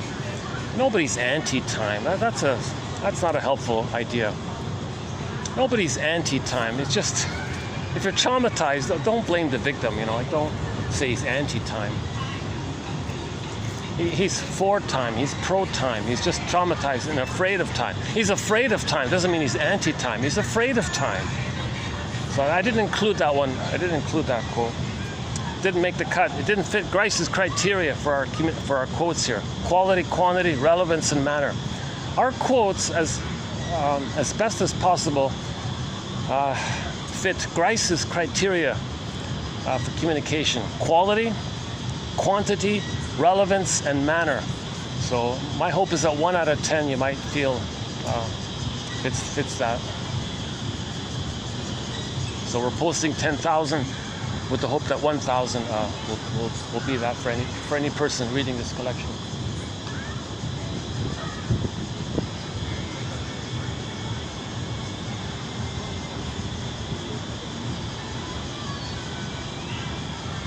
How's the lighting now? It's still enough light.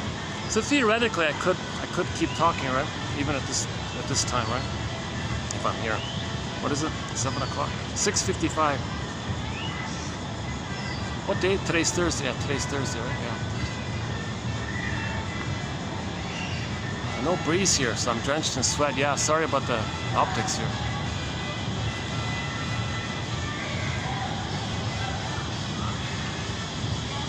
One of my favorite quotes was the one about how the shrink community is sort of in a state of timelessness, and they keep obsessing about Miss Dora and what's the other one?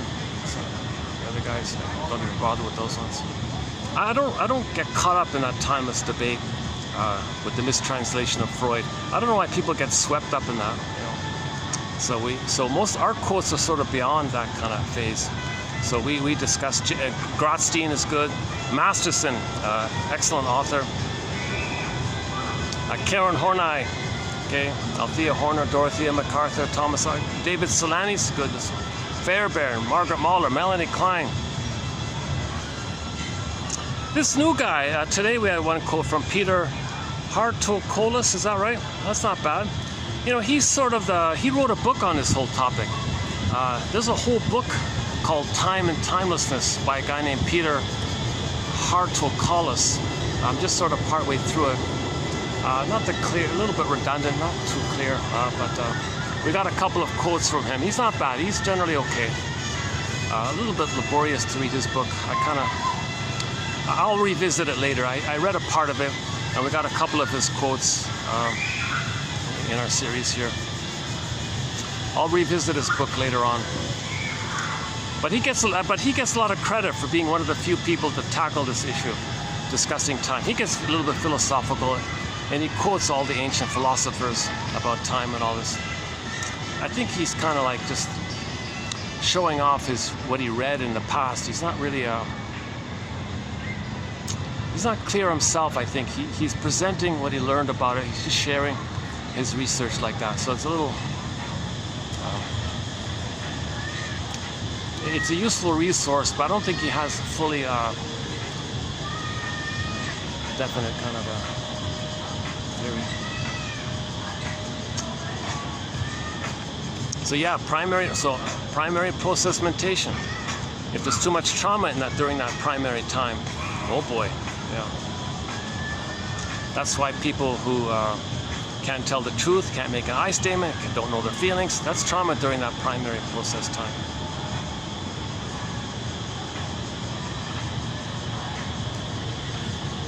Yeah, so time, acceptance of time, the more you can accept time, the more conscious you are and the more sense of self you have. It's kind of linked like that, right?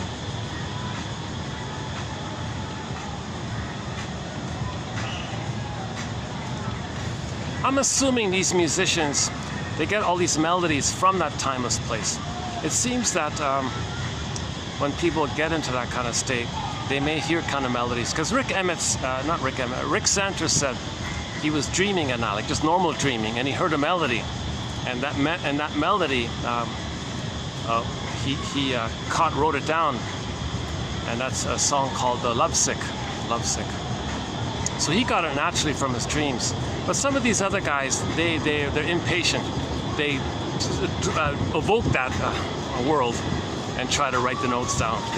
And if they know the language of music, it's easy for them. That's funny. I once had an interesting melody once, and I woke up. Oh my God! I gotta write this. How do I write this? I don't know the notes. I couldn't write it down. I tried to like say it like. And I forgot it quickly. Oh my God, I lost a great melody. It was a new melody, never heard it before.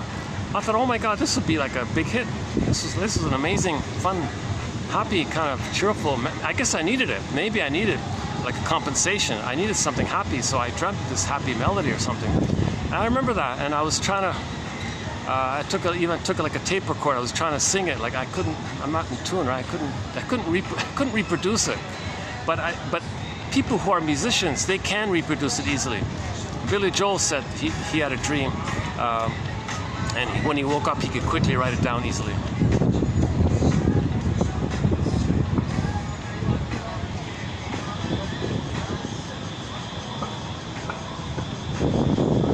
So maybe music is also linked to timelessness, right?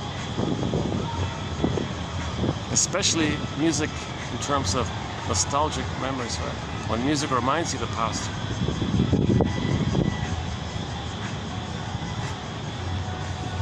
So we all enjoy music, but if somebody obsesses about it day and night, maybe that's a different story, right? Well, there's a thing called defensive. If music is being used as a defense against life, that's one way. Or if music is just somebody's career, that's a different thing, right? Like somebody said with psychoanalysis, some people study psychoanalysis as a defense against healing. Really? That's possible? And I think it is. It's possible to, it's called intellectualization, where you read the knowledge, you read the books, just to keep it in your head kind of thing. It's possible to use the very knowledge that's meant to help you as a defense against feeling and healing. A lot of people study psychoanalysis and just keep it in the head like that. And a lot of books are like that. Now, embedded in that knowledge, you're supposed to know that you might be doing that, so you can use the knowledge to get back your feelings. Psychoanalysis looks for an egg in a basket that's missing. So these quotes are kind of like the basket, and then you want to get the feelings can come following it. It's kind of like the third brain is aware of your first two brains. Kind of thing.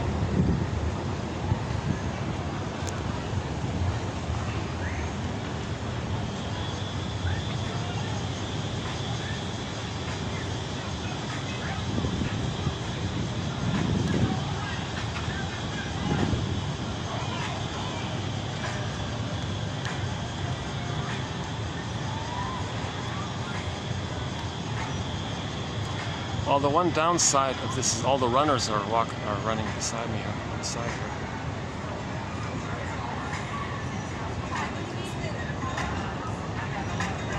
But I got light here. Look at that. I got light.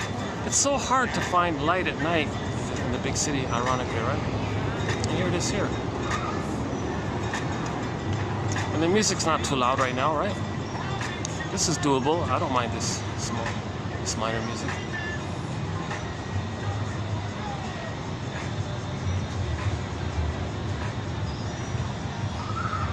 You know, Janoff was saying people who can run marathons, who are very athletic and musical, don't have birth trauma or prenatal trauma. Right? So Riley is good at hockey, right? So Riley's good at sports and all this.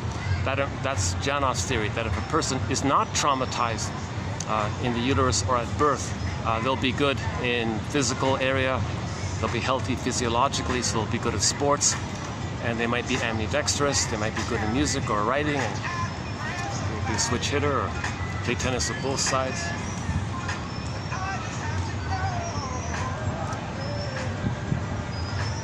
Yeah, that fits, right? So Riley didn't have birth trauma, so she's good at sports, right?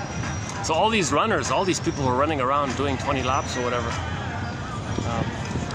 that implies, if Janoff is correct, that implies that they didn't have prenatal trauma or birth trauma. They may have had trauma posted afterwards, but they're physiologically in good shape. But they're psychologically after birth, maybe things have gone awry.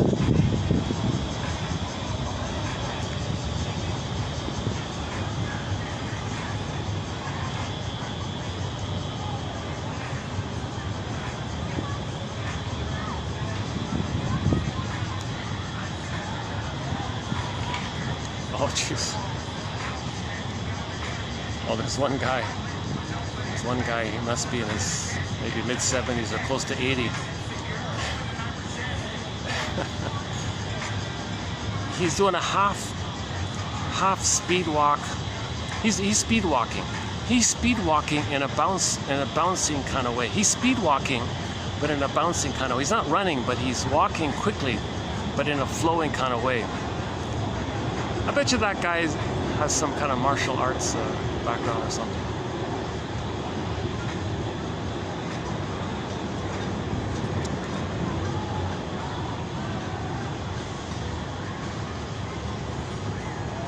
Now, what's not healthy is to run in pain. Some people will run to the point of pain, and when they're in pain, the brain sends them endorphins. Now, when you're in endorphins, you're numb and you're in timeless. So some people can run the marathon, don't know time. So that's like the cheetah in the jungle, right? The cheetah's running on the field. The gazelle or the impala, okay, or the deer or whatever. So the gazelle is running, okay, and the theory is, let's say the lion bit him or something. If the gazelle were to admit the pain, he's in pain, but if he were to admit it, like feel it, admit it, he'd slow down or he'd be in trouble, right? So the brain sends him endorphins, so to make him not aware of the pain. It's a painkiller. Endorphins is a painkiller. Okay, so that allows him to keep running. Now sometimes some of these runners here, they look like they're kind of in pain, but they don't know it. They want the endorphins to keep them running like the gazelle, running in pain. And sure enough, the gazelle did escape the lion and licked his wounds and everything was okay. So it was a survival mechanism, right? Now when the human is dwelling in the swoon, that's a state of timelessness as well. So some runners who run in pain maybe lose track of time. Maybe they run for 10 hours and thought, oh, that was nothing. I did a video once for almost 8 hours. I thought, oh my God, it felt like 2 hours. This 3-hour video or 4-hour video feels like a 6-hour video, right?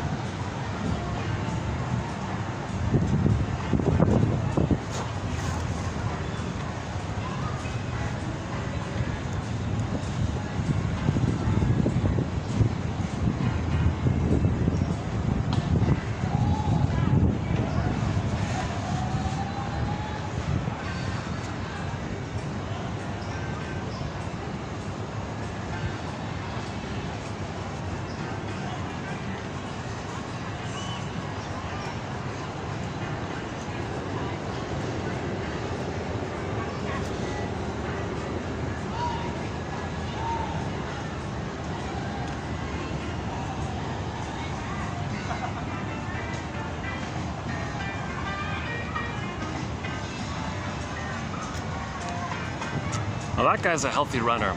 He looks relaxed. He looks very relaxed. He's in the flow. He's gliding. He's okay.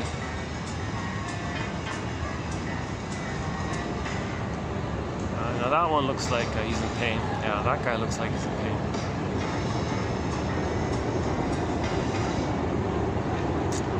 Yeah, I'm not sure. That one as well, maybe. Yeah. And that one guy I saw, he was relaxed. He was flowing. His body, he wasn't too tense in his body. Oh, that guy's, yeah,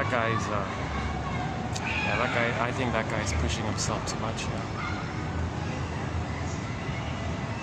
Let's see what about this one. So should we do some, we don't have a thread on sports, right?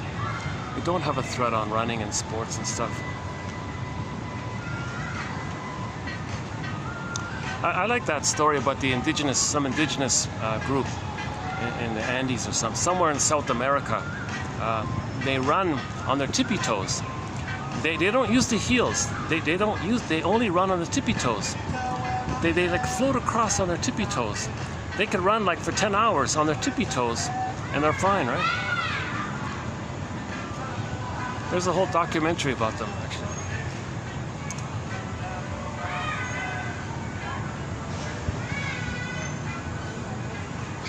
Oh, that's nice. There's a couple running together. They're running harmony. Yeah, they're really in sync together. It's a nice couple. Yeah, they're happy. They're gonna have a long, happy life. Those two, I predict. See, any anger between the two could be expressed in running. Like he'll run ahead of her, or she'll run ahead of him. I don't want to follow you. I'll run behind you. I'll run ahead of you. I don't want to run side by side with you. I'm angry at you. So you could express your anger non-verbally like that. But those two were comfortable. They were like honeymooner runners. Lovebird running. Lovebird. They were like lovebirds running together in harmony. Those two. Looks nice. Oh boy. Now that one's sort of a.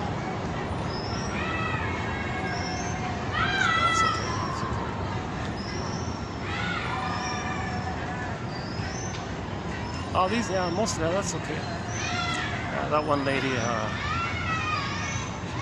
she's okay. She's physically strong. That lady has like a lot of, she looks like a professional runner, that one. She looks okay. Why am I telling you this? This is funny. This is, I'm way off topic here. We're not talking about psychoanalysis, right?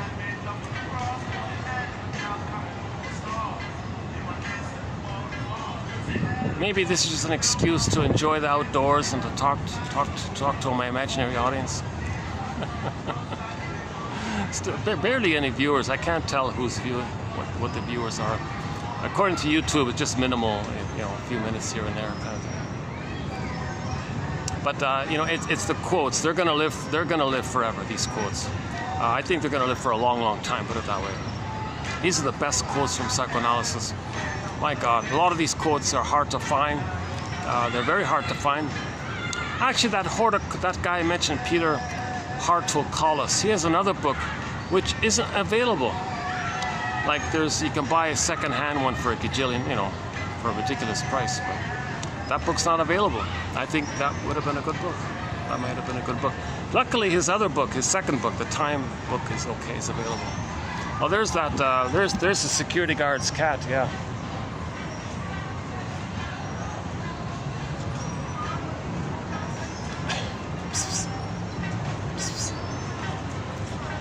Want to say hello? Oh, you want to say hello to you? You want to say hello to the world? Do you want to say hello to? What if I put him on the chair? Would he be visible? Let's see. Okay. There we go. Here we are. Let's see if he'd be visible if I put him here. Can you see him here with the light? No. So is it too dark? I guess it's too dark, right? Are we getting him in? It's hard to see him, eh? Let's see. You want to say hello? Do you want to say hello?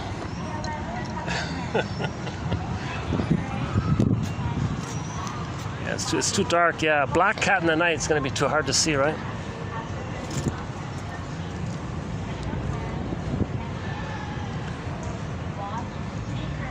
Oh, there he goes.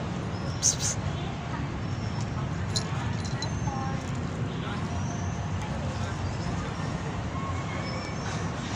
Oh, a very friendly cat. I picked him up easily. He didn't freak out. Very healthy cat. This cat looks very healthy.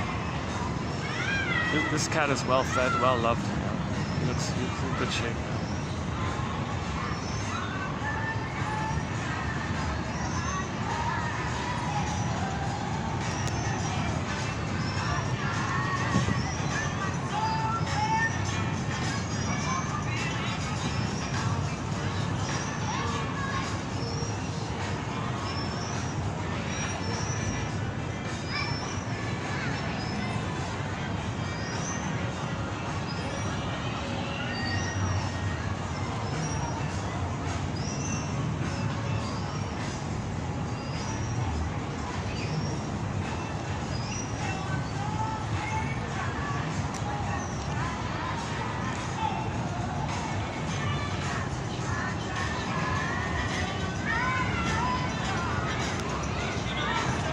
Well, that security guard is a good sport to let everybody pet his cat up.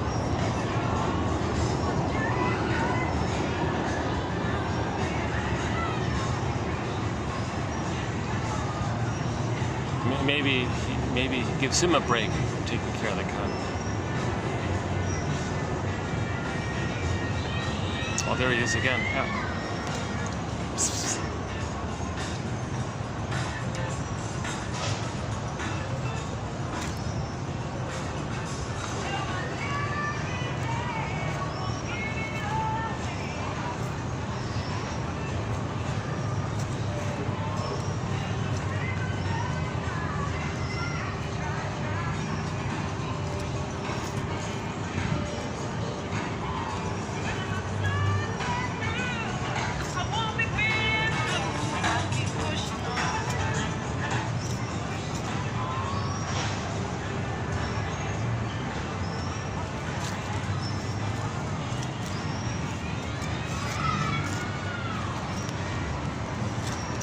Oh, she's just floating. Oh, look at her. Yeah, she's just gliding across. She's very relaxed when she runs.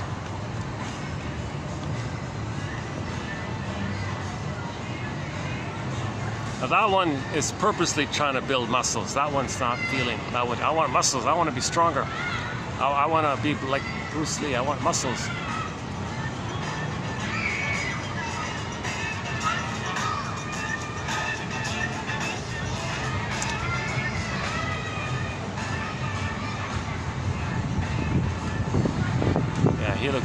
That guy looks like a stiff board.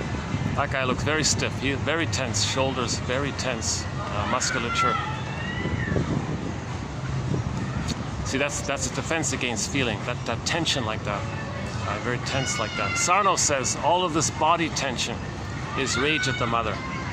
You see, when the baby's crying and enraged to the mother, and the mother shames him for it, the child's energy turns inward, goes to the body, and it can lead to body tension or psychosomatic symptom. And the psychosomatic symptom, Capex is saying, it's a continuation of the cry and scream to the mother covertly through the symptom. First it was relational, over, mother said no, went in, now it's crying through the symptom.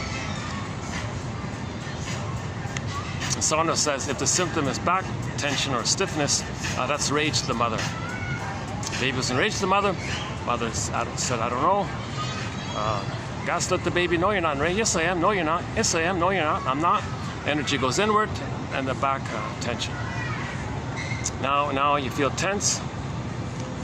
If you relax, feelings come up. Oh, defense against relaxation, the feelings come up, make tension again. Go running, make myself tense again.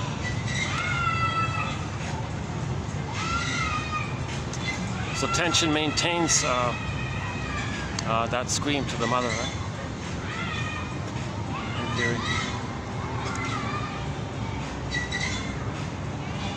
Oh, yeah. That one little lady, petite lady, was kind of like hopping, almost like bouncing. That's okay.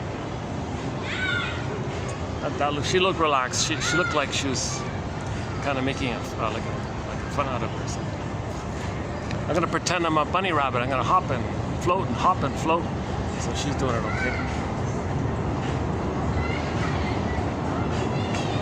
It's a mixture of pain, a mixture of relaxation, a mixture of defense mechanism, a little bit of love here and there, a little bit of I just want to forget my problems. I just want to escape. I want to be in a dreamy place. Do laps around here. There's a lap here. They run around. This is a very high utility park, eh? Yeah.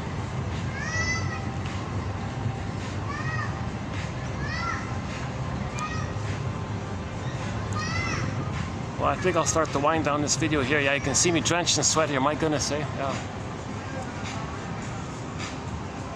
I've been out all day, basically.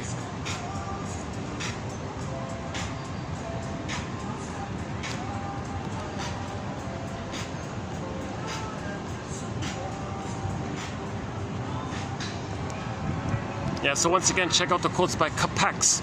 Depicts. K-E-P as in Peter, E as in Edward, C, S as in Sam, Depicts. That's a very good quote. Baby's crying, mother said no, turns inward to the body, leads to a symptom. That's called conversion. Like water to ice, the feelings that can't flow go to the psychosomatic symptom. And so the psychosomatic symptom reveals the emotional. It reveals the emotion and conceals the emotional, and it's the body bears the burden. So it's like a compromise factor. They call it conversion into the body. The body remembers. The body keeps score. And mysteriously, between emotion and body, or mind and body, the body remembers. Every body tells a story. So it's going into the body. So when you get a psychosomatic symptom, those symptoms are trying to tell you the story. They're trying to tell you it's an emotional. They're trying to tell you something emotional, that they have emotions. Symptoms means emotions that can't flow, like water to ice. The water couldn't block to the ice, so now it doesn't flow anymore. It's in a block of ice. The feelings turn into psychosomatic symptom. The psychosomatic symptom likewise is like a block of ice analogously. So Sarna was saying, yeah, come on, doctors, he's a doctor, medical doctor. Come on, fellow doctors here. If people have psychosomatic symptoms, talk to them. It's an emotional communication. They're crying and screaming to the mother. That's what the symptom is. So put words to this. It takes too much time. Here's a prescription. You're just playing whack-a-mole with the symptoms. Like the mother played whack-a-mole with the baby's feelings, the doctor plays whack-a-mole with the symptoms. Now it goes around some other way, comes out some other way, or whatever way, some other disguised way. And it can make it worse even, right? Sometimes it's necessary, maybe. Sometimes it makes it worse. So psychoanalysis is for the love of narrative medicine. For the love of narrative medicine. Find the patterns, interpret.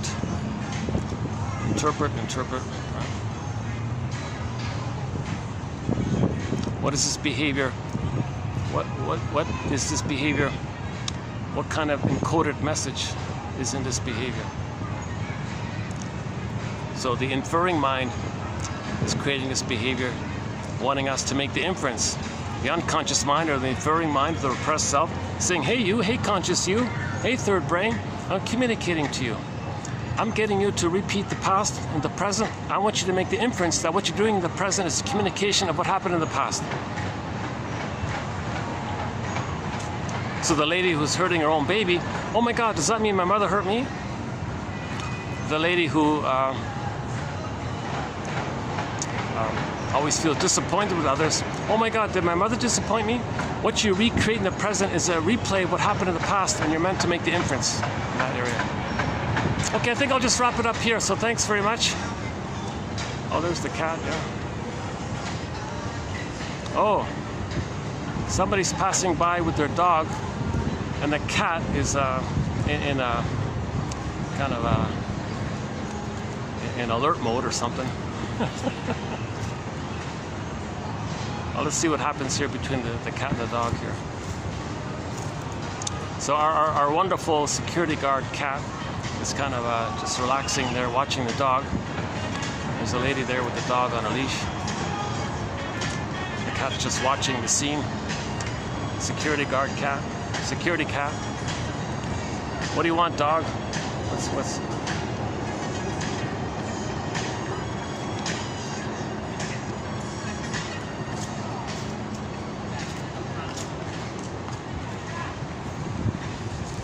Oh, that person looks like that runner really looked like I want to be all muscle. I don't want to feel. I just want to be all muscle.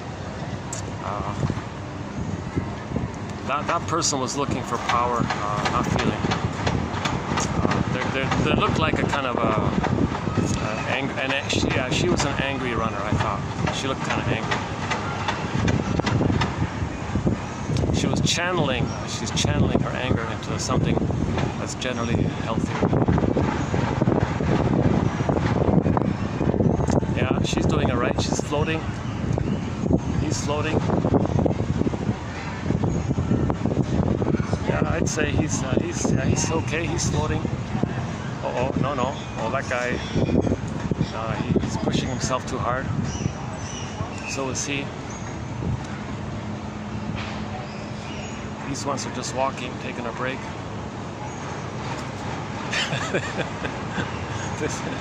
This one's on their iPhone.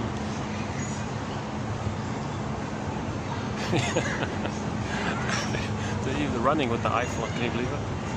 Oh, another one. Oh, there's a guy running while holding. Oh, she's doing it too. Oh my God. Oh, 3 in a row. 3 people in a row were running while holding their iPhones in the hand. Seriously?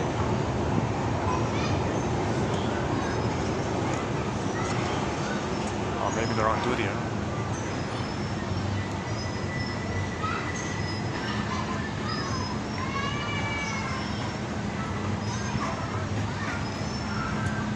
Yeah, there's another let's say half angry guy.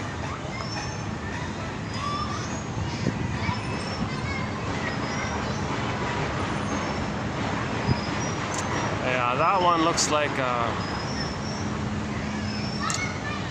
that one gives me the message. I want to improve myself. I want to look better. I want to do something about my condition.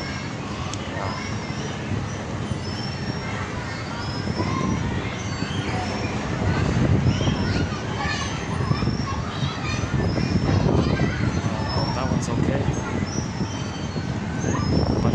These ones are walkers. Why am I doing this? Why am I telling you about these runners? Well, something new. I've never done it before. Maybe it's I'll update it in the future, and maybe I'm laying down the groundwork for future quotes on sports and running and the physiology of running. Well, that guy has perfect posture. Oh my God, I wish I had that guy's posture. He has a very that guy was, if you have a very good posture, like naturally, a very good posture naturally, Jonoff says, yeah, you weren't traumatized in the uterus or at birth if you have a very good relaxed posture. Yeah, those guys are doing it well. That's okay. I would say about half of the people are running in a healthy way. The other half are running either to escape, either out of anger, either out of obligation.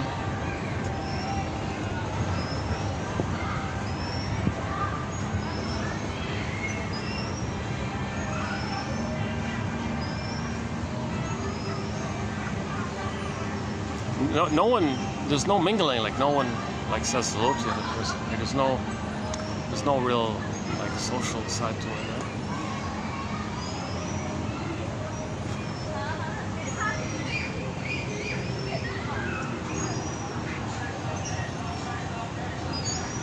Yeah, maybe that might freak somebody out. You're running and someone says hello to you.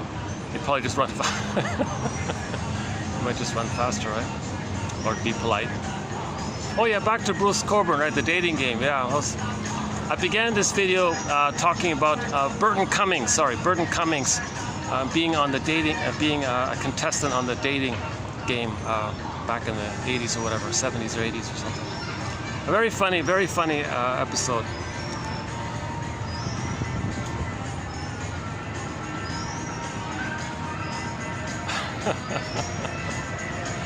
That's a very Burton Cummings really is kind of open and honest about who he is and how he is, kind of thing.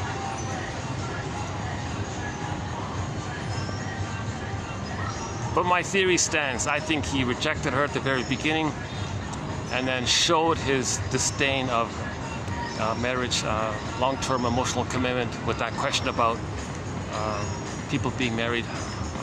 What do they say to each other after 50 years of marriage? That one, he kind of freaked out about that one. And then the other question was the sports question. And he didn't, no matter, that's a trick question, because no matter how you answer that, it's going to make you look bad, basically, right?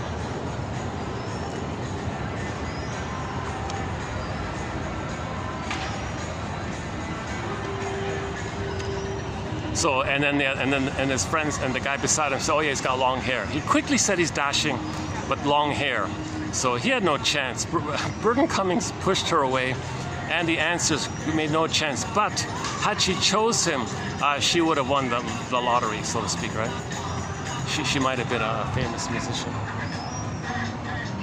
With her looks, she didn't need to be an excellent player. With her looks, you just put her on stage. She can play simple keys or whatever. I'm kind of curious what happened to her afterwards. Right? Somebody should interview her. You know, I wish that. Do you regret not choosing number 3, Burton Cummings? You're a musician. He's like the number one of the top musicians in the world, right?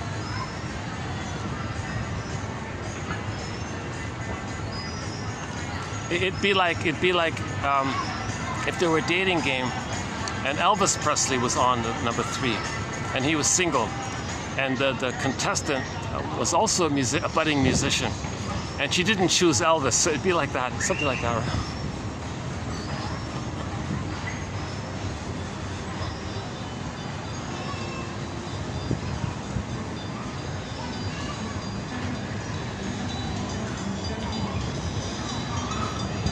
You know, this pacing kind of makes me a little bit lose track of time, right? What is it?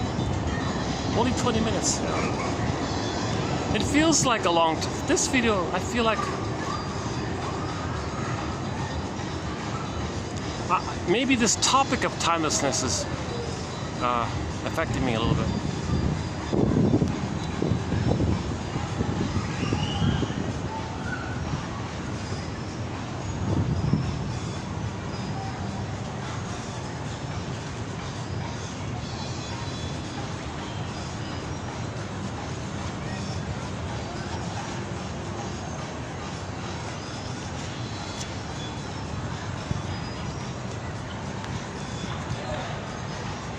All right, well, let's wrap it up here. Oh yeah, Narcissus Flower. Your mission, should you choose to accept it, is to read Alexander Lowen's book called Narcissism. To check out the comic psychoanalysis. Yeah, another point about that comic psychoanalysis, the second one, Ellen. You know, one of the points they made, I haven't made previously, was the interpretation was she kind of looks down on herself, kind of thing, thinks badly about herself. So she projects that onto people and thinks others look down on her, and that makes her so she pulls away from people thinking that way. So she criticizes herself all the time. She projects that inner critic onto everybody and thinks everybody's criticizing her.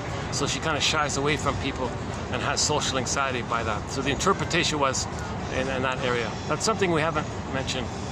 Karen Horney says the same thing. She says that when she gives a speech, she gave the example that somebody might have a kind of a tyranny of the shoulds with him. Got to do this, got to do this. And she may, if she were to project that critical voice onto the audience, then the lecturer might say, Oh yeah, you're going to criticize me? What do you want from me? What do you expect of me? So then, because of that, you're going to be defined and rebel. That'll affect the quality of your speech. You didn't do a good job, and now you criticize yourself. So you kind of cycled it around.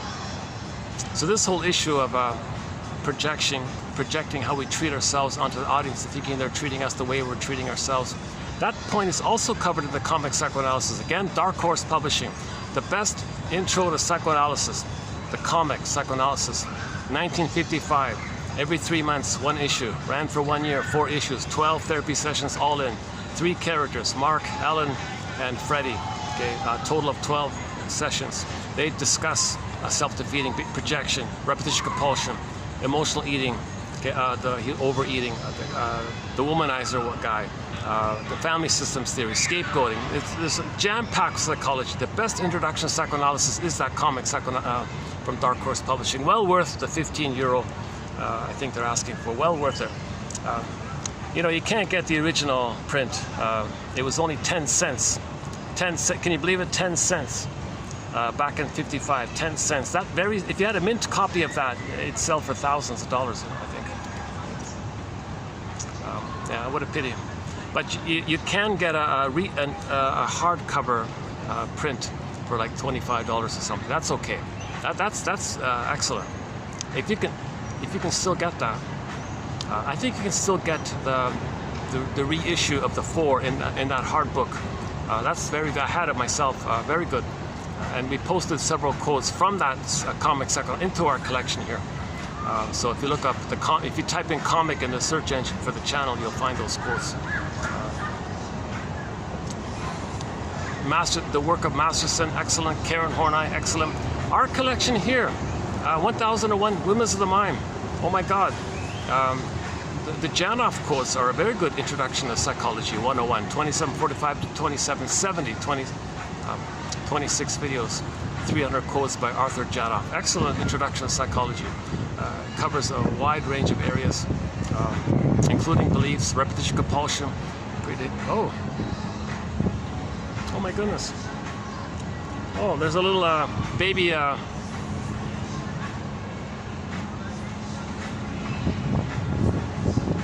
Disappeared. Oh, I disappeared. There was a little baby critter.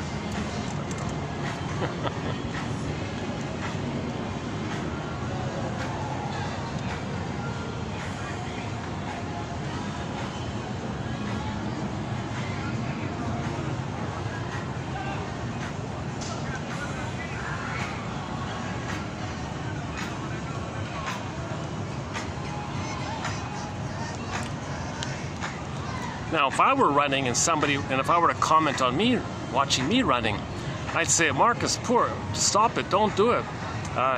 You're hurting yourself.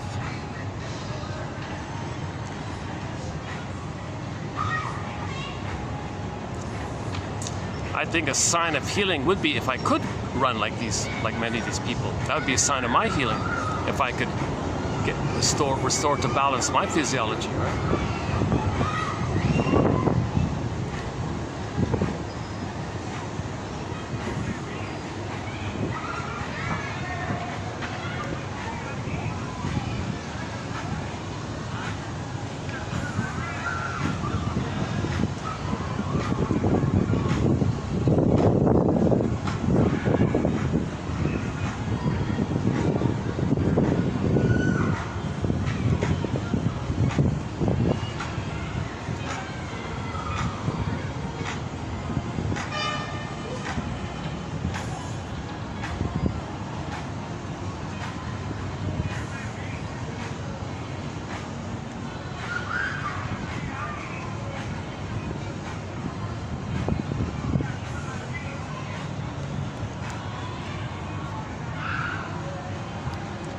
Okay, let's wind this down here. I did the pigeon joke already. Oh, speaking about time, here's a joke sort of in the area of time. Yeah, there was I forgot the guy's name, but anyways, the joke more or less runs as follows. One day there was one of the homeless kind of guy on the street or something, and he saw a wealthy man passing him by. Hey sir, you well-dressed man there, come on. can you spare a quarter for a cup of coffee here? And the well-dressed man paused and said, hey, wait a minute. I just gave you a quarter an hour ago. The homeless guy said, you know, that's your problem. You're living in the past. You're dwelling in the past. It's now.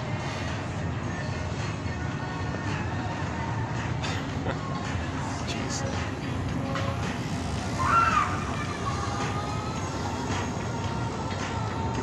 Talk about time confusion, right? That poor guy is in a state of timelessness, right? But the wealthy guy understands time. But he plays on the psychology of repetition compulsion. You know, maybe you're dwelling in the past. Why don't you live in the present?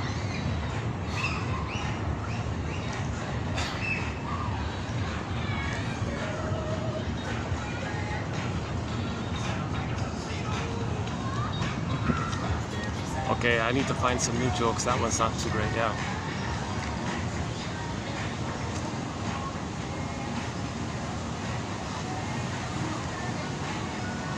Maybe having a favorite joke that you use all the time, again and again. Maybe that's a sense of timelessness. Maybe that's like I've been using that joke, that one-liner by Steve Behrman. We can all live like nomads, where I nomad at you, you nomad at me. That one. So that reminds me of the time I heard it and liked it. So maybe every time, maybe there's a nostalgia there of that.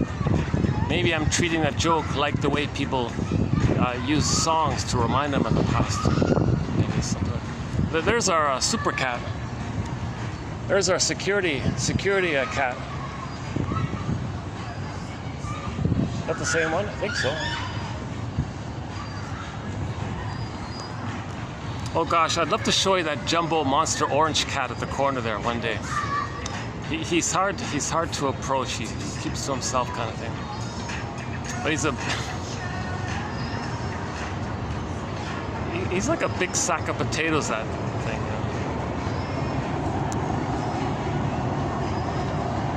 This might be a different one. Yeah, they got several cats around here.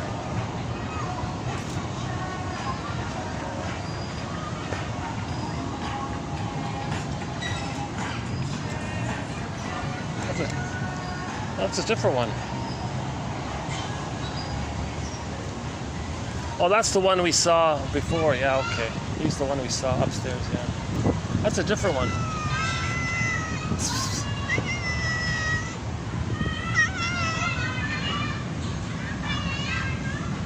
Yeah, this is a different one. He's quite a hairy. He's quite an older. Yeah, he's an older cat. My goodness. Are we getting him in the camera? Yeah, he's an older one.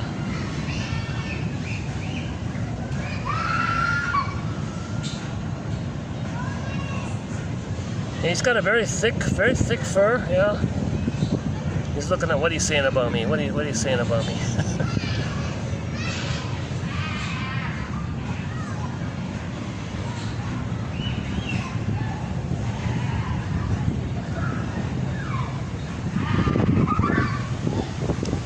Oh yeah, he's yeah, he likes me. Yeah, okay.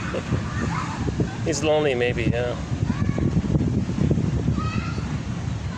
Are we getting him in? Yeah, I don't know if we're getting him in.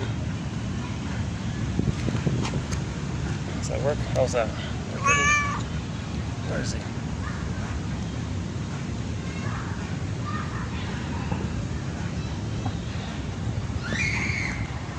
Oh yeah, friendly cat. Yeah, he's also a very social, friendly cat. Very affectionate cat. Yeah. He's an old guy. He must be an old. He's got a very thick fur. My goodness.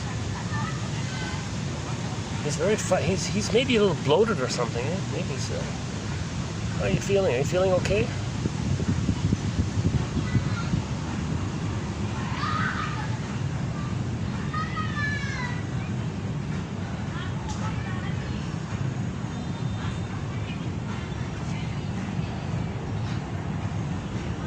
It's hard to see, right? Oh, he's following me. Okay. Oh, he wants to play. Oh my goodness. Oh. Okay, see ya, cat. Maybe next time I'll play with you, okay? I'm in the middle of a video.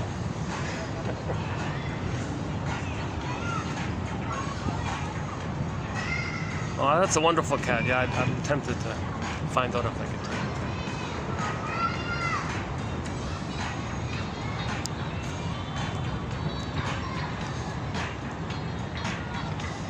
Oh, here's light. Look at this. There's lots of light here, right?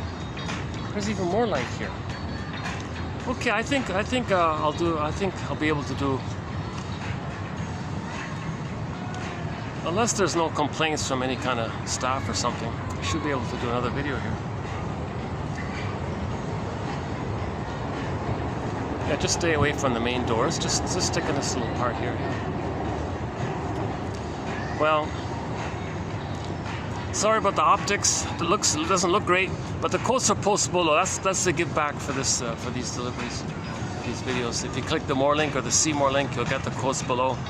Once again, Robert Bly's advice: read psychology every day for 10 minutes. Forgive it for its jargon. Please just forgive it, he says. 10 minutes a day, find a quote, free associate. What does it remind you of? Okay, make more of your unconscious conscious. That's moving towards wholeness, which is healing. And I'll see you next time. Should we close it up with... Why don't we close it up with a picture of our new friend here?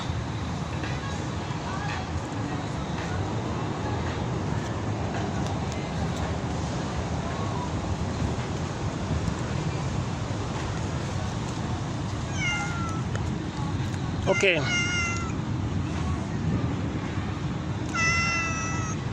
Okay, on that meow note, whoops. I stepped on the cord, huh? Well, he's really, yeah, this cat is really looking for, that cat really connects with people. He must be very lonely or something. That's not the same cat I was talking about before. There's another cat I connected with. Or maybe they're just so familiar with people, they just connect with everybody, right?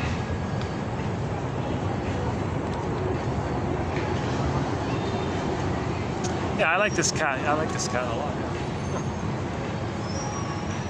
Let's see, can we get him back on the camera? And let's see.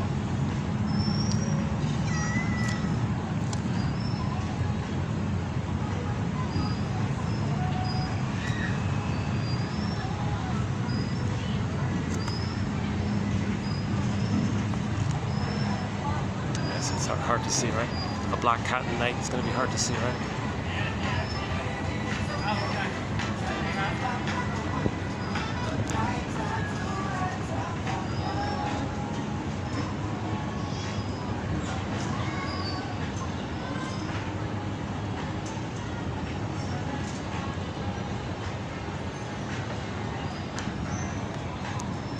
Well, my favorite runner was the one that was floating, that doing like a little hopping thing. The couple, the young couple, they were really like lovebirds kind of running.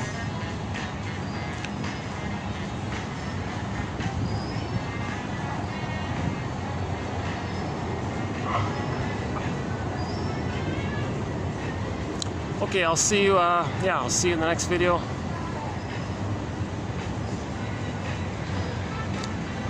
So we'll do two more quotes. 14 and 15 will be on timelessness, and then I'll give it a rest for the time being. And we'll make time for some other material, some other quotes. Let's not spend all of our time on timelessness. Okay, I'll see you in the next video. Thanks very much. Any final thoughts here?